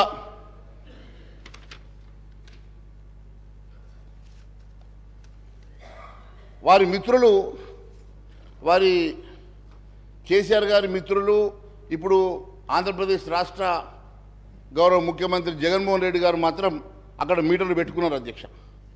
మీటర్లు పెట్టుకొని ఆ మీటర్లకు కూడా ఒక సంజాయిషి ఇచ్చుకున్నారు అధ్యక్ష. ఆయన ఇచ్చిన స్టేట్మెంట్ చెప్తా ఉన్నాను. వారికి జీవో ఇచ్చారు అధ్యక్ష. జీవో MS 22 తేదీ 1 సెప్టెంబర్ 2020 రోజు. ఆ ప్రభుత్వ ఉత్తర్వుల ప్రకారం చెప్తున్నాం అధ్యక్ష, అంటే మీటర్ల ఏర్పాటు రైతుకు ₹1 కూడా చెల్లించాల్సిన అవసరం లేదు. రైతులు ఎన్ని యూనిట్లు వినియోగిస్తారో దానికి అయ్యే ఖర్చు మొత్తం ప్రభుత్వమే భరిస్తుంది. రైతులు ప్రత్యేక ఖాతాల్లో డైరెక్ట్ బెనిఫిట్ ట్రాన్స్ఫర్ ద్వారా డైరెక్ట్ ఇది జమ అయిపోతాయి కాబట్టి డబ్బులు నేరుగా రైతుల ద్వారా డిస్ట్రిక్ట్లకు బదిలీ అవ్వడం వల్ల డిస్ట్రిక్ట్ ప్రశ్నించే అధికారం ఉంటుంది. లీకేజీలు ఉండవు. దాంట్లో ఏదన్నా లీకేజీలు ఉన్నా అది మనము సేకరించవచ్చు అని చెప్పి వారు చెప్పినటువంటి బహుశా స్టేట్మెంట్ని వారు మా మీద పెట్టే ప్రయత్నం చేస్తూ ఉన్నారు. ఇది ఆంధ్రప్రదేశ్ రాష్ట్ర బిజినెస్ జీవో అధ్యక్ష. కానీ ఎక్కడ కూడా కేంద్ర ప్రభుత్వం కానీ భారతీయ జనతా పార్టీ కానీ ఎక్కడ కూడా చెప్పినటువంటి దాఖలాలు లేవు అధ్యక్ష. అంతేకాదు అధ్యక్ష, తెలంగాణ రాష్ట్రం ఈరోజు 6,71,757 కోట్ల రూపాయల అప్పు చేసి దాదాపుగా మనకొచ్చే రెవెన్యూలో 35% జీతాలకు శాలరీస్కి ఖర్చు అవుతా ఉంది అధ్యక్ష. రికరింగ్ ఎక్స్పెండిచర్ 34% రీపేమెంట్ ఇంట్రెస్ట్లకు పోతుంది అధ్యక్ష. మరి 69% ఈ రకంగా ఖర్చు అవుతూ ఉంటే కేవలం మనకు మిగిలింది 31% అధ్యక్ష. మరి 31% రెవెన్యూ తోటి ఈ ప్రభుత్వం ఇవ్వాల్సినటువంటి సంక్షేమ కార్యక్రమం ఏ రకంగా ఇస్తుంది? ఎగ్జిస్టింగ్ ఉన్నటువంటి సంక్షేమ కార్యక్రమాలతో పాటు మీరు కొత్తగా ఇస్తామన్నటువంటి 6 గ్యారెంటీలు కూడా ఏ రకంగా ముందుకు తీసుకెళ్తారు అనేది పెద్ద ప్రశ్నార్థకంగా మారింది అధ్యక్ష. మరి ఏ రాష్ట్రంలోనైనా దాదాపు 69% మరి ఈ రకంగా ఖర్చు అయితే మనకు మిగిలే 31%లో మరి డెవలప్మెంట్ యాక్టివిటీస్ దాంట్లోనే, సంక్షేమ కార్యక్రమాలు వాటిలోనే ఈ రకంగా సంక్షేమ కార్యక్రమాలు డెవలప్మెంట్ యాక్టివిటీస్ 31% రెవెన్యూ తోటి ఏ రకంగా ముందుకు తీసుకెళ్తారో మరి గౌరవ ముఖ్యమంత్రి గారు కూడా చెప్పాల్సిందిగా మేము కోరుతా ఉన్నాం. 6 గ్యారెంటీ స్కీమ్లకు దాదాపు 70,000 ఖర్చు అయితే నిపుణులు చెప్తా ఉన్నారు. మరి 412 హామీల సంగతి మరి ఇంకా మర్చిపోయారు. రుణమాఫీ ఉన్నది, నిరుద్యోగ భృతి ఉన్నది. ఈ రకంగా ఇన్ని రకాలుగా ఖర్చులున్నా మన దగ్గర ఉన్నటువంటి రెవెన్యూ మాత్రం అయ్యగారి ఆదాయం అంట భార్య పసుపు కుంకుమలు సరిపోయేటట్టు ఈరోజు మనకు ఉన్నటువంటి ఆర్థిక పరిస్థితి కేవలం మనకు వీటికే సరిపోని పక్షంలో కొత్తగా మీరు తీసుకొచ్చేటువంటి సంక్షేమ కార్యక్రమం ఏ రకంగా ముందుకు తీసుకెళ్తారు? కొత్తగా మీరు కేవలం అధికారంలో రావడం కోసమే మీరు ఈ రకమైన హామీలు ఇచ్చారా, లేక నిజంగా ఇది ఎప్పుడన్నా కూడా స్టడీ చేసి మన ఆర్థిక పరిస్థితులు స్టడీ చేసి ఎప్పుడన్నా మరి ఆలోచించి మరి చేశారా? ఒకసారి ప్రజలకు చెప్పాల్సిన అవసరం ఉంది అధ్యక్ష. కేవలం అధికారం రావాలని ఏదో ఒక రకంగా అధికారంలోకి వస్తే మేము కుర్చీలో కూర్చున్న తర్వాత ఆలోచిస్తామన్న ఆలోచనలతో మాత్రమే ప్రజల్ని మభ్యపెట్టడానికి మాత్రమే మరి మీరు ఇచ్చినటువంటి హామీలు కనబడతా ఉన్నాయి అధ్యక్ష. మరి ఈ రకంగా మన దగ్గర ఉన్నటువంటి వనరుల్లో 30% శాలరీలకు పోవడంతో పాటు ఇప్పటి వరకు ఇంకా 3 DL ఇవ్వలేదు అధ్యక్ష. ఈ ప్రభుత్వ ఉద్యోగులకు ఇంకా 3 DL పెండింగ్ ఉన్నాయి. కొత్తగా PRC కూడా ఇవ్వాల్సినటువంటి అవసరం ఉన్నది అధ్యక్ష. మరి కొత్తగా PRC వేసి కొత్తగా DL ఇస్తే మరి మీకు ఉన్నటువంటి రెవెన్యూలో మనకి కొంత శాతం కూడా తగ్గుతుంది అధ్యక్ష. మన 30% మనకు మిగులు బడ్జెట్ తోటి ఏ రకంగా మీరు ఈ సంక్షేమ కార్యక్రమాన్ని ముందుకు తీసుకెళ్తారో ప్రజలకు చెప్పాల్సినటువంటి అవసరం ఉంది అధ్యక్ష. అంతేకాదు అధ్యక్ష, ఈ 6,71,757 కోట్ల అప్పుతో పాటు పెండింగ్ బిల్స్ గురించి ఎక్కడ ప్రస్తావన లేదు అధ్యక్ష. పెండింగ్ బిల్స్ కాంట్రాక్టర్లకు కానీ వేరే ఏజెన్సీస్ కానీ ఎంత ఉందో కూడా దాంట్లో ఇంకా మెన్షన్ చేయలేదు అధ్యక్ష. అవి కూడా ఒక కుదిబండగానే మారబోతున్నాయి అధ్యక్ష. దాదాపు మరి 20,000 కోట్లను కొందరు అంటున్నారు. ఎంత ఉన్నాయో అది ఒకసారి మరి దాని మీద కూడా చర్చ చేస్తే బాగుంటుందని చెప్పి నేను అడుగుతా ఉన్నాను అధ్యక్ష. అంతేకాకుండా కాళేశ్వరం మీద గొప్పగా చెప్పారండి హరీష్ రావు గారు. కాళేశ్వరం మీద మేము ఒకటే అడుగుతా ఉన్నాం అధ్యక్ష. కాళేశ్వరం మీద మీరు తీసుకున్నటువంటి ఎస్పీవి ద్వారా తీసుకున్నటువంటి అప్పులు 9.69% వడ్డీ కమర్షియల్ వడ్డీకి తీసుకున్నారు. 9.69% కమర్షియల్ వడ్డీకి మీరు వడ్డీ తీసుకొని కాళేశ్వరం కడితే ఏ రెవెన్యూ దాంట్లో వస్తుంది కాబట్టి మీరు దాని నుంచి రీపేమెంట్ చేస్తారు. ఈ ఎస్పీవి అనేది ఒక బోగస్ ఎస్పీవా లేక నిజంగా ప్రభుత్వం దేనికోసం ఎస్పీవిని క్రియేట్ చేసింది? ఆ ఎస్పీవి క్రియేట్ చేస్తే మరి 9.69% తోటి వడ్డీతోటి కమర్షియల్ వడ్డీతోటి ఏ రకంగా మీరు రీపేమెంట్ చేయబోతున్నారో అవేమి చెప్పకుండా కేవలం బ్రహ్మాండంగా చేశాం. ఏం బ్రహ్మాండం చేశారు? బ్రహ్మాండంగా ఏం చేశారు? ఈ రాష్ట్రాన్ని కేవలం అప్పుల పాలు చేశారు. ఈ రాష్ట్రాన్ని పూర్తిగా ధ్వంసం చేశారు తప్ప ఈ రాష్ట్రానికి మీరు ఏం అభివృద్ధి పథంలో నడిపించారో చెప్పాల్సిన అవసరం ఉన్నది. కేవలం అంతేకాదు అధ్యక్ష, ఇంత గొప్ప ప్రాజెక్ట్ అయి ఉంటే నిజంగానే మరి కమర్షియల్ లోన్ పోవాల్సిన అవసరం లేకుండే కదా అధ్యక్ష. మరి వరల్డ్ బ్యాంక్ వెళ్ళి తీసుకురా వస్తుండే కదా. దానికంటూ ప్రాజెక్ట్ రిపోర్ట్ తయారు చేయరు. అప్పటికప్పుడు రాత్రి వాళ్ళకు ఆలోచన వస్తుందో కళ వస్తుందో తెల్లారికల్లా ప్రాజెక్ట్ ఒకటి కొత్తది తయారు చేయాల్సిందే. ఇవన్నీ కాకుండా వాస్తవంగా ఒక ఆలోచనతో ప్రజలకు ఉపయోగపడేటువంటి కార్యక్రమాలు చేస్తే బాగుండేదని భావిస్తా ఉన్నాం అధ్యక్ష. అంతేకాకుండా ఈ ఎస్పీవికి క్రెడిట్ రేటింగ్ ఎంత ఉందో ఒకసారి మీ ద్వారా ముఖ్యమంత్రి గారికి కనుక్కోమంటున్నాను అధ్యక్ష. మరి కాళేశ్వరంకి ఇచ్చినటువంటి ఈ యూనిట్ మరి ఇంతకాలం లోన్ తీసుకున్నప్పుడు ఒక రేటింగ్ ఇస్తారు కదా అధ్యక్ష. మరి ఏ రేటింగ్ ఇచ్చారో కూడా అది ఒకసారి సభకు చెప్తే బాగుంటుంది అధ్యక్ష. మరి క్రెడిట్ రేటింగ్ అదే కాకుండా అధ్యక్ష, వీరు బ్రహ్మాండం అని చెప్తున్నటువంటి ఈ రాష్ట్రంలో దండనీయమైనటువంటి పరిస్థితి ఏంటంటే అధ్యక్ష, పూర్తిగా ప్రజలకు సంబంధించినటువంటి విద్యా వైద్యాన్ని విస్మరించారు అధ్యక్ష. పూర్తిగా విద్యా వైద్యాన్ని ఏ రకంగా విస్మరించారంటే అధ్యక్ష, భారతదేశంలోని అన్ని రాష్ట్రాల్లో చివరి స్థానంలో ఎడ్యుకేషన్ ఉందంటే ఇంతకన్నా సిగ్గుచెడు లేదని చెప్పి నేను తెలియజేస్తాను అధ్యక్ష. యావత్ భారతదేశంలో చిట్ట చివరి స్థానంలో ఈరోజు ఎడ్యుకేషన్ అలొకేషన్ ఉందంటే 7% అలొకేషన్ తోటి చిట్ట చివరిలో యావత్ భారతదేశంలో ఉందంటే ఇంతకన్నా ఘోరం ఇంకొకటి లేదు అధ్యక్ష. అదే మాదిరిగా హెల్త్ కూడా 29వ స్థానంలో చివరి నుంచి 4వ స్థానంలో ఉంది అధ్యక్ష. ఈ రకంగా పూర్తిగా మరి ప్రజలకు మరి సంబంధించినటువంటి విద్యా వైద్యాన్ని పూర్తిగా విస్మరించిన సంగతి నేను గుర్తు చేస్తా ఉన్నాను అధ్యక్ష. మరి ఈ రకంగా అంతేకాదు అధ్యక్ష, వీళ్ళు గొప్పగా చెప్పుకుంటున్నారు. కాగ్ గురించి చెప్పారు కదా అధ్యక్ష. అదే కాగ్ చెప్పినటువంటి నేను విషయం మీకు తెలియజేస్తా ఉన్నాను అధ్యక్ష. CAG expresses concern over Telangana government utilizing borrowed amounts for repayment of public debts. ఎంత ఘోరం అధ్యక్ష అంటే అప్పులు కట్టడానికి కూడా అప్పులు తీసుకొచ్చి అప్పులు చేసిన డబ్బుతోటి అప్పులు కట్టేటువంటి దుర్భరమైనటువంటి స్థితిలో గత ప్రభుత్వం నడిపించిందంటే ఇంతకన్నా ఘోరం ఇంకొకటి లేదు అధ్యక్ష. వాళ్ళు చెప్తా ఉన్నారు అధ్యక్ష, చాలా గొప్పగా బ్రహ్మాండంగా చేశాం, బ్రహ్మాండంగా నిర్మాణం చేశాం. ఏం నిర్మాణం చేశారు అధ్యక్ష? బ్రహ్మాండంగా ధ్వంసం చేశారని చెప్తే బాగుండేది. బ్రహ్మాండంగా ధ్వంసం చేశారని చెప్తే బాగుండేది అధ్యక్ష. పూర్తిగా ఈ రాష్ట్రాన్ని అప్పుల పాలు చేసి ఒక పథకం ప్రకారం ఈ రాష్ట్రాన్ని అప్పుల పాలు చేసి వాళ్ళ కాంట్రాక్టర్ల జేబులు నింపుకున్నట్టు అవపడుతుంది అధ్యక్ష. ఇది తెలంగాణ రాష్ట్ర ప్రజానికం కోసం, తెలంగాణ ప్రజల కోసం మాత్రం ఇది ఏ ఉపయోగపడే కార్యక్రమమే చేయలేదు అధ్యక్ష. పూర్తిగా 10 సంవత్సరాలు ఈ రాష్ట్రాన్ని ధ్వంసం చేసి ఒక నియంత పాలనలో ఈ రాష్ట్రం నలిగిపోయిందన్న సంగతి నేను తెలియజేస్తా ఉన్నాను అధ్యక్ష. ఒక నియంత పాలనలో ఈ రాష్ట్రం పూర్తిగా అప్పుల పాలైపోయింది అధ్యక్ష. ఏ ఒక్క సంక్షేమ కార్యక్రమం కానీ అట్టడుగు బడుగు బలైన వర్గాలకు చెందినటువంటి వారికి ఏ ఒక్క ఉపాధి కల్పించలేదు ఈ ప్రభుత్వం అధ్యక్ష.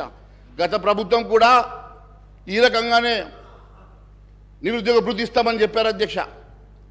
మరి ఇప్పుడు దాన్ని పెంచి 4,000 ఇస్తామని కొత్త ప్రభుత్వం చెప్తా ఉంది. మీరు పూర్తిగా ఇవ్వలేదు కాబట్టి మేము కూడా ఎగ్గొడితే బాగుంటుందని అనుకుంటే మాత్రం మేము భారతీయ జనతా పార్టీ ఊరుకునే సమస్య లేదు. మీ భారతీయ జనతా పార్టీ తరఫున గౌరవ ముఖ్యమంత్రి గారికి, మీ ద్వారా గౌరవ ముఖ్యమంత్రి గారికి కూడా నేను విన్నవిస్తా ఉన్నాను అధ్యక్ష. ఖచ్చితంగా మీరు కేవలం 6 గ్యారంటీ స్కీములే కాదు 412 హామీలను కూడా నెరవేర్చాల్సిందే అధ్యక్ష. మరి మీకున్న నిధులు కేవలం యావత్ రెవెన్యూలో మీకున్న మిగులు కేవలం 31% అధ్యక్ష. 35% శాలరీస్కి పోగా 34% రీపేమెంట్స్ అండ్ ఇంట్రెస్ట్కి పోయిన తర్వాత మిగిలే 31%లో ఏ రకంగా మీరు కొత్త సంక్షేమ కార్యక్రమం నడిపిస్తారు, పాత సంక్షేమ కార్యక్రమాలని కంటిన్యూ చేసుకుంటూనే కొత్త సంక్షేమం ఇచ్చినటువంటి హామీలు నెరవేరుస్తారో ప్రజలకు చెప్పాల్సిన అవసరం ఉంది అధ్యక్ష. కేవలం అదే మీరు ముందే అడిగితే బాగుండేది కదా. మీరు ముందు అడగకపోతే మీరు మేనిఫెస్టో తయారు చేసేప్పుడు అడిగి ఉంటే మా అందరం కలిసి కేవలం ఈ రకంగా కేవలం అధికార దాహంతో మాత్రమే మరి కాంగ్రెస్ వాళ్ళు కూడా ఇలాంటి హామీలు ఇచ్చినట్టుగా మేము భావిస్తున్నాం అధ్యక్ష. ఎట్టి పరిస్థితుల్లో వారికి 100 రోజుల సమయం ఇవ్వాలని చెప్పి ముందే చెప్పాం. 100 రోజుల సమయం ఇస్తాం. 100 రోజుల తర్వాత వీరు ఇచ్చినటువంటి హామీలు నెరవేర్చకపోయినా, ప్రజా సంక్షేమ కార్యక్రమం ముందుకు నడిపేయకపోయినా ఖచ్చితంగా ప్రజా గొంతుకై భారతీయ జనతా పార్టీ నిలబడుతుందని తెలియజేస్తా ఉన్నాం అధ్యక్ష. చేస్తే మంచిదే కదా, చేయాలని కోరుకుంటున్నాం. మీరు చేస్తే మంచిదే అన్న, చేయాలని కోరుకుంటున్నాం మేము కూడా. అంతే కదా అధ్యక్ష. మరి వీటితో పాటు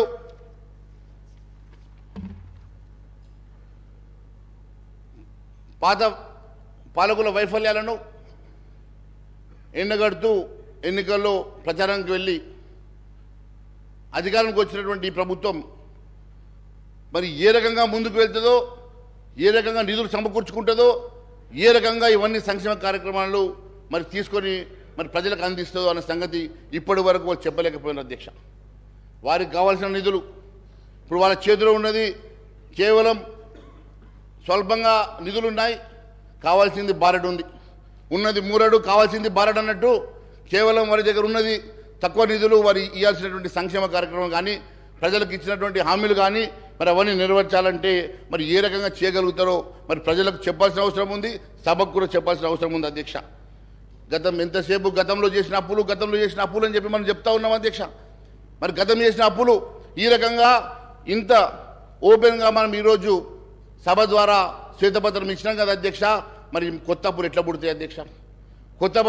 కొత్త అప్పుల కోసం రీపేమెంట్ షెడ్యూల్ ఎట్లా చూపిస్తాం అధ్యక్ష? మన దగ్గర రెవెన్యూ సర్ప్లస్ ఉంటేనే, రెవెన్యూ అనుకుంటేనే ఎదుటి వాళ్ళు మనకు నిధులు ఇస్తారు అధ్యక్ష, లోన్లు ఇస్తారు అధ్యక్ష.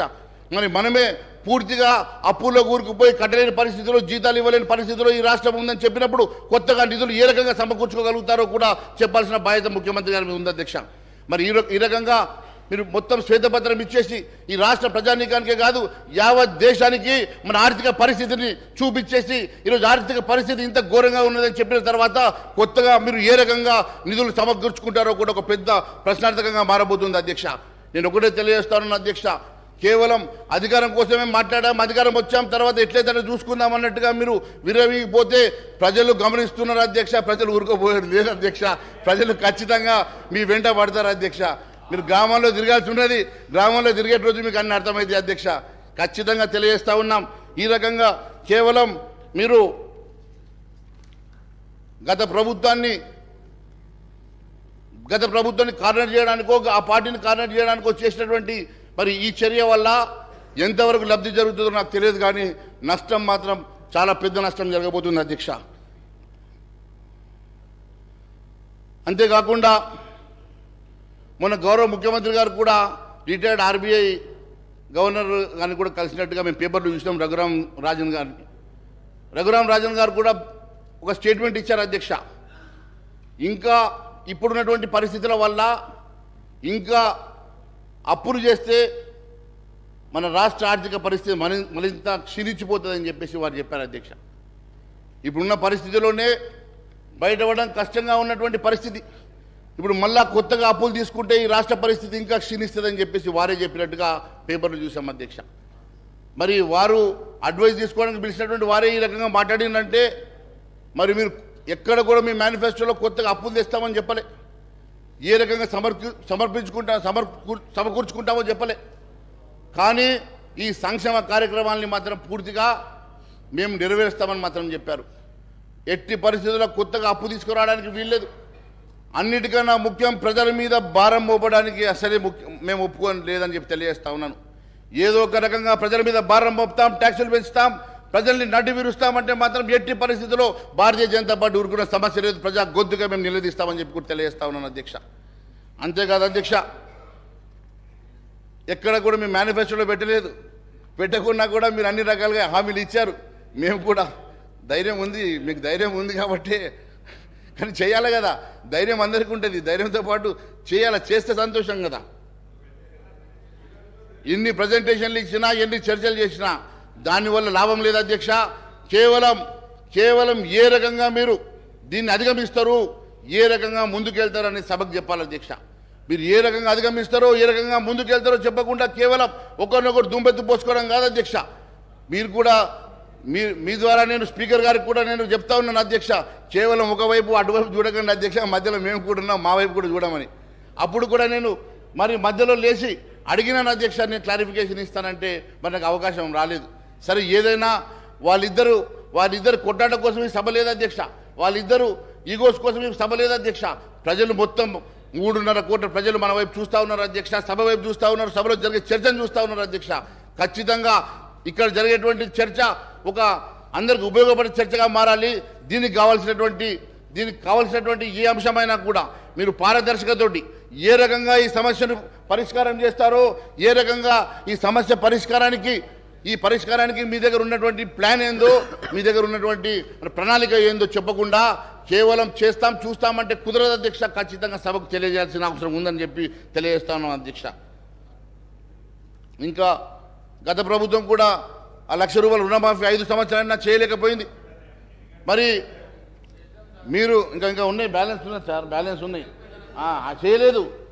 ఏడాది లోపల చేస్తామన్నారు, 5 ఏళ్ళైనా చేయలేకపోయింది, ఇంకా బ్యాలెన్స్ ఉన్నది. అందుకే చెప్తున్నా. కాబట్టి మీరు 2 లక్షల రుణమాఫీ 9వ తారీఖు డేట్ ఇచ్చిండ్రు అధ్యక్ష. 9వ తారీఖు డేట్ ఇచ్చిండ్రు. మరి ఫైనాన్స్ మంత్రి గారు లేరు ఇప్పుడు, మరి ముఖ్యమంత్రి గారు లేరు, ఫైనాన్స్ ఇద్దరు అదృష్టవంతులు లేరు అధ్యక్ష హాల్లో.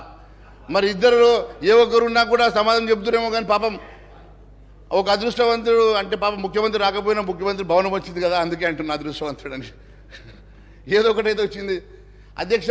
నేను ఒకటే అడుగుతా ఉన్నాను అధ్యక్ష, మీ ద్వారా గౌరవ ముఖ్యమంత్రి గారిని, గౌరవ ఉప ముఖ్యమంత్రి గారిని కూడా, మాకు ఇంకా సభ ఎన్ని రోజులు నడుస్తుందో తెలియదు, కానీ నడిచేటువంటి సభలో మీరు సమకూర్చుకునేటువంటి సోర్సెస్ ఏమున్నాయి, ఏ రకంగా సమకూర్చుకొని మరి ఈ డెప్స్ని మీరు కంట్రోల్ చేయగలుగుతారు. ఏం అధ్యక్ష, నేను మాట్లాడింది ఎంతసేపు అధ్యక్ష? అరే అక్కడ గంటన్నర ఇస్తారు, మీరు మాట్లాడుకుంటారు. సభ అంతా మీకోసం అధ్యక్ష. మేము కూడా 8 మంది ఉన్నాం ఇక్కడ. This is third largest party అధ్యక్ష, థర్డ్ లార్జెస్ట్ పార్టీ. మేము మళ్ళీ అక్కడ కూర్చుంటున్నామే రేపు, డోంట్ వరీ. మా పార్టీ వచ్చి అక్కడ కూర్చుంటుంది రేపు. అంతేకాదు అధ్యక్ష,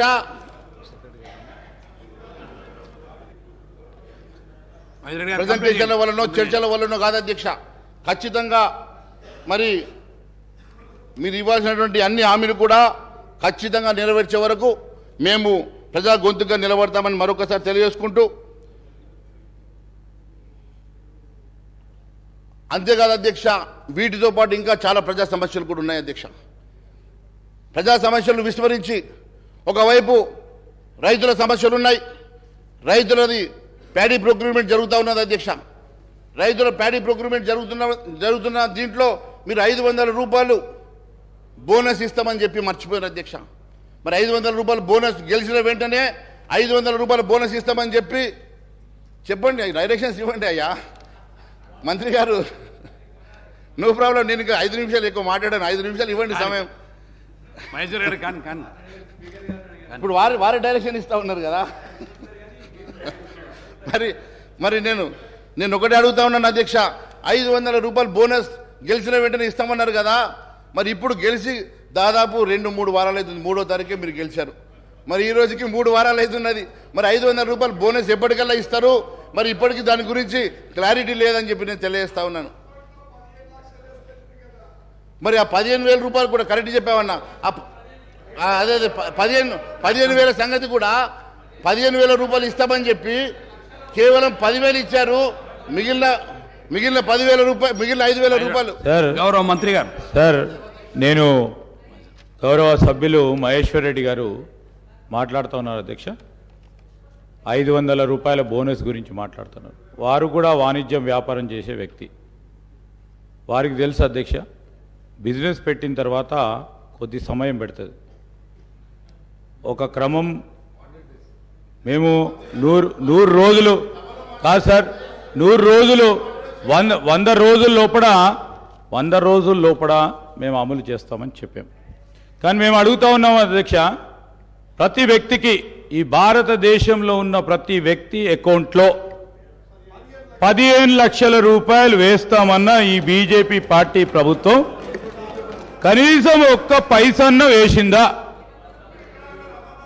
దాని గురించి మాట్లాడమని చెప్పండి అధ్యక్ష. మహేశ్వర రెడ్డి గారు కంప్లీట్ చేయండి. చూడండి టైం అయిపోతుంది. చూడండి మంత్రి గారు ఇక్కడ బిజినెస్ అంటే ఈ సభని ఒక బిజినెస్తో పోలుస్తున్నారు అధ్యక్ష. ఈ సభని ఒక కార్పొరేట్ కంపెనీతో పోలుస్తున్నారు అధ్యక్ష. ముందు ఆయన మీద చర్యలు తీసుకోండి అధ్యక్ష, ముందు ఆయన మీద చర్యలు తీసుకోండి. మరి ఇలాంటి వాళ్ళు సార్, ఇలాంటి వాళ్ళు మంత్రి గారిని ఏంటంటే సార్, నిండు సభలో బిజినెస్ తోటి పోల్చి మీరు అపహాస్యం చేస్తా ఉన్నారు ఈ సభని. మీరు దయచేసి ఇంకోసారి ఇలాంటి మాట మంచిది కాదు అధ్యక్ష. అధ్యక్ష, రెండో విషయం, 15 లక్షల విషయం చెప్పారు కదా అధ్యక్ష. ఖచ్చితంగా ప్రతి వ్యక్తికి వినండి, అరే మా జీడిపి పెంచడానికి దాని ఉద్దేశం ఏంటంటే అందరి అకౌంట్లో 15 లక్షలు వేస్తామని కాదు, ప్రతి వ్యక్తికి 15 లక్షల వర్త్ మనిషిగా మారాలంటే రేపు జీడిపి పెరగాలంటే దానికి కావాల్సినటువంటి నల్లధనం బయటకు రావాలని చెప్పి ఆ రోజు 1000 రూపాయల నోట్లను 2000 రూపాయల నోట్లను పూర్తిగా రద్దు చేసి నల్లధనాన్ని బయటకు తీసుకొచ్చి ఈరోజు యావత్ ప్రపంచంలోనే ఐదో రిచెస్ట్ కంట్రీగా, బలమైనటువంటి ఎకనామికల్ కంట్రీగా మేము ఎదిగినామంటే అది కేవలం నరేంద్ర మోడీ గారి ద్వారానే జరిగిందని చెప్పి నేను తెలియజేస్తా ఉన్నాను అధ్యక్ష. అంతేకాదు, మీరు ఇవ్వాల్సినటువంటి ముందు దయచేసి మీ ద్వారా అడుగుతా ఉన్నాను, మీరు ఇవ్వాల్సినటువంటి బోనస్ కానీ, మీరు ఇవ్వాల్సినటువంటి రుణమాఫీ కానీ, మొన్న అధ్యక్ష ఎన్నికలకు ముందు పాపం వాళ్ళు ఈ ప్రభుత్వం వాళ్ళు ఉన్నప్పుడు 5,000 రూపాయలు వాళ్ళు వేస్తామని చెప్పి అకౌంట్లో వేస్తా ఉంటే ఎలక్షన్ కమిషన్ ఆపింది కదా, డబ్బన్న ఇప్పటికి పూర్తి చేయలేకపోతున్నారు అధ్యక్ష. అవి ముందు వేయండి, తర్వాత మీరు వేస్తాన డబ్బులు వేద్దాం. ముందు ఆ డబ్బులు మహేశ్వర రెడ్డి గారు కంప్లీట్ చేయండి. ముందు జార్ఖండ్ ఎంపీ గారి దగ్గర ఉన్న 300 కోట్లు బయట తీయద్దా? అవి తీయండి. యాడికి దేనికోసం పెట్టారు అధ్యక్ష? అవి తెలంగాణ పంపుదాం అనుకుంటే అవి ఆగిపోయినట్టున్నాయి అధ్యక్ష, లేకుంటే వీళ్ళకి సర్ప్లస్ ఉన్నాయి కాబట్టి ఆగిపోయినట్టున్నాయి, కాబట్టి అవి దొరికినాయి అధ్యక్ష. కంక్లూడ్ చేయండి. మీరు అన్నారు కంక్లూడ్ చేస్తున్నా సార్. అరే ఇంతేం సార్, మా మీద ఏం సార్ మీరు మా మీద పడతారు? అరే మేము 8 మంది ఉన్నాం sir, third largest party in the house sir. You to look at us. వేరే వాళ్ళకి ఎంత నిన్న కూడా మాకు క్లారిఫికేషన్ టైం ఇవ్వలేదు అధ్యక్ష, ఈ రోజు కూడా ఈ రకంగా మా గొంతులు నొక్కితే ఎట్లా అధ్యక్ష? ఇది కంప్లీట్ అంటే ఎట్లా అధ్యక్ష? చాలా సబ్జెక్ట్స్ ఉన్నాయి. హరీష్ రావు గారు మాట్లాడే హెల్త్ మాట్లాడాలా, హరీష్ రావు గారు మాట్లాడినటువంటి ఎడ్యుకేషన్ మాట్లాడాలా, గతంలో నేను ఇచ్చిన చార్జ్ షీట్లు అన్ని ఉన్నాయి అధ్యక్ష, తీసుకొచ్చిన చాలా సందర్భాలు అన్ని కూడా క్లారిఫై చేయాలి కదా అధ్యక్ష. మీరు కంప్లీట్ చేయండి. అందుకనే ఏంది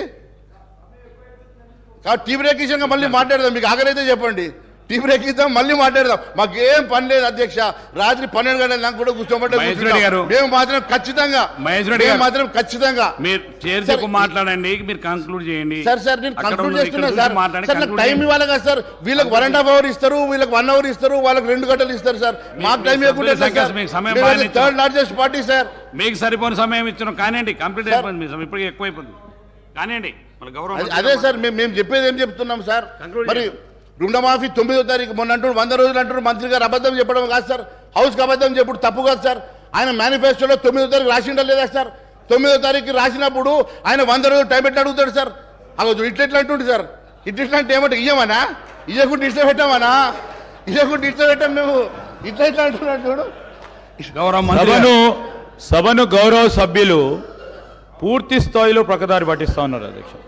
మేమేం చెప్పాము, మా 6 గ్యారెంటీలు, ఇది కాంగ్రెస్ పార్టీ గ్యారెంటీ, 100 రోజుల్లో అమలు చేస్తామని చెప్పాము.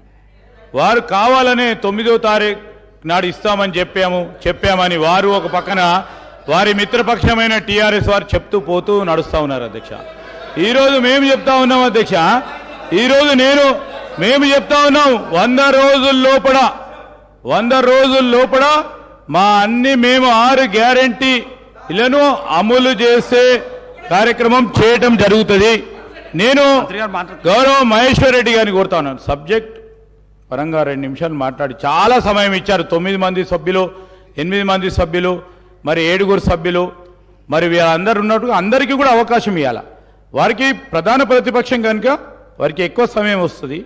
మరి వారంత సమయం రావాలని అనుకున్నప్పుడు మీరు ప్రధాన ప్రతిపక్షమై కూర్చునేందుకు ప్రయత్నం చేయండి. వారు మీ స్థానంలోకి వస్తారు, మరి అప్పుడు చూద్దాము. కానీ దయచేసి నేను గౌరవ శాసన సభాపతి గారిని కోరుతా ఉన్నాం అధ్యక్ష, గౌరవ శాసనం కంక్లూడ్ చేసి సార్ అధ్యక్ష, ఇంకా ఎంఐఎం వారు మాట్లాడేది ఉంది, సిపిఐ వారు మాట్లాడేది ఉంది, మళ్ళా మంత్రి గారు కూడా రిప్లై చేసేది ఉంది అధ్యక్ష. I would like to request honourable member to conclude. Maheshwari గారు మీరు కంప్లైంట్ చేయండి. అధ్యక్ష ఒక నిమిషం సార్, ఒక నిమిషం అధ్యక్ష. అధ్యక్ష ఆయన కంప్లైంట్ చేయండి. ఎందుకు అధ్యక్ష, ఎందుకు అధ్యక్ష మంత్రి గారు ఉలిక్కి పడుతున్నారు? నేను మాట్లాడితే లేస్తాడు ఎందుకు అధ్యక్ష? ఆయన గంటన్నర మాట్లాడితే లేవలే అధ్యక్ష, నేను మాట్లాడితే లేస్తాడు ఎందుకు అధ్యక్ష? ఎందుకు నన్ను టార్గెట్ చేస్తుండే అధ్యక్ష? ఏదో పర్సనల్గా నన్ను టార్గెట్ చేస్తుంటే అనిపిస్తుంది అధ్యక్ష. నాకు సమయం ఇవ్వద్దు అని నేను ఒకటే అడుగుతా ఉన్నాను అధ్యక్ష. వారు పాపం మాట్లాడలేరు అధ్యక్ష. 2 లక్షల రుణమాఫీ అని గట్టిగా మాట్లాడలేరు. ఎందుకంటే అధ్యక్ష వాళ్ళు కూడా ₹1,00,000 పూర్తిగా రుణమాఫీ చేయలేకపోయారు కాబట్టి మాట్లాడలేరు అధ్యక్ష. నిరుద్యోగ వృత్తి వాళ్ళు మాట్లాడలేరు అధ్యక్ష. నిరుద్యోగ వృత్తి వాళ్ళు మాట్లాడలేరు ఎందుకంటే వాళ్ళు నిరుద్యోగ వృత్తి ఇవ్వలేదు కదా. కాబట్టి మాట్లాడగలిగేది మేమే కదా అధ్యక్ష. మేము అక్కడ కూర్చుంటే అవసరం లేదు అధ్యక్ష. మొన్న 1కి 8 వచ్చాం, 8కి 80 అక్కడికే వస్తాం అధ్యక్ష నేరుగా. ఇది గుర్తుపెట్టుకోండి అధ్యక్ష. మేము ఇక్కడ కూర్చోవాల్సిన అవసరం లేదు అధ్యక్ష. మాకెవరు మిత్రపక్షాలు కారు అధ్యక్ష. ఏమైనా మిత్రపక్షాలు గతంలో పోటీ చేసుకున్న స్నేహం, పాత స్నేహం ఉంటే మీ మధ్యలో ఉంది అధ్యక్ష. పాతది ఇంకా ఫ్లేవర్ పోనట్టుంది, వాళ్ళ బంధుత్వం కానీ స్నేహం కానీ పాత స్నేహం అట్లే ఉండదు. నన్ను డిబేట్ చేస్తున్నా అధ్యక్ష. మీరు మాట్లాడిస్తారు ఇప్పుడు. మీకు ఒక్క నిమిషంలో కంప్లీట్ చేయండి. సార్ మేము 8 మంది ఉన్నాం సార్, మాకు క్యాలిక్యులేట్ చేసి టైం ఇవ్వండి. నిన్న ఎంఐఎం చేత టైం ఇచ్చారు సార్, నిన్న మీరు ఎంఐఎం చేత టైం ఇచ్చారు. క్యాలిక్యులేషన్ కూడా రెడీ ఉంది సార్, క్యాలిక్యులేషన్ కూడా రెడీ ఉంది సార్, క్యాలిక్యులేషన్ కూడా రెడీ ఉంది. చెప్పమంటే చెప్తాము. ఈరోజు బీజేపీ పార్టీ వారికి 60 నిమిషాలు అధ్యక్ష, 8 మంది సభ్యులకు కేవలం 4 నిమిషాలే మీరు కేటాయింపు చేయడం జరిగింది. చాలా సమయం ఇచ్చాను ఇప్పటికీ. మహేశ్వరి వీరికి ఎంతసేపు ఇచ్చారు సార్? నిన్న మాకు క్లారిఫికేషన్ కూడా ఇవ్వలేదు గారు. మీరు మాట్లాడుకొని మీరు లొల్లి పడి బయటపడుతుంది సార్. ఇది అన్యాయం సార్. ఇది మహేశ్వరి గారు మీరు కంప్లీట్ చేయకపోతే గౌరవ మంత్రి గారు మాట్లాడతారు. కంప్లీట్ అంటే ఒక్క నిమిషంలో మీరు కంక్లూడ్ చేసేయండి. ఒక్క సెకండ్ లో మీరు కంప్లీట్ చేయండి సార్. ఒక్క నిమిషంలో కంప్లీట్ ఎట్లయితే సార్? కంక్లూజన్ చాలా సమయం ఇచ్చిన, మీ సమయంతో వృధా చేసుకుంటారు మీరు అక్కడ ఇక్కడ మాట్లాడి. సార్ నేను ఒకటే తెలియజేస్తాను అధ్యక్ష, మరి 9వ తారీఖు గురించి కూడా మిస్గైడ్ చేశారు అధ్యక్ష మంత్రి గారు. 9వ తారీఖు మీ మేనిఫెస్టోలో మీరు పెట్టారా లేదా? 9వ తారీఖు మేనిఫెస్టోలో 2 లక్షల రుణమాఫీ చేస్తామని చెప్పారా లేదా? గెలిచిన వెంటనే చెప్పలేదంటే ఎట్లా కా నువ్వు? 9వ తారీఖు రోజు మీరు చూడండి మీ మేనిఫెస్టో, నా కాడ కాపీ ఉన్నది, 2 లక్షల రుణమాఫీ. అంతేకాదు అధ్యక్ష, అంతేకాదు అధ్యక్ష, మీరు గెలిచిన వెంటనే ₹500 బోనస్ ఇస్తామని చెప్పారు కదా అధ్యక్ష. మరి ₹500 బోనస్ ఎందుకు ఇవ్వలేదు అధ్యక్ష? ₹500 బోనస్ ఎప్పుడు ఇస్తారు? కొనుగోలు. గౌరవ మంత్రి గారు పొన్నం ప్రభాకర్ గారు. సార్ ఇప్పుడు మీరు ఇంతకుముందు వాళ్ళు మిమ్మల్ని విమర్శించినప్పుడల్లా మా వాళ్ళు కొద్దిగా కనీసం రిస్క్ వచ్చింది. ఎందుకంటే గవర్నమెంట్ మైండ్ సెట్ మారింది అధ్యక్ష. మీ ద్వారా సభ్యునికి తెలియజేస్తా ఉన్నాం. వాళ్ళేమో కేంద్ర ప్రభుత్వం నుంచి నిధులు తెచ్చుకోవద్దు, కేంద్ర గవర్నమెంట్ స్కీమ్స్ని ఇంప్లిమెంట్ చేసుకోవద్దని ఆలోచన ఉంది. కానీ ప్రస్తుత కాంగ్రెస్ ప్రభుత్వము కేంద్రంలో ఉన్న ఫెడరల్ సిస్టమ్ని దృష్టిలో పెట్టుకొని కేంద్రం నుంచి నిధులు తేవడానికి సానుకూలంగా ఉన్నాం. మీరు వీలైనంత వరకు మీరు కూడా రాష్ట్ర ప్రయోజనాలు దృష్టిలో పెట్టుకొని రాష్ట్ర ప్రజల దృష్టిలో పెట్టుకొని మీరు కూడా కేంద్రం నుంచి నిధులు రావడానికి ప్రయత్నం చేయండి. కానీ మీరేం చేసారు, మేమేం చేసినా 10 రోజులు ఓపిక పడతలేరు. ఎందుకు అధ్యక్ష? మీరు 10 సంవత్సరాల కింద 15,000 ఇస్తారే కాదు, గ్యాస్ దంచుతుంటే లేకపోతే అనేక రకాలుగా మొత్తం దేశాన్ని అమ్మేస్తుంటే మాట్లాడకుండా ఉగునా కొద్ది మీరు ఇట్లా ఈ విధంగా చెప్పుకుంటే పోతే కాదు కదా అధ్యక్ష. ఇలా దేశాన్ని మొత్తం మేమిద్దరము మాకిద్దరు అన్నట్టు అమ్మేస్తూ ఉంటుంటే మీరు ఇలా మాట్లాడితే ఎట్లా అధ్యక్ష? మేము అధ్యక్ష ఇలా అడుగుతా ఉన్నాం. ఇలా దేశంకు సంబంధించి మొత్తం వ్యవస్థలో కనీసం పార్లమెంట్ మీద దాడి జరిగితే కూడా చట్టసభలో అంతమంది నేను సస్పెండ్ చేసిన చరిత్ర ఎప్పుడైనా ఉందా అధ్యక్ష? వీళ్ళు మాట్లాడితే ఎట్లా ప్రజాస్వామ్యం గురించి, హామీల గురించి? ఓపిక ఉంటుంది, వాళ్ళకు కూడా చెప్తున్నాం, గౌరవ సభ్యులకు మీకు కూడా చెప్తాం అధ్యక్ష. మా ప్రభుత్వం ఇప్పుడే మేము తప్పకుండా హామీలు అమలు చేసే బాధ్యత మాది. గత 10 సంవత్సరాలుగా ప్రభుత్వ ఆర్థిక పరిస్థితి ప్రజలకు చెప్పాలని ప్రయత్నం చేస్తా ఉన్నాం. పరపతి గురించి మాట్లాడే గతంలో సభ్యుడు కూడా కాంగ్రెస్ కున్న పరపతి ఈ దేశంలో వేరే పార్టీకి లేదు అధ్యక్ష. ప్రభుత్వాన్ని నడపడము, పరపతి, గౌరవం కాపాడడం అనేటువంటిది కాంగ్రెస్ పార్టీకి సంబంధించిన ప్రతి నాయకుడికి వెన్నెరతో పెట్టే విద్య. కాబట్టి ఎక్కడ కూడా ఏ ఇబ్బంది లేదు. ఈ ప్రభుత్వాన్ని సమర్థవంతంగా 5 సంవత్సరాలు పరిపాలించి భవిష్యత్తులో కూడా మాకే మళ్ళీ ప్రజలు పట్టం కట్టే విధంగా పరిపాలన కొనసాగితే మీరు పరిశాన కాకండి, ఆందోళన చెందకండి, ఆరోగ్యం కాపాడుకొని కొద్ది రోజులు ఓపిక కొట్టండి, నిమ్మలంగా ఉండండి. తప్పకుండా 10 రోజులకి టీఆర్ఎస్ పార్టీ ప్రతిపక్ష సభ్యులు కావచ్చు, మీరు కావచ్చు, కొద్దిగా ఓపిక కొట్టమని కోరుతా ఉన్నా దయచేసి మీ ద్వారా వాళ్ళందరికీ కూడా. మహేశ్వర రెడ్డి గారు, మీరు ఇచ్చిన సమయం కంటే చాలా ఎక్కువైంది. మీరు ఒక్క సెకండ్ లో కంప్లీట్ చేయకపోతే గౌరవ మంత్రి గారికి ఇస్తాను. ఇప్పుడు వారు ఏం మాట్లాడుతున్నారు అధ్యక్ష? సంబంధం ఉన్న మీరు కంప్లీట్ చేయండి. మీరు సబ్జెక్ట్ సబ్జెక్ట్ మంత్రి గారు కాబట్టి ఏం మాట్లాడినా మీరు మైక్ ఇస్తారు, మంత్రి గారు కాబట్టి ఏం మాట్లాడినా నడుస్తుంది. కంప్లీట్ చేయండి. వారు మాట్లాడింది ఏంది అధ్యక్ష? సంబంధం ఉన్న అంశం అధ్యక్ష. ఇది దాని మీద చర్చ పెట్టమండి, మేము చర్చకు సిద్ధంగా ఉన్నాం. దానికి టైం ఇవ్వమండి, అలకేట్ చేయమండి, దేనికైనా సిద్ధంగా ఉన్నాం. ఇష్టానుసారంగా వారు మాట్లాడితే ఎట్లా? సబ్జెక్ట్ ఏదంటే ఏం మాట్లాడుతున్నారు అధ్యక్ష? నేను సంబంధం లేదు, ఏం మాట్లాడలేదు. నేనేమన్నా ప్రభుత్వం మైండ్ సెట్ మారింది. ప్రభుత్వము కేంద్రం నుంచి కూడా నిధులు తెచ్చుకోవడానికి సానుకూలంగా ఉంది, తెలంగాణ ప్రజల ఆకాంక్షలకు అనుగుణంగా. మీరు అందుకే సహకరిస్తామంటే నేను తప్పు మాట్లాడినంటారు ఏంది? నేనేం తప్పు మాట్లాడిన అధ్యక్ష? తెలంగాణ ప్రజలు సహకరించారా? మీరు సహకరించమని అడిగితే కూడా మీరు ఇట్లా మాట్లాడితే ఎట్లా? మీరు చెప్పండి సహకరించమని. మా ప్రభుత్వాన్ని విమర్శ చేయడానికి మీ పరిమితం అని చెప్పండి. మేము ఇచ్చిన హామీలు అమలు చేయడానికి కేంద్రం ఏం సహకారం చేస్తూ చేయించు. గ్యాస్ సబ్సిడీ 500 కదా, మీరు 500 ఇచ్చే అవసరం లేదు, కేంద్రమే మేము బరువు మోస్తామని చెప్పండి. అట్లా చేతనవుతుందా? ఆ పార్టీని మీరు ఒప్పియగలుగుతారా కేంద్రం ఉన్నటువంటి వాళ్ళను? అసలు మీ దగ్గర మీ పార్టీలో మీకు సంబంధించిన మాటనే లేదు. వీళ్ళకి నిజంగా ఒకరు చిత్తశుద్ధి ఉంటే నిండు పార్లమెంటులా తెలంగాణ తెచ్చుకున్న విధానాన్ని అవమానపరిచిన వీళ్ళు ఇంకా బీజేపీలు ఉన్నారంటేనే ఈ తెలంగాణ ప్రజలకు అవమానకరం అధ్యక్ష. ఏ దేశానికి అవమానం. తెలంగాణను కిచ్చపరిచారు, తెలంగాణ అమరవీరులకు కిచ్చపరిచారు. వీళ్ళు మాట్లాడితే ఎట్లా అధ్యక్ష? అరే బీజేపీ గురించి మాట్లాడుతున్నాం, రాజ్యసభలో బతిలారు తెచ్చుకొని ఇవాళ బీజేపీ గురించి మాట్లాడు. నేను మళ్ళా ఆర్గ్యుమెంట్ అధ్యక్ష.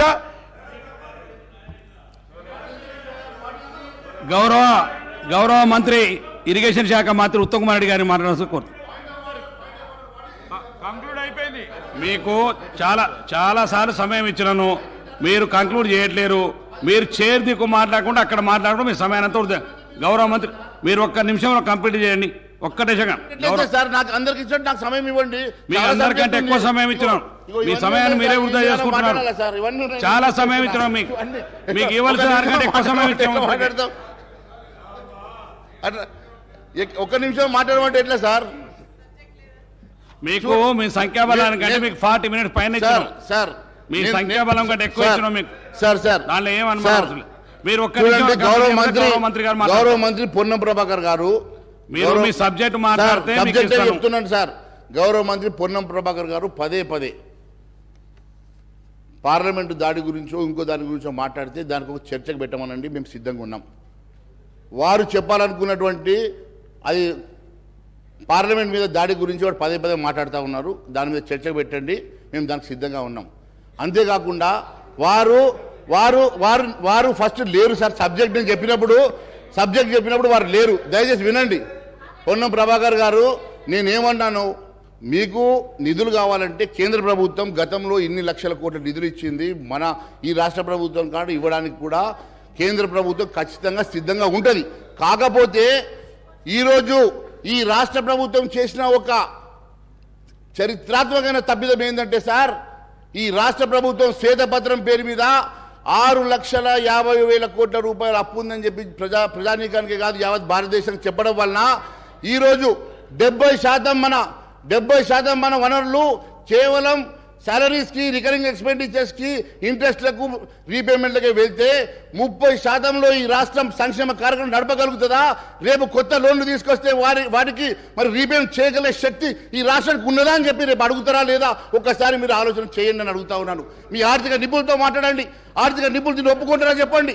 మీరు ఒక చిన్న బ్యాంకుకు వెళ్ళి 1 లక్ష రూపాయలు లోన్ అడిగితే 100 పేపర్లు అడిగేటప్పుడు ఈరోజు లక్షల కోట్ల రూపాయలు మీరు నిధులు తీసుకురావాలన్నా, లోన్ తీసుకురావాలంటే ఏ రకంగా రీపేమెంట్ చేస్తారో మరి రాష్ట్రాన్ని అడుగుతారు కదా. ఈ రకంగా మీరు యావత్ రాష్ట్రానికి సంబంధించినటువంటి పూర్తి మరి అంశాన్ని 6,50,000 కోట్ల రూపాయల అప్పులను తీసుకొచ్చి ఇలా మీరు ఈ రకంగా సభలో పెట్టి యావత్ దేశానికి మీరు చెప్పిందంటే ఏ రకంగా మనం ముందుకెళ్తాం, ఏ రకంగా లోన్లు వస్తాయి?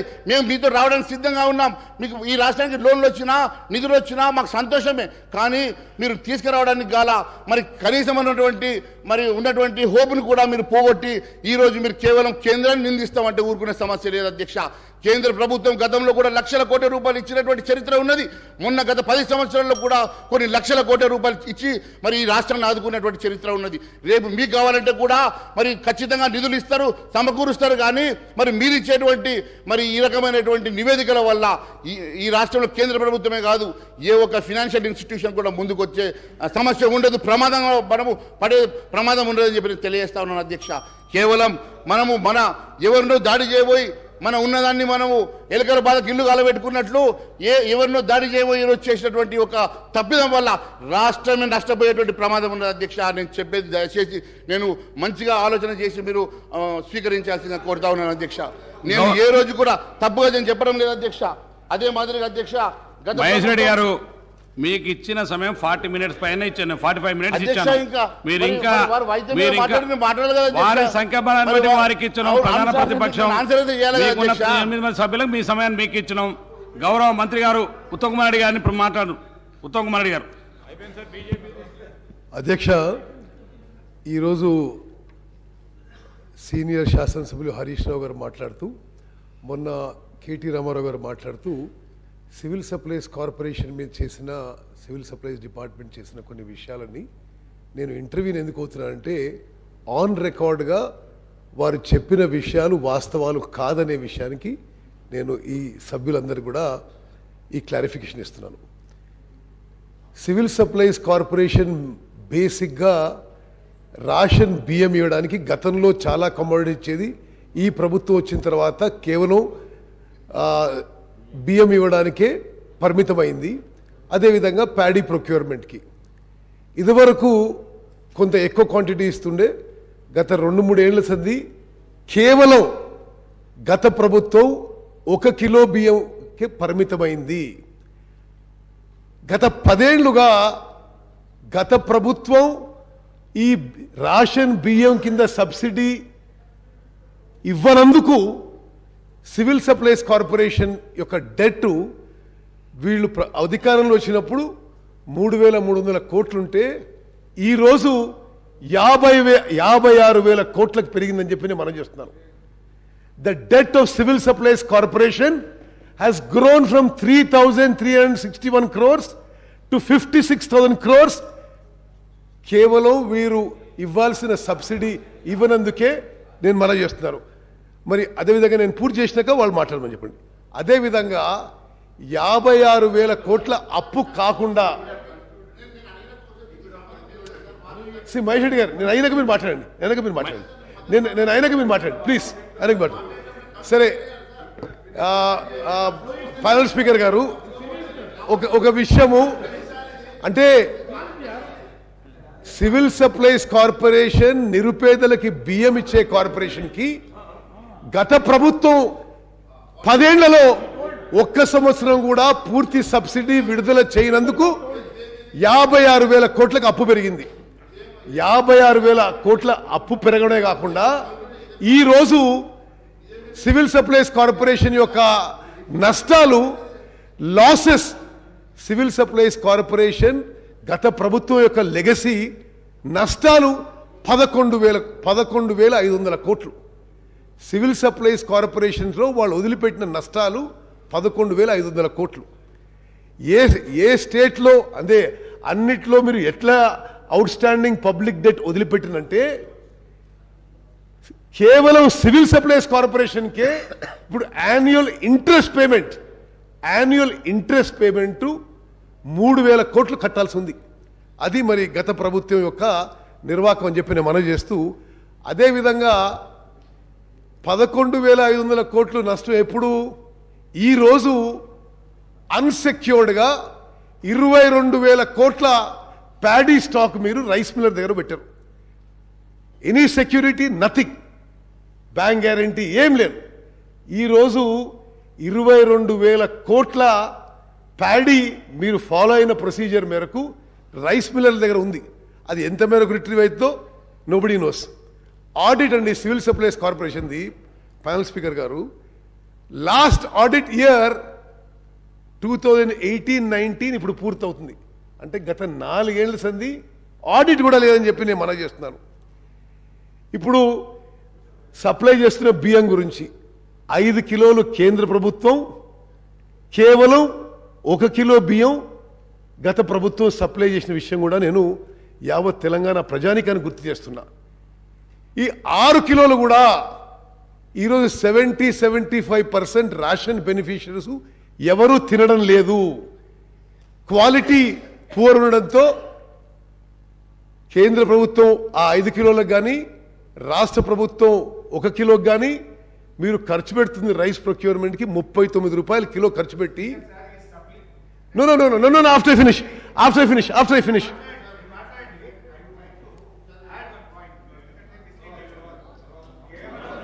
అరే నేను అయిపోయినా మా హరీష్ రావు గారు, మీరు గంటలు మాట్లాడుతూ సపడే కూర్చున్నావు. సరే లెట్ మీ కంప్లీట్. ఈ 6 కిలోల బియ్యం ఏది కేంద్ర మీకు ఇస్తాను, వారి మాట్లాడి మీరు మాట్లాడి కూర్చోండి, మీకు ఇస్తాను, వారు మాట్లాడి మీకు ఇస్తాను, కూర్చోండి. వారిని మాట్లాడండి, తర్వాత మీకు ఇస్తాను, కూర్చోండి. ఇస్తాను మీకు మీకు ఇస్తారు, కూర్చోండి, మీకు ఇస్తాను హరీశ్రావు గారు, కూర్చోండి. సరే ఇప్పుడు ఈ 6 కిలోల బియ్యం అంటే ఒక్కొక్క కిలో బియ్యం కేంద్ర ప్రభుత్వం కానీ రాష్ట్ర ప్రభుత్వం కానీ 39 రూపాయల కిలోకి ప్రొక్యూర్మెంట్ చేసి ఈ రాష్ట్రంలో ఈరోజు ఆ రైస్ క్వాలిటీ ఎట్లుందంటే 70-75% రేషన్ బియ్యం ఈరోజు డైవర్ట్ అవ్వడం, మిస్యూజ్ కావడం, వేరే యూస్ జరగడం మీ అందరికీ తెలిసిన విషయమే.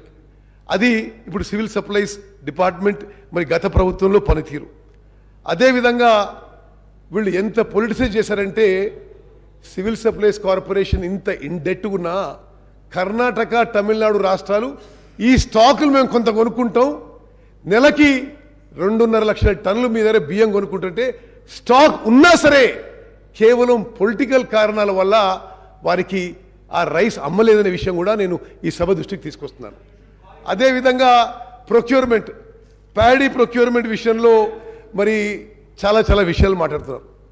ప్యాడీ ప్రొక్యూర్మెంటు సెంట్రల్ గవర్నమెంట్ ఇవ్వాల్సిన డబ్బులు కూడా ఎన్నో సంవత్సరాల నుంచి సరే కొంత సెంట్రల్ గవర్నమెంట్ ఫెయిలియర్ ఉన్నా డాక్యుమెంటేషన్ సరిగ్గా చేయనందువల్ల కొన్ని వేల కోట్లు సెంట్రల్ గవర్నమెంట్ నుంచి కూడా రావాల్సింది. మీరు సబ్సిడీ ఇవ్వరు రైస్ కింద, ప్రొక్యూర్మెంట్ కింద సెంట్రల్ గవర్నమెంట్ డిలే చేస్తుంది. మరి ఈ విధంగా సివిల్ సప్లైస్ కార్పొరేషన్ ఈరోజు 56,000 కోట్ల అప్పు, 11,000 కోట్ల నష్టంలో ఉన్న విషయం కూడా నేను మనవి చేస్తున్నాను. అదేవిధంగా హరీష్ రావు గారు మీరు కొత్త ప్రాజెక్టులు మాట్లాడారు, ఎంక్వైరీ చేయండి అన్నారు. తప్పనిసరిగా చేస్తాము, చేసిన వాళ్ళకి శిక్ష పడుతుందని చెప్పి కూడా నేను మనవి చేస్తున్నా. మరి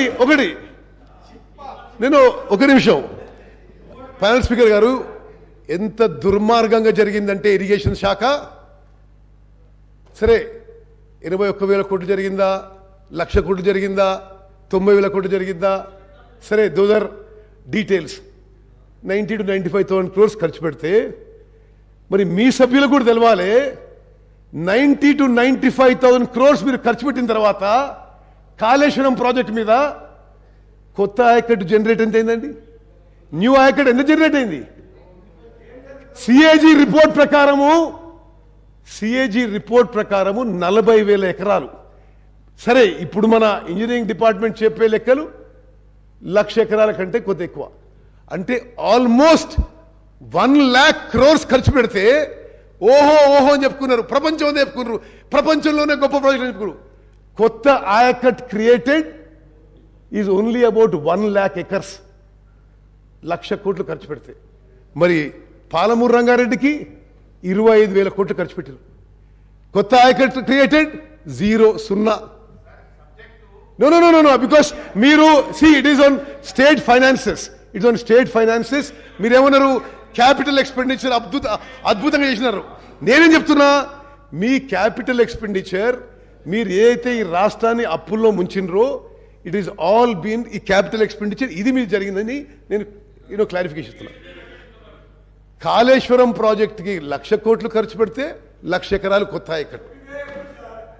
పాలమూరు రంగారెడ్డికి 25,000 కోట్లు ఖర్చు పెడితే పాలమూరు రంగారెడ్డి 25,000 కోట్లు ఖర్చు పెడితే కొత్త ఆయకట్టు క్రియేటెడ్ 0 ఎకర్స్. సీతారాం సాగర్ కి 7,500 కోట్లు ఖర్చు పెడితే కొత్త ఆయకట్టు క్రియేటెడ్ 0 ఎకర్స్. అంటే ఇన్ని లక్షల కోట్లు అప్పులు తీసుకొచ్చి మీరు కొత్త ఆయకట్టు క్రియేట్ చేయకుంటే ఈ రాష్ట్రాన్ని అప్పులో ముంచిన వాళ్ళు కాదా అని నేను అడుగుతున్నా. అదేవిధంగా స్పీకర్ గారు ఇది మొత్తం శాసనసభకి తెలంగాణ ప్రజానీకాన్ని జరగాలి. మేడిగడ్డలో జరిగిన విషయం క్రిమినల్ నెగ్లిజెన్స్. వరుస సమీక్షల తర్వాత నేను చెప్తున్నా, Medigadda barrage purely design, purely built.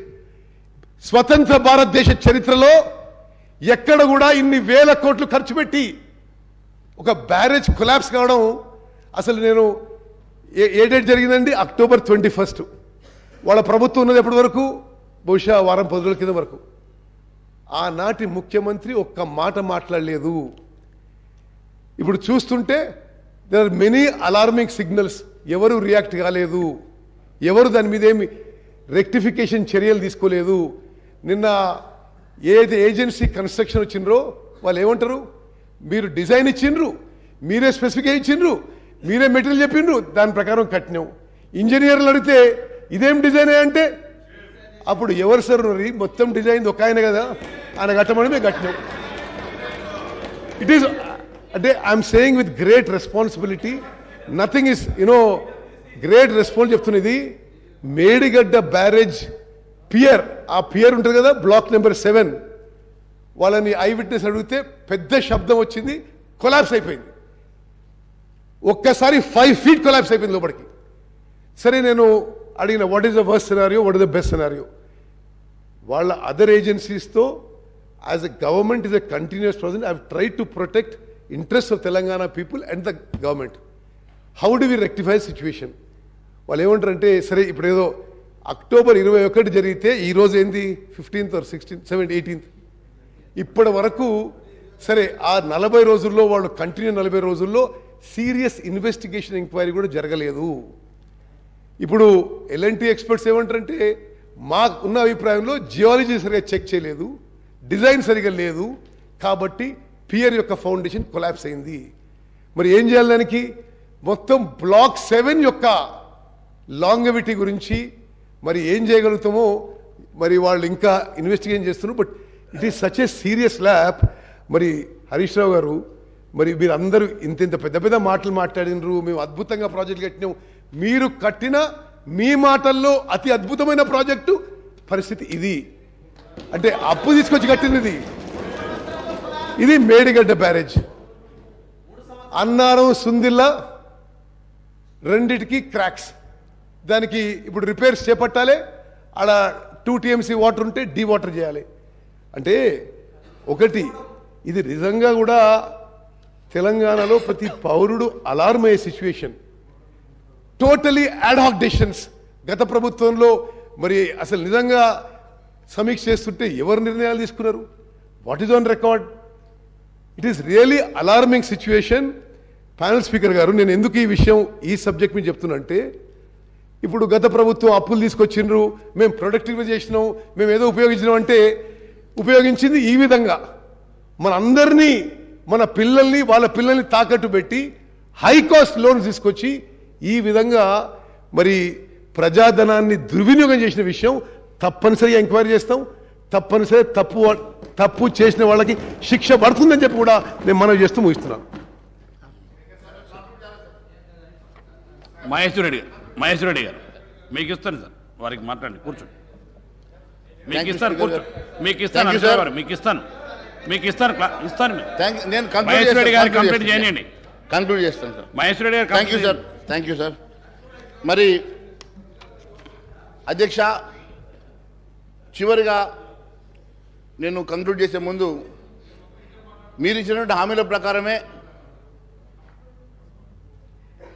Rythu Bandhu ఎప్పటికీ పూర్తి చేస్తారు, రైతులకు ఇవ్వాల్సినటువంటి 500 రూపాయల బోనస్ మరి ఇప్పుడు ఇమ్మీడియట్గా ఈ సీజన్లో స్టార్ట్ చేస్తారా? 9వ తారీఖు ఈ నెల 9వ తారీఖు మీరు ఇస్తామన్నటువంటి 9వ తారీఖు ఇస్తామన్నటువంటి రుణమాఫీ ఎప్పటిలో గల చేస్తారు? మరి ప్రభుత్వం ప్రజలకు క్లారిఫికేషన్ ఇవ్వాల్సినటువంటి అవసరం ఉన్నది అధ్యక్ష. అంతేకాదు అధ్యక్ష మహేష్ రెడ్డి గారు, మరి మీ ఒక్కొక్క ఎంపీ దగ్గర 300 కోట్లు ఉన్నాయి కదా, అవన్నీ తీసుకొచ్చి అన్ని వస్తాం మేము, ఫిగర్ పడకండి. మహేష్ రెడ్డి గారు, మరి అధ్యక్ష ఈ రకంగా మీరు కంక్లూడ్ చేసేయండి. యా మీకు ఇచ్చి ఇన్నిసార్లు సమయం అదే మాదిరిగా చేస్తున్నారు. కంక్లూడ్ చేస్తున్నాను. సమయాన్ని వృధా చేస్తున్నారు. అదే మాదిరిగా గౌరవ ముఖ్యమంత్రి గారిని మీ ద్వారా అడుగుతా ఉన్నాను అధ్యక్ష. కనీసం మన రెవెన్యూ పెంచడానికి గత ప్రభుత్వం అమ్మినట్లు మరి హైదరాబాద్ చుట్టూ భూములు అమ్మాలనుకుంటున్నారా? మరి అంతేకాకుండా ఎందుకంటే గతంలో భూములు అమ్మేటప్పుడు వారితో పాటు నేను కూడా ఉద్యోగం చేసిన అధ్యక్ష, వారితో పాటు నేను కూడా ఉన్నాను కాబట్టి వారికి తెలుసు. మరి అంతేకాకుండా మరి చాలా అంశాలలో వారు మాట్లాడారు. ఐటీ సెజ్కి సంబంధించిన భూములు ఇలా కమర్షియల్ రెసిడెన్షియల్ భూములుగా మారాయి. రెసిడెన్షియల్ కమర్షియల్ భూములుగా మారి కోట్ల రూపాయలకు అమ్ముడుపోతూ ఉన్నాయి. దీని మీద వేల కోట్ల రూపాయల కుంభకోణం ఉందని చెప్పి వారి గతంలో చెప్పిన మాట నాకు గుర్తున్నది అధ్యక్ష. మరి వాటి మీద మరి చర్యలు తీసుకుంటారా? అదే మాదిరిగా ప్రభుత్వ భూములను ఐడెంటిఫై చేస్తారా? వాటన్నిటికి కూడా మరి సేఫ్ గార్డ్ చేయడానికి ఏమైనా కార్యాచరణ చేస్తారా? మరి వారితో పాటు ఈ రెవెన్యూ పెంచుకోవడానికి కానీ లేకపోతే రేపు మీరు ఇచ్చినటువంటి హామీలు అంటే రాష్ట్ర ప్రజలకు రావాల్సినటువంటి సంక్షేమ కార్యక్రమాల కోసం మీరు మొబిలైజ్ చేయాలనుకున్నటువంటి దాంట్లో మా వంతు సహాయ సహకారం ఉంటే కూడా మా పార్టీ తరఫున మేము ఖచ్చితంగా మీకు సాయం చేయడానికి మేము సిద్ధంగా ఉంటాం. ఖచ్చితంగా మేము తెలియజేస్తూ ఉన్నాం. మరి అంతేకాకుండా మీరు ఇచ్చినటువంటి ప్రతి హామీ నెరవేర్చాలని చెప్పేసి మీ ద్వారా ముఖ్యమంత్రి గారిని కోరుతూ ప్రజల సంక్షేమమే ముఖ్యం, ప్రజలకు అందుకోవాల్సినటువంటి సంక్షేమ కార్యక్రమం ప్రజలకు అందే విధంగా చర్యలు తీసుకోవాల్సిందిగా కోరుతా ఉన్నాను. Thank you sir.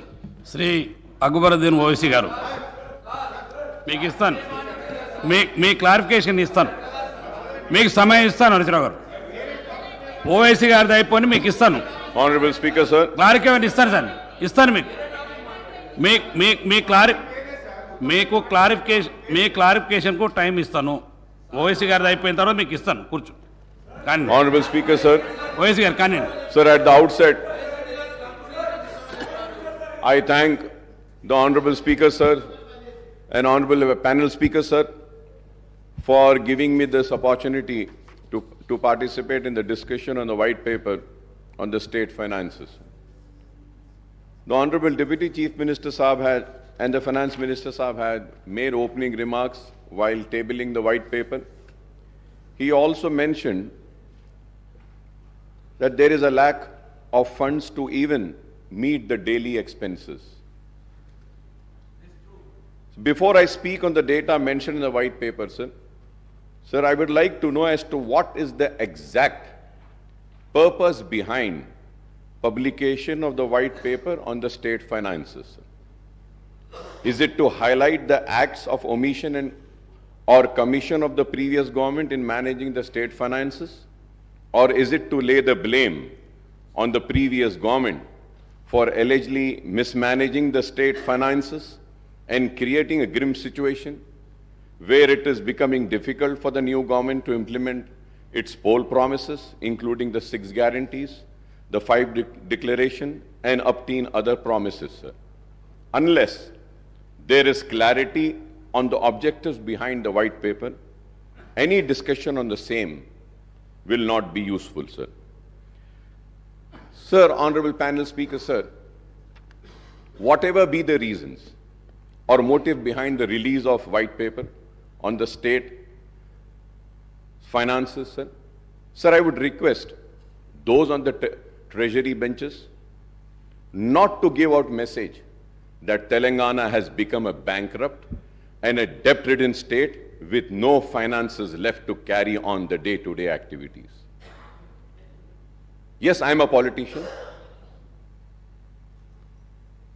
मैं सियासतदान हूं जरूर, लेकिन मेरे सियासी मकासद, मेरे सियासी कामयाबियों से बढ़कर अगर कोई चीज है तो मेरे लिए मेरा मुल्क है, मेरी रियासत है और मेरे लिए मेरा तेलंगाना।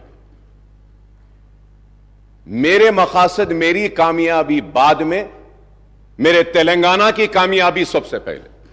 मैं ये चाहता हूं those on the treasury benches and the opposition benches may have political scores to settle with one another, but this does not give a good message across the country, more so to those in residencies Andhra Pradesh who were opposed to the formation of Telangana state.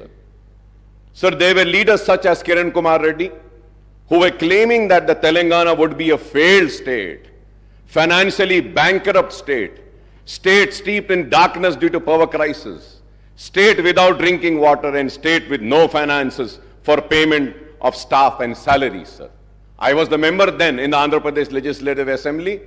I have seen with my own eyes and I am witness to it. A PowerPoint presentation was also made.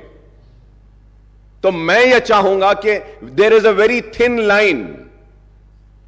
Yes, as a politician we need to support and we need to protect our political interest. But at the same time, it's not just mine, it's the responsibility of all of us sitting here to first come forward and protect the interest of the state and see that the integrity and the credibility of state is not lost. But I'm saddened, sir, today when I see all these debate. I also understand why does the white paper talk about the resources spent in Telangana region in United Andhra Pradesh, sir. Sir, we may have political differences and divergent views of state finances, but let us not give the message that Telangana is not a viable state. Telangana is a viable state, sir. Let us make it loud and clear for the investors and the people coming here that this state is viable. You are welcome. Please come. We have power. We have water. We have lands. We want you to come and establish your industries, sir. Sir, the state has borrowed money and added to its debt, but the state has made progress and development in all sectors beside providing welfare to all the sections of society, sir. Sir, I was just seeing the white paper, sir. So I'm talking about the government of India, sir. India budgets versus expenditure. But we could have mentioned about the depth of the central government also, sir. Sir, which has increased. Honorable ex-MP is also here, and Honorable CM Saab also has been a member of parliament. If I am wrong, please correct me, sir. So the debt burden of government of India, which has increased from 44,25,347.66 crores in 2013 and 14 to rupees now 1,52,53,915.16 crores. 152 lakhs crores in the current financial year for the year 23 and 24, sir. The central government debt has increased to rupees 1,08,28,568 crores in absolute term. That is an increase of 244.69% in 10 years. In 10 years, sir. Sir, going further ahead, sir, on the Telangana State Finances White Paper, sir. Sir, Honorable Panel Speaker, sir. Sir, I have a strong objection, sir. The reason is that when we are discussing on these papers laid, these figures should be accurate, sir. It cannot be a difference of 0.01 also. But it is so unfortunate, sir. So I have gone through each and every page, sir.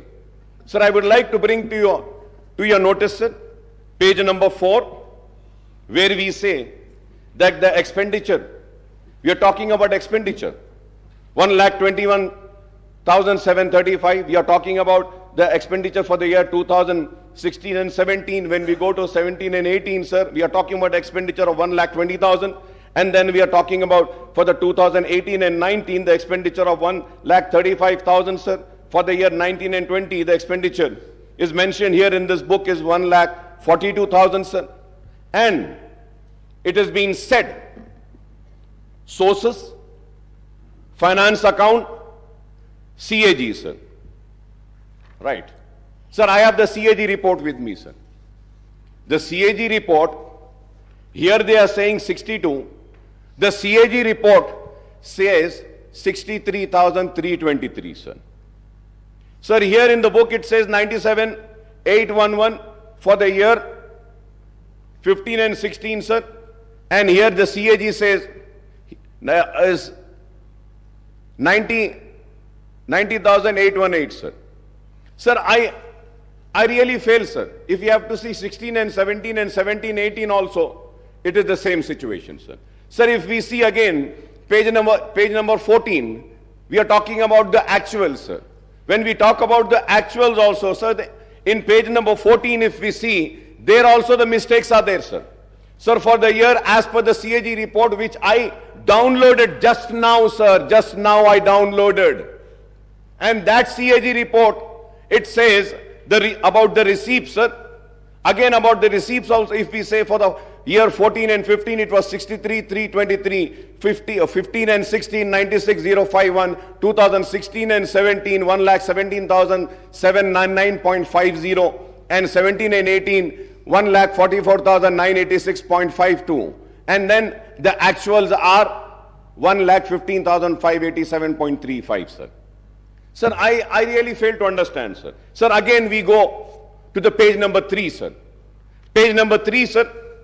Sir, it is written about Karnataka, budget estimate, actual expenditure, and actual expenditure of budget, sir. Sir, now I got the CAG report, sir, I just downloaded. It says the estimate, sir, and the actual expenditure. If we have to see, sir, the actual expenditure mentioned in the white paper laid in this house says 2,61,000. But the CAG report says about Karnataka is 2,49,506.52. So I just want to know, shall I believe this book? Shall I trust this white paper? I'll go further ahead, sir. Sir, I'll go further ahead, sir. On page number 7, sir, United Andhra Pradesh budget versus expenditure, sir. Sir, the budget estimates for the year 2004 and 5, 51,142. Sir, for 2005 and 6, budget estimate 55,331, sir. Sir, I got the books, and the books are saying it is 38,077. Sir, for the 2006 and 7, this white paper is saying 63,528, but the actual is 48,653, sir. Sir, I'll go further ahead, sir. मैं और आगे बढ़ता हूं, sir. Sir, when I see this, resources spent in Telangana region in United Andhra Pradesh, sir. Sir, इस पे मैं तफसील से बोलने से पहले, sir, now, अगर हम देखते हैं, sir, combined state का, if we have to see for 2004 and 5 and 5 and 6, यहीं पर आपकी किताब में in the same book, the figures are not matching. I just read the figures earlier and I turn the page and see the figures for the same year.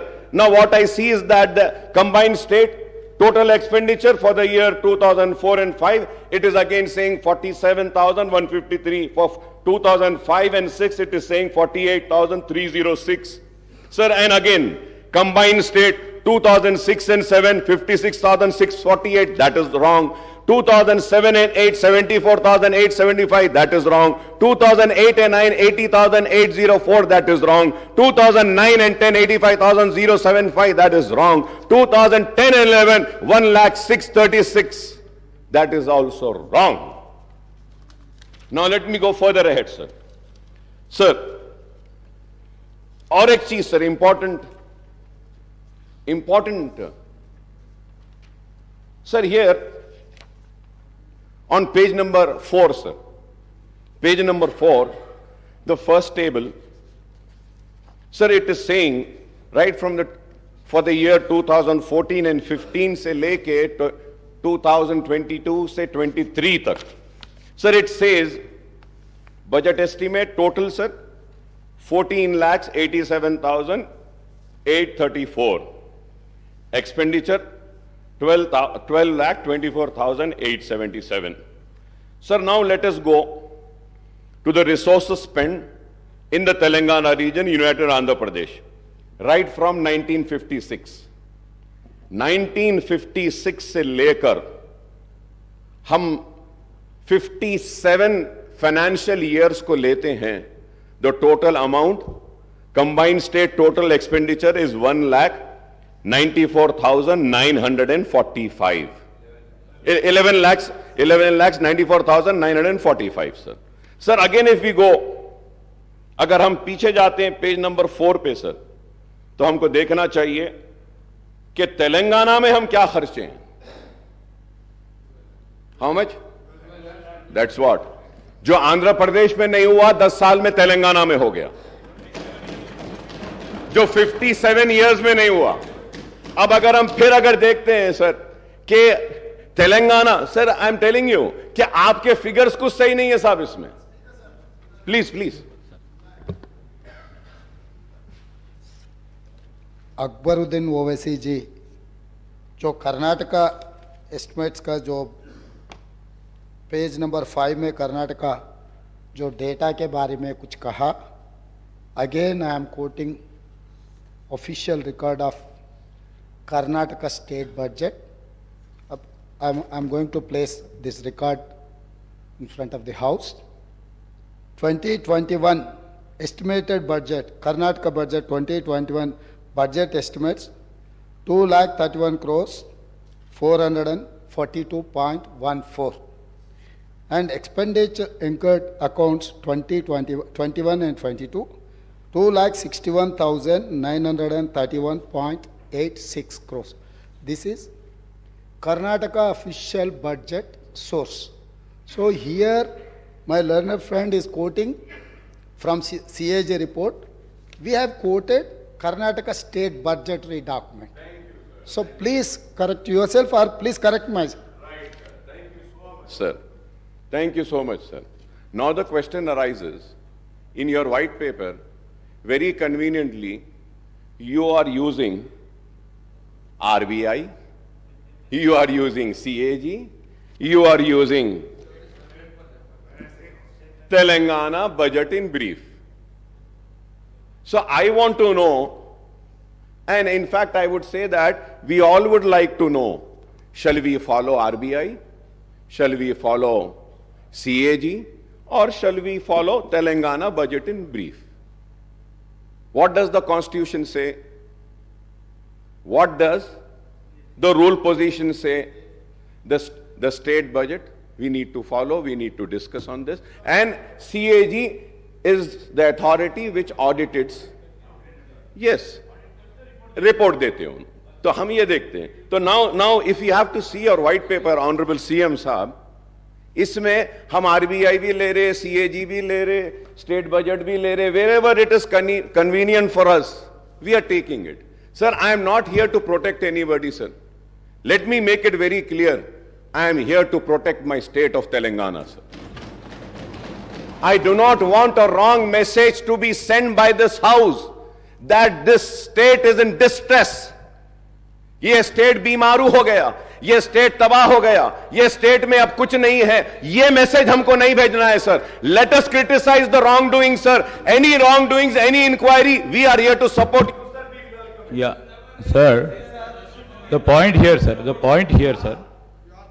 Sir, ఇక్కడ ఈరోజు white paper పెట్టడానికి కారణము state ఏదో డెఫిసిట్గా పోతుందని, state రేపొద్దున రాబోయే కాలంలో ఏం చేయలేని పరిస్థితిలో ఉందని, ఈరోజు స్టేట్ ఫినాన్సెస్ బాగాలేవని అని ఫోకస్ మొత్తం గ్లోబల్ లెవెల్లో చేయడం కాదు. ప్రోగ్రెస్ రిపోర్ట్ అధ్యక్ష, simple progress report of 10 years of their rule. Simple progress report. అప్పులేంది సార్, అప్పులు చేయంది ఏ రాష్ట్రం ముందుకు పోలేదు. అప్పులు సరియైన విధానంలో ఖర్చు పెట్టినరో లేదో చెప్పటానికే ఈ రాష్ట్ర జనాభాకి ఈ రాష్ట్ర ప్రజలకు చెప్పటానికి ఉన్నాం. రేపొద్దుగాల కూడా రేపొద్దున tomorrow we stand here not to showcase, here we are here to see our state and put forward state as a developed state tomorrow. Sir, here I would like to tell you, and honorable member who is a senior member too, we are here to put a progress report of the last 10 years, sir. We will take this state from here as the first state of India in terms of developmental statistics. We will prove it after 5 years. This, honorable Speaker, sir. Sir, I thank Legislative Affairs Minister Saab for his words. This was what I want, sir. This was what I was wanting. I am not wanting a wrong message to go out of this house. Thank you very much. And we are also there. We will support you to make the state #1 state in the country. We will lend our support. Our criticism is going to be constructive. If I am criticizing this book, it is not that I am coming for TRS or BRS, sir. No, sir. I am just trying to correct this. From last 25 years, sir, I stand and I scream and I shout and I say that, for God's sake, for heaven's sake, give us the right figures. But the bureaucrats sitting there, who are supposed to be very learned, very educated, they fail to give proper information. They fail to give us the right figures. And action should be initiated on those such bureaucrats who mislead this house. We are led by the information provided by the bureaucrats and the department. Let it be the Honorable Chief Minister, let it be the leader of the opposition, let it be any floor leaders, let it be any legislatures. We follow the book and what has been tabled in the house. So let us make sure that whatever is being tabled is accurate and right. And any time if it is found to be wrong, an action will be initiated against those officers. This is what I want, sir. This is what I want. But it is so sad, sir. When I go further ahead also, sir, again when I go on the outstanding debt trend, sir, page number 18, what is it saying, sir, from the year 2014, 15, 15, 16 se lekar 23, 24 tak, sir. Sir, this table is saying that this source is RBI. The source is RBI. My source is this.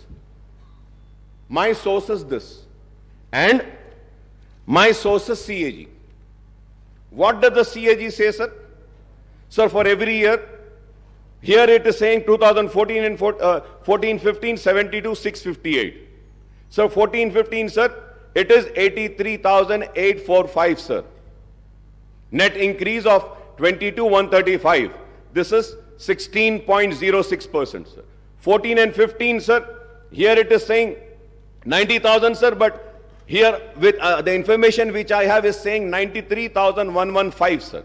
Sir, the information which I gathered is not my information, sir. Sir, I just downloaded it from CAG site, sir. Kindly go through, sir. With all responsibility, I'm saying this, sir. Sir, if we have to see 16 and 17, sir, this book says 16 and 17, this book says 81,821, sir. But as per my information, sir, the actual is 1,27,828, sir. Sir, 17 and 18, 1,60,269 is in the book. And CAG says 1,27,000, sir. 17 and 18, sir. 17 and 18, 1,60,000. The CAG says 1,52,000 and change, sir.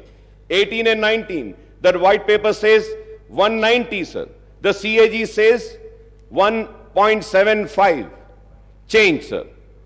And 19 and 20, if you have 20 and 21, sir, the outstanding debt in this white paper is saying 2,71,000, sir.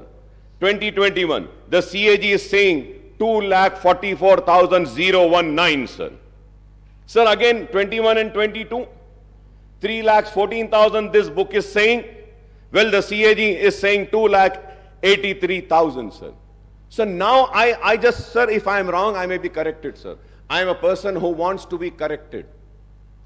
I want to be corrected, sir. Sir, I want to know which book should I follow, which figures should I see. I will see the same figures, sir. CAG देखना है, CAG देखूंगा. नहीं, ये book आपकी सही है, तो मैं इसको देखूंगा. Sir, again, if we have to go, sir, on the page number 29, sir, expenditures on salary and pension, sir. Salary and pension, sir.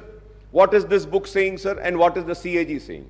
The CAG, आप देखते हैं, sir, for the year 18 and 19, the total salaries and pensions are 32,378.19. And what does the white paper says? 38,210. Sir, CAG says for the year 19 and 20, total salaries and pension 34,289. The white paper says 39,147.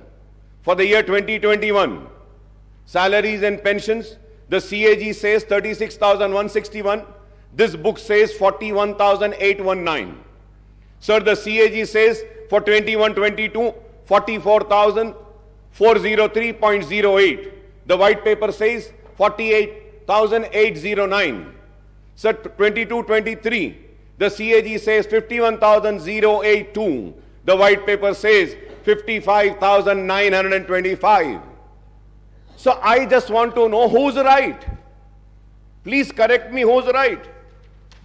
अब ये पूरे इसमें, sir, it took so much of time to go through, to study.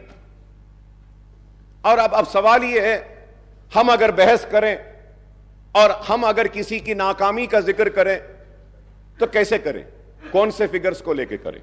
So going. Sir, as far my knowledge goes, I also stand corrected. I was just talking to the secretary. Sir, here in the page number 18, if you see, sir, here we have to see what is important to note is that the debt figures stated above do not include the off-budget borrowings of the government.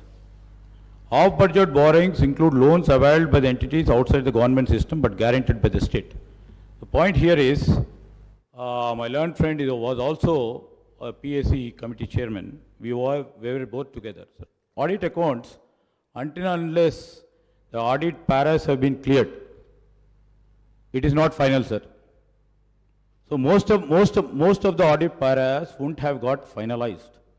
So that may have the reason the RBI report and the audit report is differing.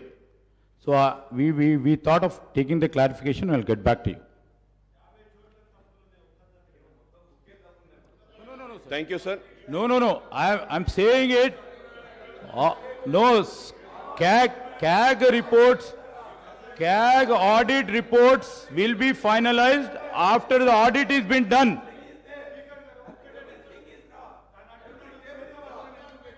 Honorable Speaker, sir. It's well taken, sir. I take what Honorable Legislature Minister Saab had said, sir. But Honorable Minister Saab, please, I don't want to go in that argument because there are many other things which needs to be discussed. Sir, I just want to mention one thing. Kindly, sir, please see page 7 in table number 3 and page 10 in table number 5. Same financial figures are different, sir. अब यहां भी auditing होना बाकी है क्या साहब? अब आप बोलिए, क्या यहां भी होना बाकी है? इसमें भी इट इज डिफरेंट. अरे आप एक पेज पे एक फिगर दे रहे हैं, उसके बाद में आप जा रहे हैं, तो you should repeat the same figure which you have mentioned earlier. कैसा है बोलो आप? Sir, what has happened in the past is the fact. And you have inherited the state finances with a change of government in the state. Now it is the responsibility of the new government to take the state forward. As also, sir, about depth also, sir. Page 18, table 8, we are telling the figures which are accounted, sir. Honorable Speaker, sir, I want to correct. Sir, on page 18, table 8, We are talking about the figures which are already accounted, not estimated. Please see the budget brief book, sir. I will send it to you, sir. So, anyway, I don't want to go into that because there are many other issues. But this shows the seriousness. This shows the seriousness, and this also shows what message we are sending out. I do not want to go into that. What is that message? People are very intelligent to understand, sir. Sir, when I spoke on the governor's address, I had requested the new government to come up with a white paper on financial implications of the poll promises, guarantees and declaration of Congress, and the time frame proposed by the new government for implementation of all promises, guarantees and declaration. I was expecting that in this white paper, though that white paper will also be there. I was searching for it, but I couldn't search. So probably next session, I expect that, sir. I understand that the guarantee, declaration and other promises are unconditional without laying down any restrictions on eligibility of the beneficiaries, sir.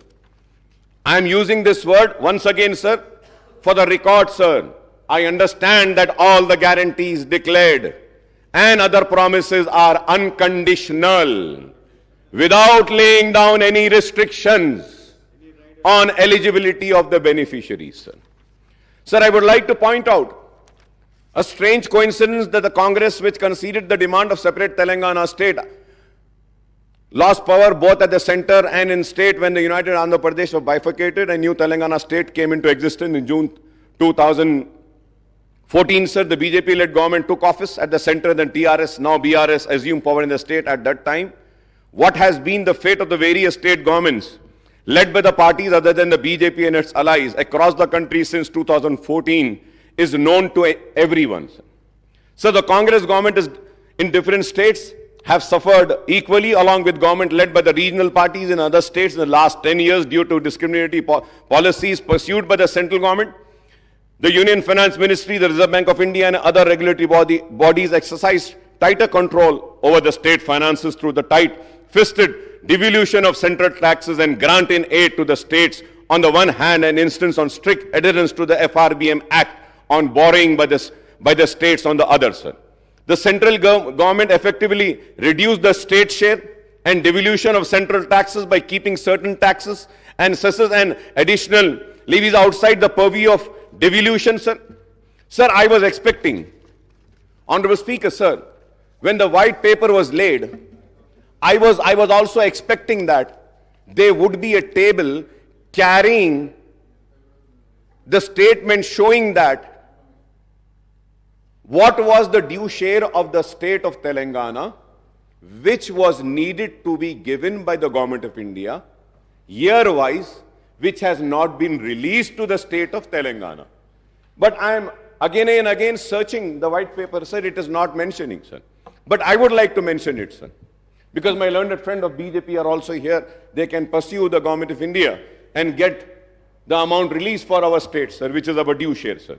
Sir, state share and central taxes, sir, right from the year 2014 and 15 and 16, 17, the total amount in budget estimate was 1,42,843.82, sir. Central taxes, sir.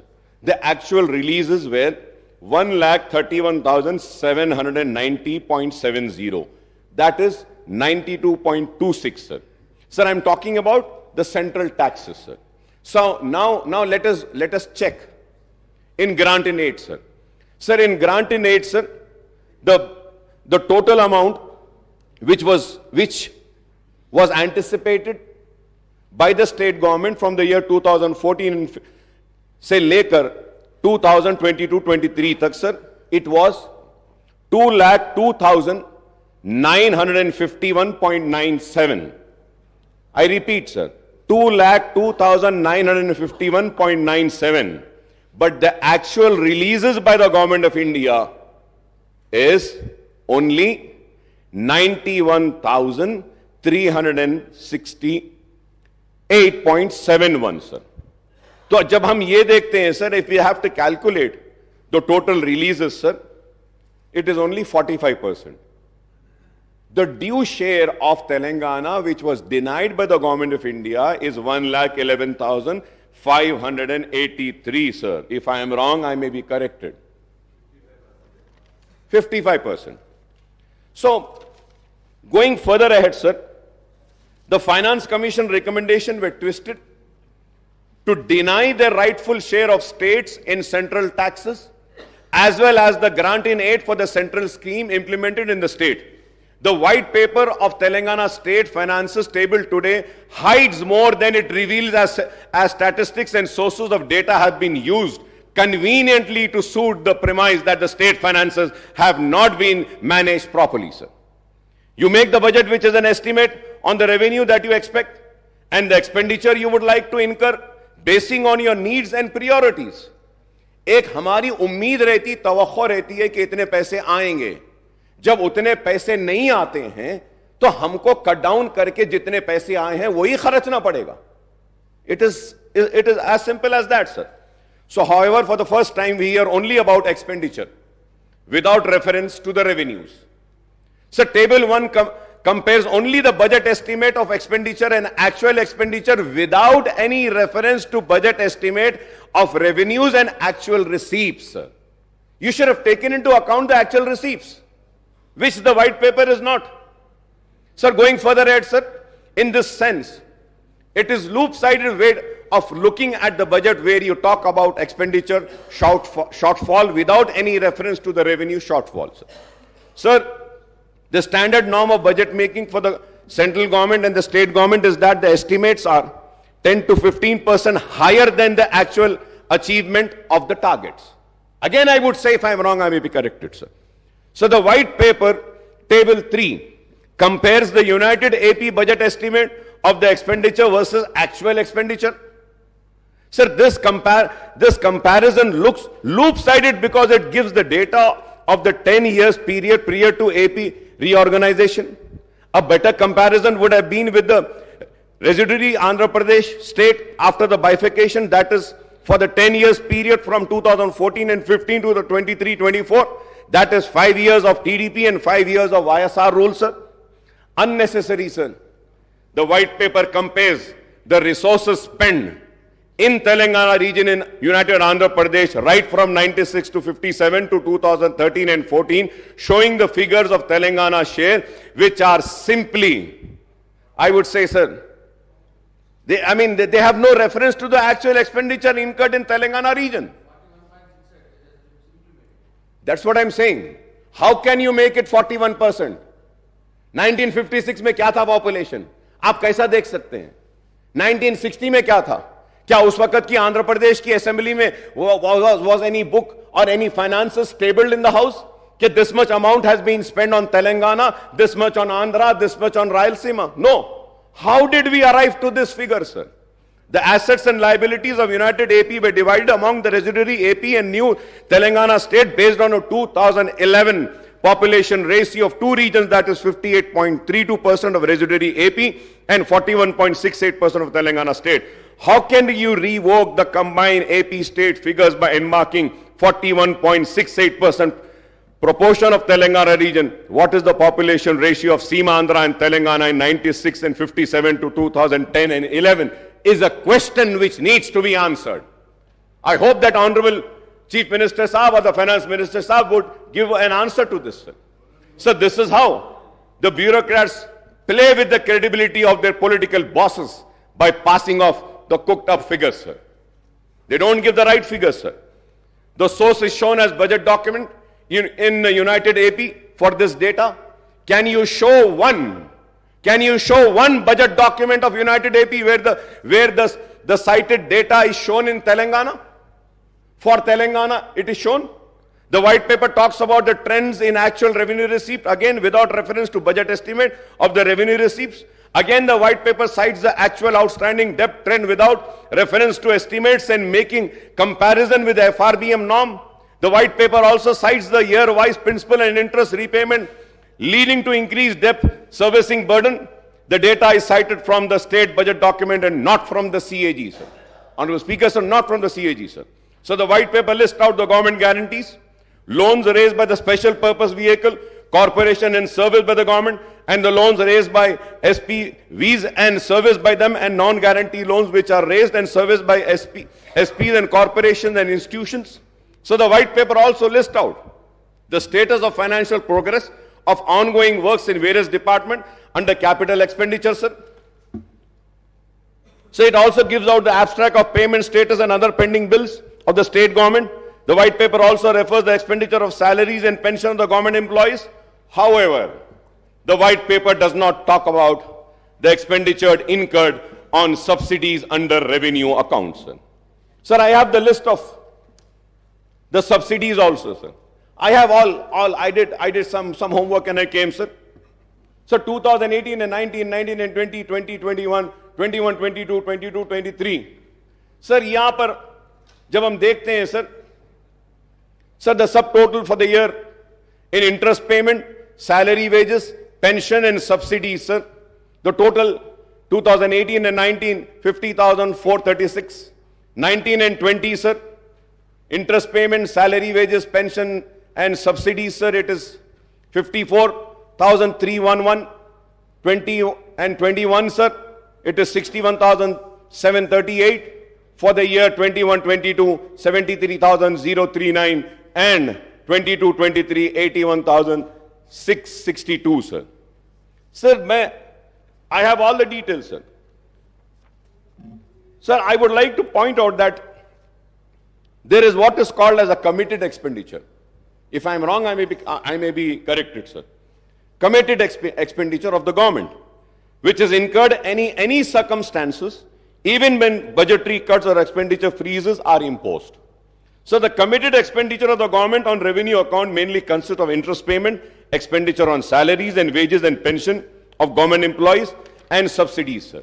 So these four heads of accounts are unaffected by any expenditure freeze or austerity measures resorted by the government to curtail the expenditure in wake of shortfall in revenues. So the white paper also talks about increasing reliance on ways of means advances by giving out the year-wise data and utilization of these advances. Honorable Speaker, sir, I may point out here that the successive governments in United Andhra Pradesh as well as in residuary Andhra Pradesh and Telangana state after bifurcation have been resorting to ways and means advance overdraft and special drawing limits.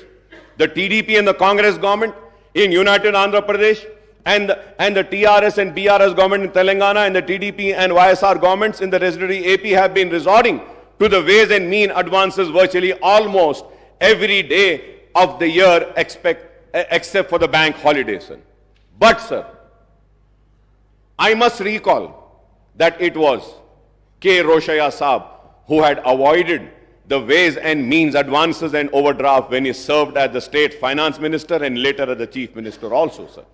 So the white paper cites different sources for its data as per its convenience, and these includes finance accounts of CAG, RBI State Finances Report 23-24, budget documents of United Andhra Pradesh, Government of India budget monthly accounts of CGA, Reserve Bank of India, IFMIS portal of Telangana government, Director Works Account Concerned Department, State Finance Department, etc. Sir, however, the figures cited in one table of white paper do not match with another table relating to the same financial year. Example is the table 3 and the table 5.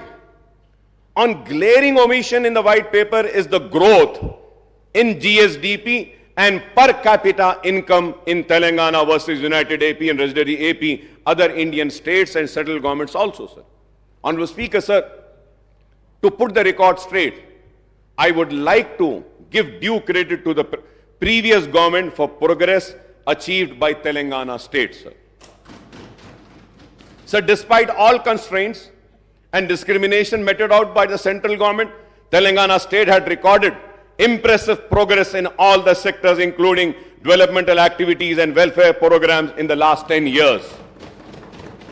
Incidentally, the previous State Assembly debated on these issues many a times in all these years. The State Assembly has held a short discussion in the central government dual policy in implementation of FRBM Act and its impact on state progress, and the failure of central government in implementing the Assurance under AP Reorganization Act in Telangana state on the 13th September 2022, and the short discussion on Central Electricity Bill and its and also held on 12th September 22, sir.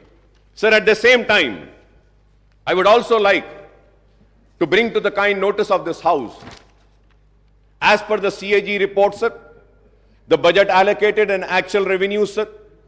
Sir, the actual revenues and expenditure, if we have to see, sir, for the year 2014 and 15, sir, the budget estimate was 97,563.61. The actual receipts were 63,323, and expenditure of 94,890.50. Budget estimate this was, but the actual expenditure was 61,814. Let me also say that, sir, in the expenditure, the borrowings for that year was 13,467.46. You haven't spent what was mentioned in your budget estimate. For the year 15, 16 and 16 and 17, sir, your actual expenditure was 1,14,397. But let me remind and bring to this kind notice of this House is that in that 16,000 and 23,000 were loans. And again, if we have to see it for the year 2017 and 18, the actual expenditure is 1,09,000. In that 1,09,000, 26,876.18 was the loan and the borrowing which you have borrowed. For the year 18 and 19, the actual expenditure, 18 and 19, the actual expenditure was 1,16,804. But let me remind and say that 23,470 was the borrowing in this expenditure, sir, in the actual expenditure. For the year 19 and 20, again, the actual expenditure was 1,23,809.09. But in this expenditure, the actual expenditure, the loan and the borrowing was 24,081.87. For the year 2021, again, the actual expenditure was 135,731. The borrowings were 33,191. Sir, again, if we have to see, sir, again, sorry, sir, it is not 33. The borrowings was 45,638. Sir, if we have to see again for the year 21 and 22, the real actual expenditure is 1,66,747. But the borrowings was 47,690. And if we have to see for the year 22-23, the actual expenditure was 1,70,849.27. The borrowings were 32,119.05. So the actual borrowings from the year financial year 2014 and 15, as per the CAG report, says 2,77,987, sir. So now if we have to again budget estimate agar dekh lete hain, the expected is that for the year, for October 2023, it is 38 lakhs 234.94. तो अगर इसको भी मिला लेते हैं तो 3 लाख चिल्लर कुछ होता है. Sir, going further ahead, sir, during the last session of the Second Assembly on the 6th of August 23, short discussion was held on Telangana state formation, progress achieved in own states, sir, from the Congress side. My friend and Honorable Finance Minister and Deputy Chief Minister Batti Vikrama had participated in the debate and expressed his views on the progress registered in the state since 2014. Everyone knows that under what circumstances the state came into being, and there were apprehensions about its financial viability, as it solely depends on economic activities and revenues generated in Hyderabad metropolitan region. And also let us not forget that we had COVID for 2 years continuous. The world was held, सारी दुनिया रुकी हुई थी, बंद हो गई थी, लेकिन उसके बाद भी हमारे स्टेट में काम हुआ और काम करने की कोशिश हुई. The new state faced many challenges, right from grave power electricity crisis, the distress in farm sector, to the specter of fall in revenues due to bifurcation of lack of resources for taking of welfare schemes on the large scale. I think the state has overcome all these obstacles and hurdles and emerged as a model young state in the country, overtaking the several other bigger states in social and economic indices, sir. Sir, incidentally, the new Finance Minister Saab has released 2 booklets on Telangana economy and Telangana state at a glance on 13th of December, which I have, sir. This book, sir. So this booklet gives the data on the progress achieved by the state since 2002 to 14. Sir, I don't know. अगर ये book गलत थी और white paper सही था, तो या तो इसको रिलीज नहीं करना था या उसको रिलीज नहीं करना था, रोक लेना था. दोनों को रिलीज कर दिए, sir. According to the provisional estimates of Telangana gross state domestic product GSDP at the current prices in 22-23 is rupees 13,13,391 crores with a growth rate of 16.3%, which is higher than the India's growth rate of 16.1%. So per capita income PCI of Telangana at current prices at 22-23 is rupees 3,12,398, which is rupees 1,40,122, higher than the national per capita income of rupees 1,72,276. So Telangana ranked third. Telangana ranked third among the state and union territories according to the Ministry of Statistics and Program Implementation in per capita income in the country, sir. The sectoral analysis shown that the agriculture and allied sector achieved a growth of 15.8%, the industrial sector clocked a growth of 10%, and service sector witnessed a remarkable growth of 20.6% in 22-23, which is again higher than overall India's growth at 17.3%. Sir, the GSDP, Honorable Speaker, sir, the GSDP of Telangana has grown from 5,05,849 crores in 2014 and 15 to rupees 13,13,391 crores in the year 22-23, sir, recording a compound annual growth rate of 12.7%, sir. Similarly, the per capita income of the state has risen from rupees 1,24,104 in 2014 and 15 to rupees 3,12,398 in the year 22-23, registering a CGR of 12.2%. Sir, it again, sir, अब सब बोलेंगे अकबर साहब खड़े रह के वो TRS की तायद कर, मैं तायद नहीं कर रहा हूं साहब, ये बुक पढ़ रहा हूं, मैं बुक पढ़ रहा हूं सर.